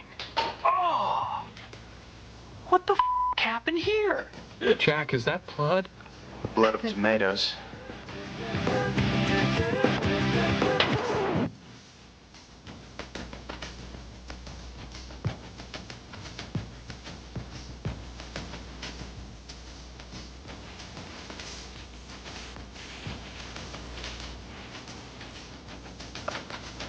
Heat Vision. We've stumbled onto the scene of a very unusual crime. We tend to do that, don't we? Eggs and vodka, Heat Vision and Jag.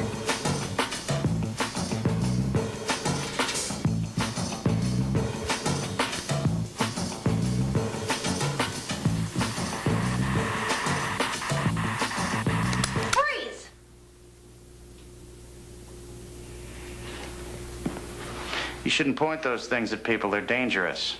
Only if I pull the trigger. I wasn't talking about the gun. Neither was I. Where's Heat Vision? If you're talking about your bike, it's evidence now. It'll be staying at the diner for a while. Don't count on it. I'm not a criminal. Tell me your name. I can't do God, that. what is she doing Spoken in this? like a criminal. Maybe I'll place a call to your employers. Who? NASA? Wait, please. You'll put us both in grave danger. Don't call them. So talk to me. Okay. Here we go again. My name is Jack Austin. I was an astronaut. Whoa, the On my special last mission, an effects. orbital mix-up brought me too close to the sun.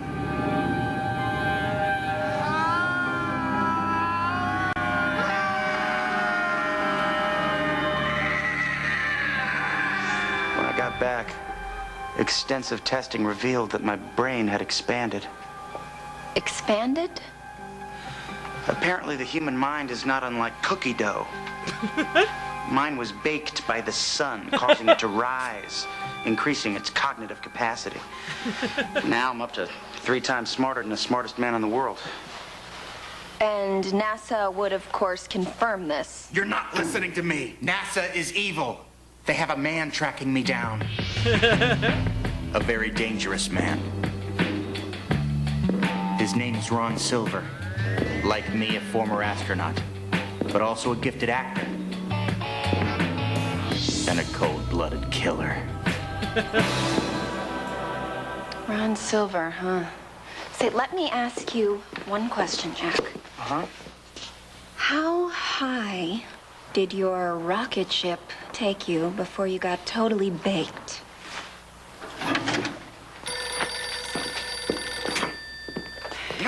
Sheriff's office. This is Uh-huh. great. I'll be right there.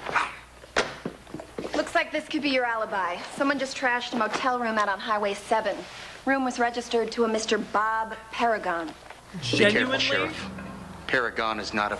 Genuinely, I keep going back and forth on whether or not this absolutely stinks or if I just genuinely really like it. I keep going back and forth on it. Like, the tone and the vibes are, I don't know, just extraordinarily interesting, to say the least. this world. You know Bob him? Paragon. No, but I saw what you saw at the diner.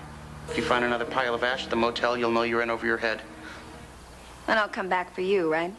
Oh, I won't be here. Come sunrise, I'll be so intelligent, no cell will be able to hold me. Oh, well, Oh, okay, wait, he gets smarter when the sun comes up. Okay, that makes sense. Careful on your way out. I hardly ever feed Gary.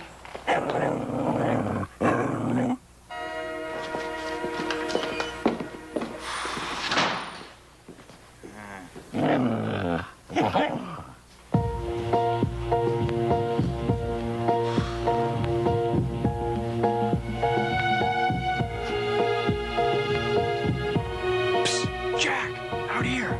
It's heat vision. Heat vision, you gotta help me. Okay, I can't get in there, man. Doorknobs, remember?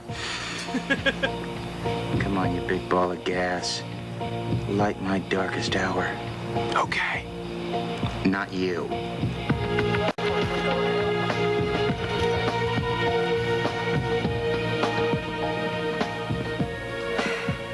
This is very, very strange. These ashes are dehydrated human tissue. Are you saying someone removed the water from 6 missing prostitutes? And that would be one theory. If that technology existed outside of comic books and rap music. What? Hi there. I'm just in the room down the hall, and I saw the squad car. Oh, no need to be alarmed, sir. If it was, I'd know about it before you. I'm just kidding. I need to ask a few questions. I'm Ron Silver. I just rented Time Cop. You are the bad guy in Time Cop. Yeah, well, acting is one of my more enjoyable diversions. However, right now, what I'd really like to do is find a man named Jack Austin. Can I he trouble was in you for an Time autograph? Yeah, if you have a pen. How exactly do you know Mr. Austin? I don't have a pen. Well, get a pen, and I'll give you an autograph. He's a test subject. We are researching the effects of zero gravity on the mentally ill. Am I to take it you know where he is?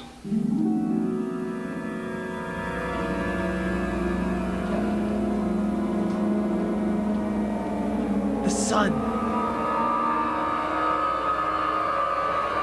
brain!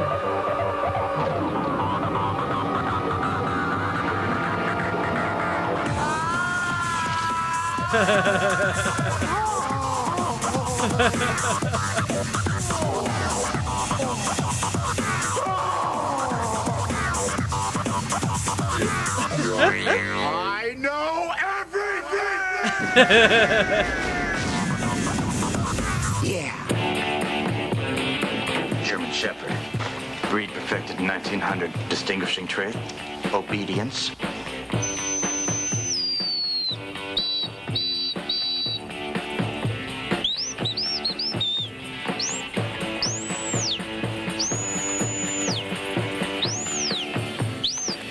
Now listen very carefully, Gary. I need you to... And then... Okay? I don't think that's how dog whistles work. That's Daddy's good boy.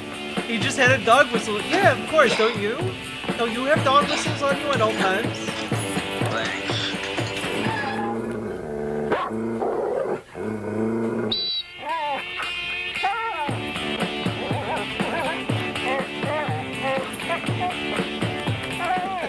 You wanted to check the captain's log. Oh, you are so bad.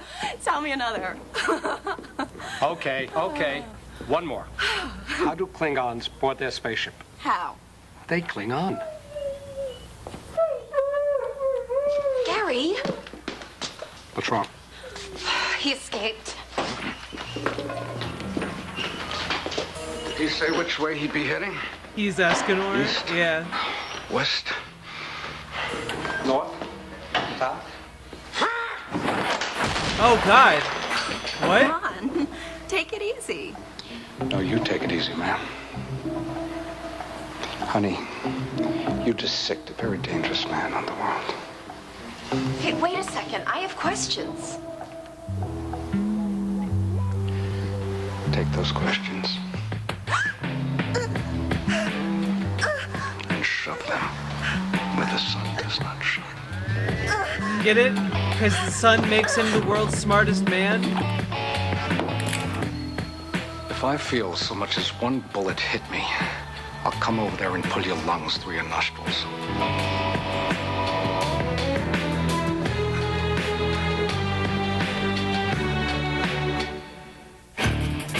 We'll be back with more Heat Vision and Jack right after this. God, I hope so. Season 1 of Heat Vision and Jack when?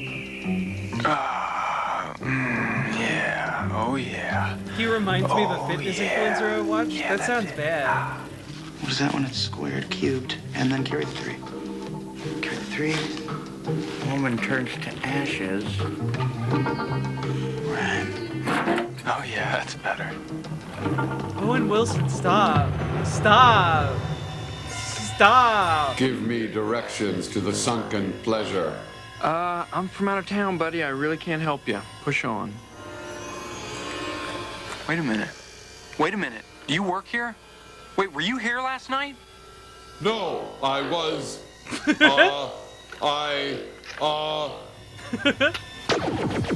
shit! What are you doing? What are it? Jack! Crazy eyes! Heat vision. Hey, that's my bike! Pathetic human.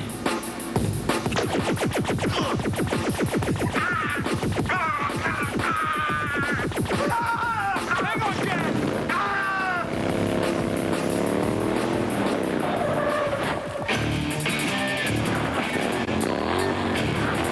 What? Eat wheel!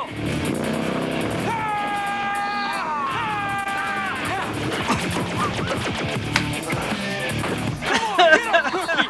You want some more of this? Come on, punk! You want some of this? Please don't hurt me! Ow! Oh my God!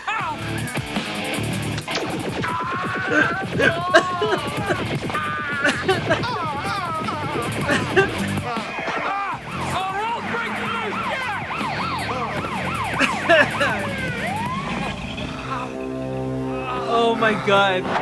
He just pushes the motorcycle over. Electron dispersal. Jack! I can't see you! Heat Are you vision. there? Jack, where are you? What? Heat vision. You pushed me over. He got away? Listen, lady, he pushed me over. Okay, buddy. It's okay. Apparently not. Jack. Apparently Silver not. tracked you down. Silver? Jack. Jack. Breathe. It's not a mouse. It's her skin. We should be safe here. It's my grandmother's house. Jupiter's She's on waiting tour for the till the end of April. $22.22 dono. So human. Hell yeah. How long did it take you to build them? I'm gonna play a game where you guys count and I'll go hide behind I didn't. Heat vision's an accident. Like me.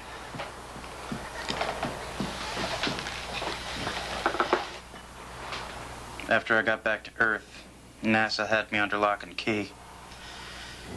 When they found out what had happened to my brain, You're down bad for this damn motorcycle. they decided to remove it. Hip to their jive, I called my roommate Doug and asked him to come pick me up.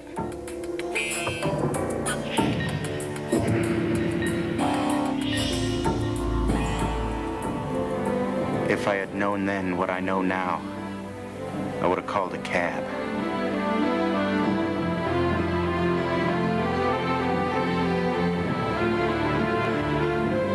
Look out!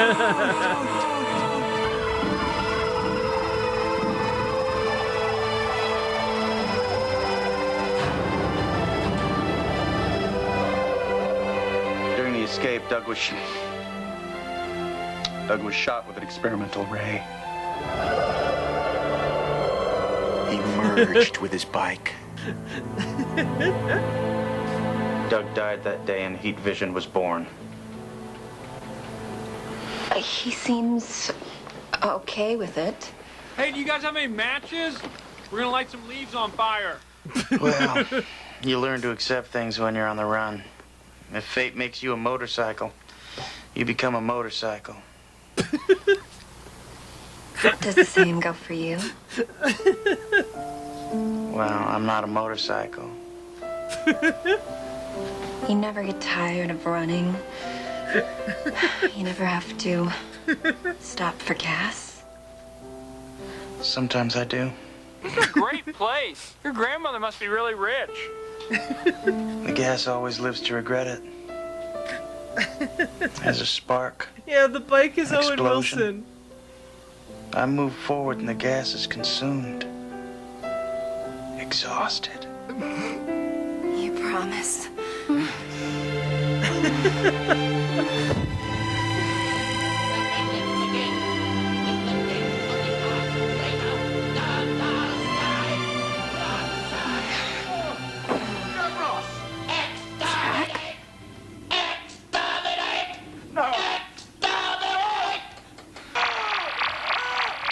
Hey, Sheriff.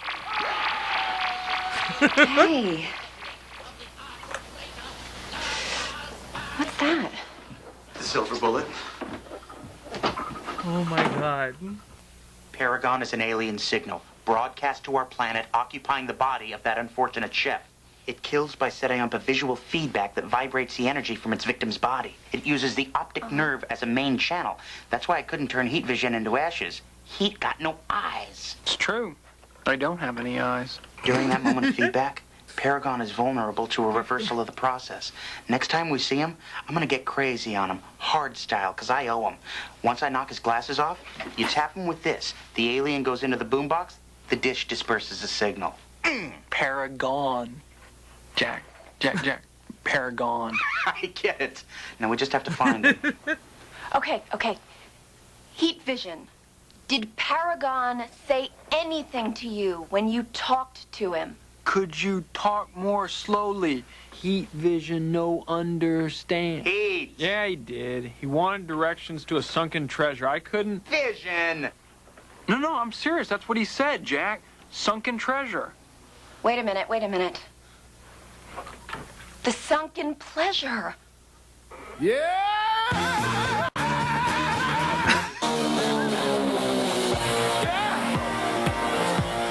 What? What the fuck? I'm gone, on the phone. All the children show the same old war zone. As I walk alone in the city, making me another that don't belong in a new cinema. Live action on. I am baffled. Do want a lap dance. Yes, you will dance on Paragon's lap. Okay. All right, let's lay some sand dollars there, Neptuna, my girl Neptuna. That's right, she ain't doing this for nothing. Come on, give her some pieces of bacon. Why is there a pirate? What? Why was that DJ a pirate? Hey, that guy disintegrated Jasmine. All monkey tramps, dance on Paragon's lap.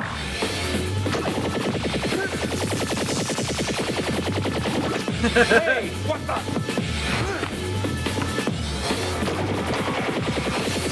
Get vibrated, nerd.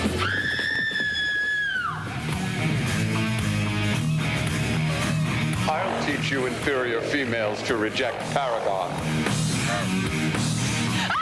Oh no, Paragon's an incel.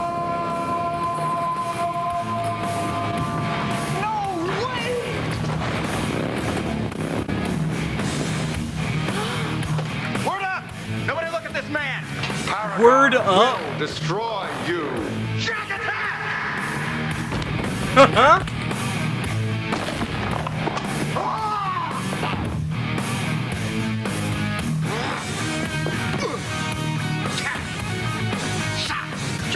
Jack, use the double fist! Yeah! Yeah! Yeah! Wait, is the pirate Ben Stiller?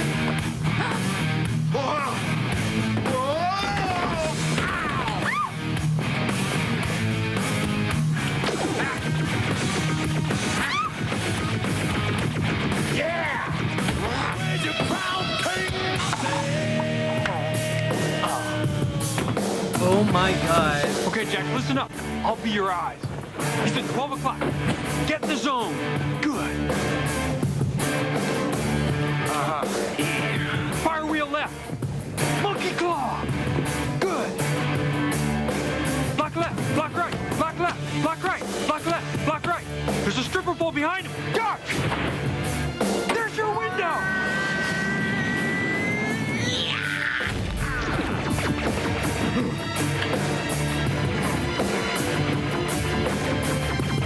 Now! Now! Do it now!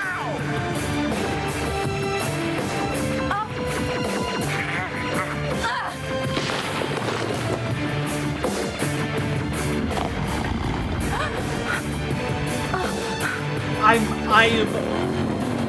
This is fucking nuts. What's the matter? Feel like you're tripping? I do feel like I'm tripping. Silver.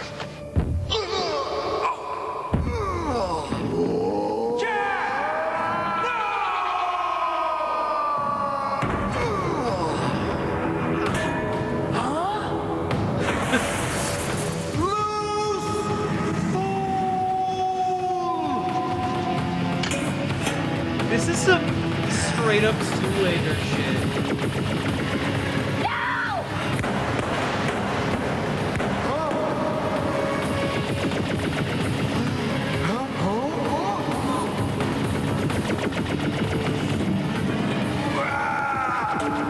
Press record!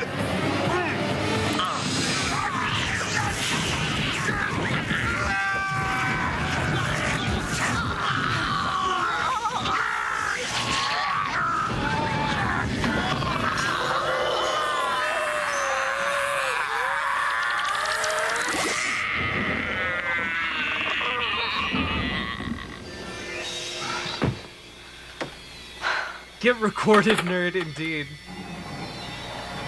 You want me to label this? Oh, that's gonna turn out great. That would be a great picture. Let's try to get one with all three of you sitting here. All right. Ooh. How is that fun I love for sunsets. heat vision? I'm so confused. I don't. Be very careful with this. Paragon's glide-sustaining ions have been neutralized by the cassette's residual magnetism, but his protophotonic pattern is still together on the,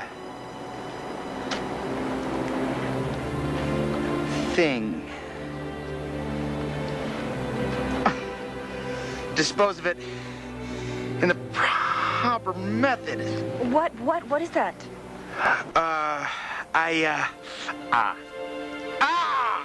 He's become stupid again.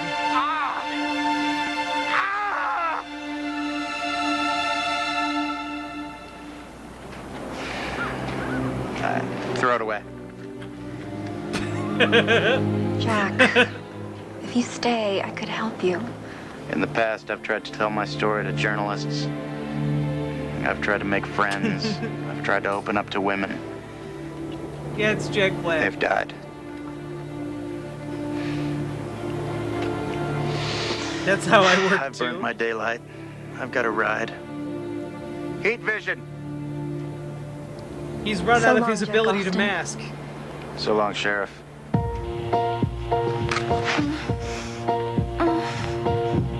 Heat.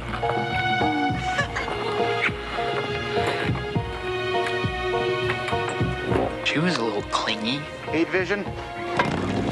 Move out.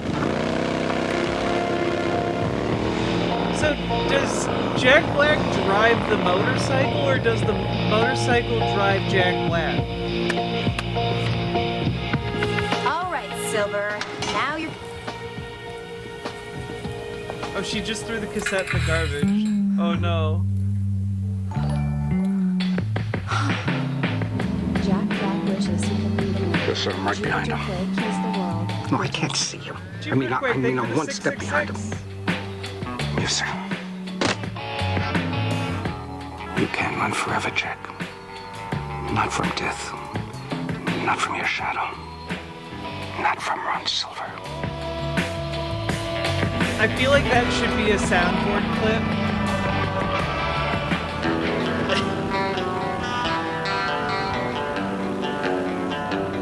Jack says the Earth's shape is mankind's curse because we can never reach our Oh, horizon. true, Salmon Moose. I say a round planet is a gift. We can move forward forever. Find a different horizon every week. Good night. Yay!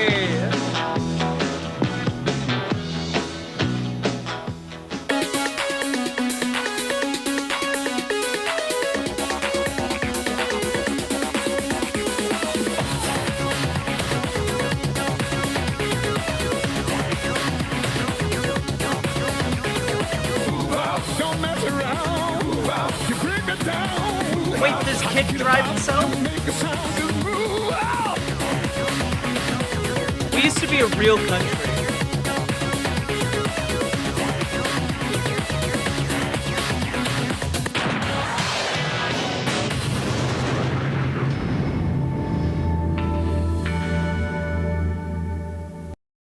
God. What could have been? What could have been, chat? What an incredible experience. Are the other episodes lost media? You know, let's find out. Heat, Vision, and Jack.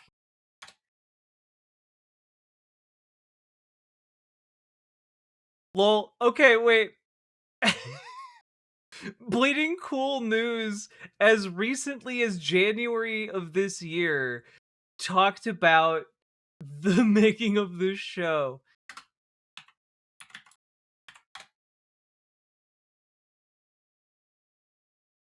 Oh my god. Just real quick.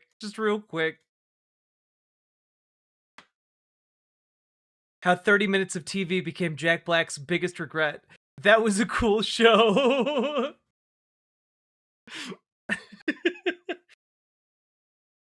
Jack Black, after the success of the Minecraft movie, you can do anything. You can do anything, okay? Bring it back, Jack. Bring Jack Black, bring back Heat, Vision, and Jack. Let's go. You already have an ultra successful pilot. All you need to do is, for a small fee of a mere $10, bring back the cast and make an entire season of television. It pays for itself. You live in our hearts forever, autism-coded Knight Rider. Oh god, I can't believe no networks wanted to pick it up. I can believe that in 1999, no networks picked this up. I can't believe that in 2025, no networks have picked up a full season of that show. Yeah, Ben Stiller would absolutely be down. Are you kidding? I don't know that Owen Wilson would be down, but like, I think you could get Jack Black and maybe Owen Wilson, you know? Just like a fun little buddy thing to do with each other. Yeah, look, I'm not asking for much, but if Jack Black just put a measly $100 million into season 1 of Heat, Vision, and Jack, I think they're onto something. Make it into a prestige television show. What's Owen Wilson been doing recently? I don't know. What has he been doing? Let's see. Well, earlier this year he went on. It's weird. He went on Hot Ones. That why? Yeah, why would I be feeling it in my eyes? So that's what he's been up to. What else has he been doing?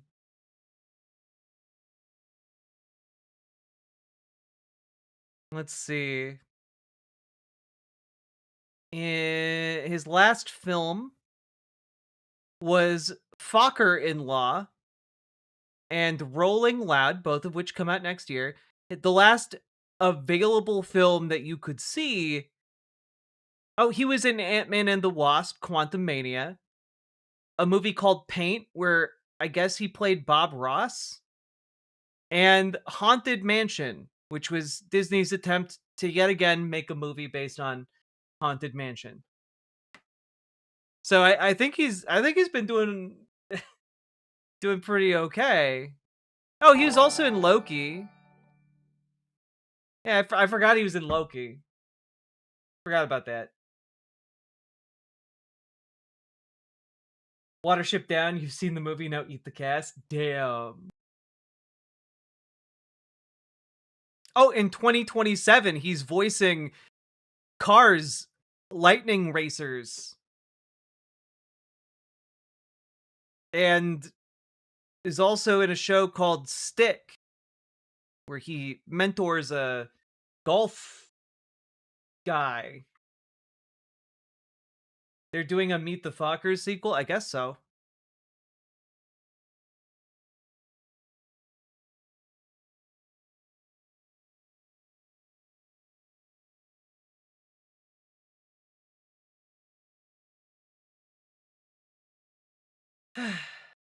I do hope he keeps getting roles. Yeah.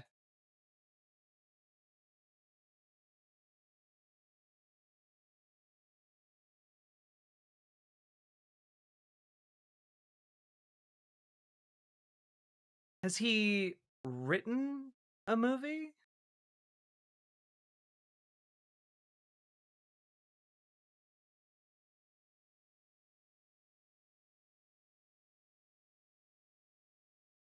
Ooh, I thought he was also like a screenwriter. Wait, IMDb would tell me.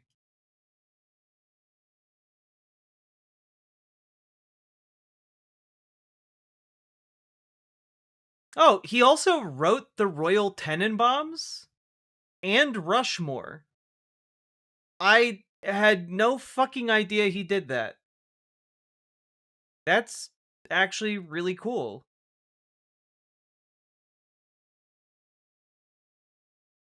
Huh.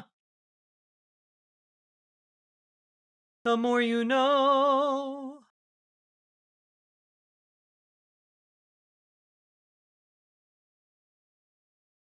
Have I seen the Animal Farm trailer? No.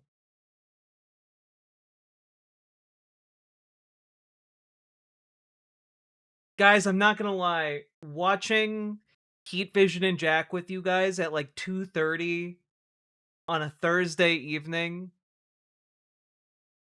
that's gonna be seared into my brain forever. Like that, but not as like an event that actually transpired, but as like a like some kind of fever dream that transcends time and space.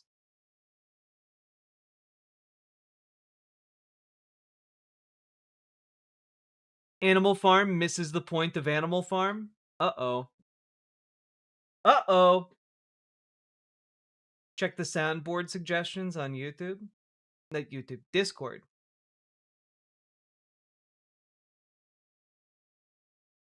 You can't run forever, Jack. Not from death.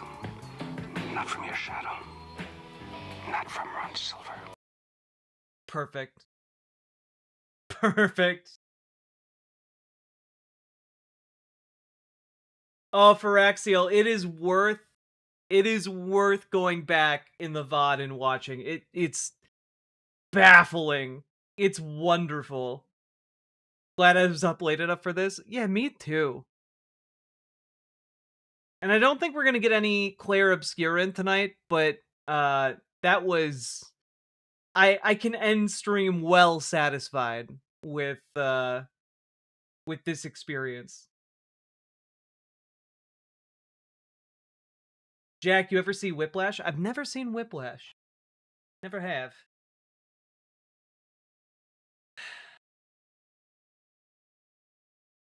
The number of YouTube people I'm impatiently waiting to finish Claire Obscure is too high. Look, tomorrow, I think what we'll do tomorrow is we're going to go over whatever comes out regarding the Epstein files, and then I'm going to play Claire Obscure. Okay? That's that is my plan for tomorrow. I have a bunch of computer work I need to get done. And I need to wrap some presents. But then we're gonna Epstein files it, and we are going to Claire Obscure it. That Animal Farm movie looks heinous. You know what? Maybe we'll watch the trailer to Animal Farm as well. As an Expedition 33 lover, Heat Vision and Jack was better. Hell yeah, Very Small Moth. Thank you. Presents in this economy? Yeah, like I got, you guys know I got like a like I got like my partner and my partner's family. I do still get to celebrate Christmas with some people.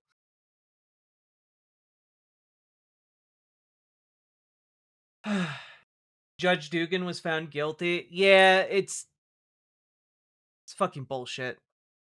But I did read up a little bit on the Dugan case, Rhyme Jack. It's really disappointing, and I think it opens up a fuck ton of abuses that the Trump administration could pursue against political enemies or inconvenient judges. But no, we are where we're at. Who got found guilty? Judge Hannah Dugan. You guys might remember her as like the judge who like sent an undocumented immigrant who is in front of the court like down like a back staircase or something through like a back door, and then that undocumented immigrant was taken into custody by ICE. They convicted her of felony obstruction, so uncertain at this point what she's going to be sentenced to serve for that case, but it's really, really shitty. The best bit of Christmas is eggnog. For me, one of the best bits of Christmas is coquito. I hate fascism. Yeah, the fascism sucks. 0 out of 10. Anyway, folks, last call to like stream, subscribe, follow, do the things, click those buttons. Go. Click a button. Click a button. Click a button. Click the goddamn button. Click a button. Click a button. Click a button. Click the goddamn button. Click a button. Click a button. Click a button. Click the goddamn button. Click a button. Click a button. Click a button. Click the goddamn button. Click a button. Click a button. Click a button. Click the goddamn button. Click a button. Click a button. Click a button. Click the goddamn button. Click a button. Click a button. Click a button. Click the goddamn button. Click a button. Click a button. Click a button. Click the goddamn button. Click button. Click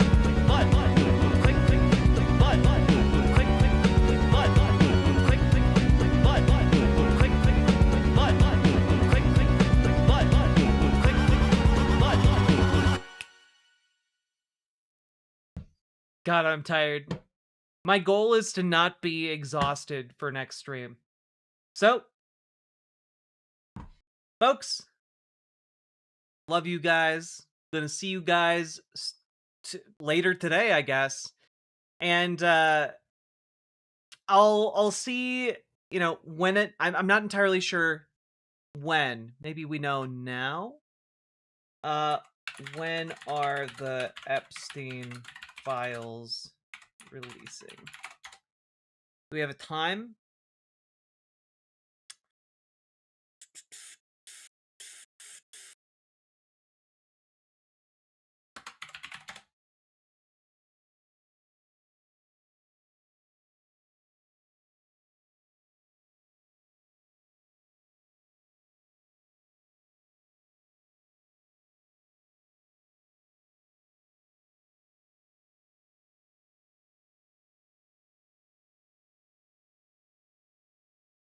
Fixer at home, thank you for the $10 Australian. I appreciate it. 19th. Maybe there's no time? Maybe there's no time limit. Maybe they just have to release it by the end of the 19th?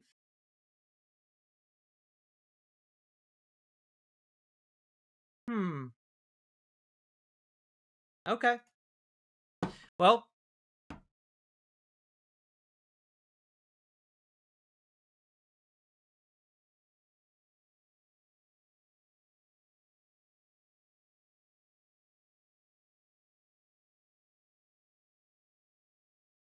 they might just, well, they might just say, well, you never said which December 19th.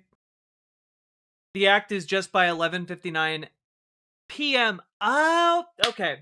I saw 11 and thought 11 a.m. Eastern time, which would be too sensible. So, I guess by 11:59 p.m. So, literally any time in the next 21 hours.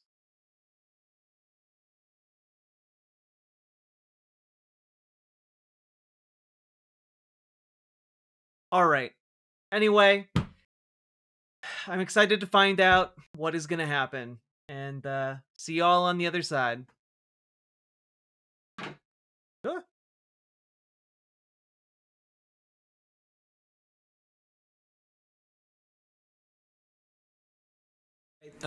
These are.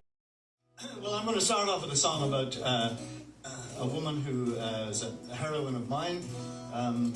Her name at birth was Mary Harris, and she was born in Cork City, right there in Shandon, right in the centre of Cork. And she didn't stay too long because her parents emigrated to America.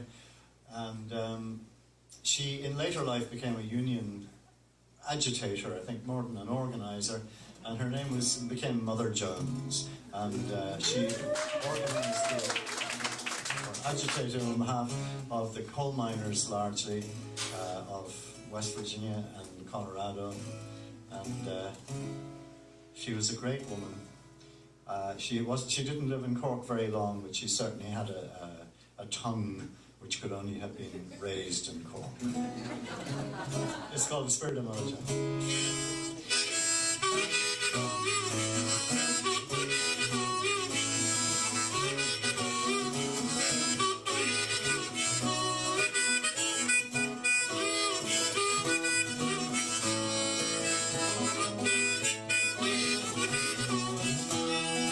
Mother Jones is dead and gone, she could no longer stay. No one knew how old she was, but she was often heard to say how she was born in 1830 in the Swede County Cork. But she crossed the foaming billows till she landed in New York. Mother Jones, the miner's angel, must be treated with respect. She's an old-fashioned lady, and you never would suspect that this gown and this bonnet would fill a rich man full of dread. She's the most dangerous woman in America, they said.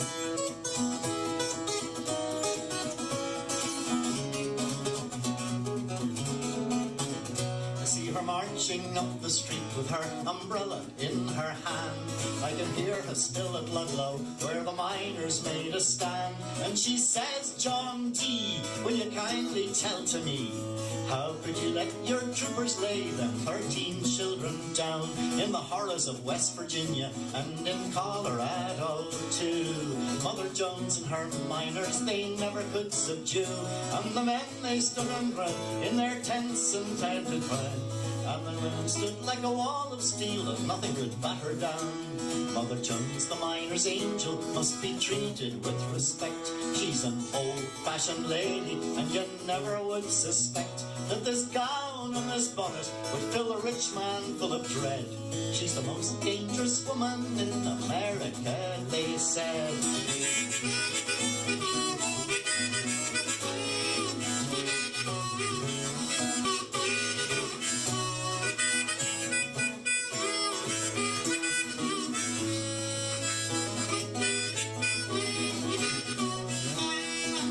Now for the horrors of child labor, says she. And the march of the mill children took place in 1903 from Philadelphia to New York. And she says, I'm going to show Wall Street the flesh and blood they squeezed to make their dough. When she died in 1930, oh, the sadness was profound. And they laid her to rest in a Union burial ground. And she lies in Mount Olive, where the midnight wind it moans. Stand up for the Union, cries the spirit of Mother Jones.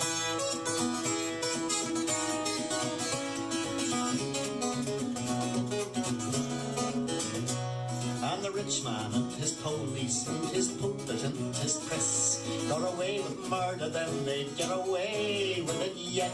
But we'll forge a mighty union and we won't be overthrown, and we never will forget the spirit of Mother Jones.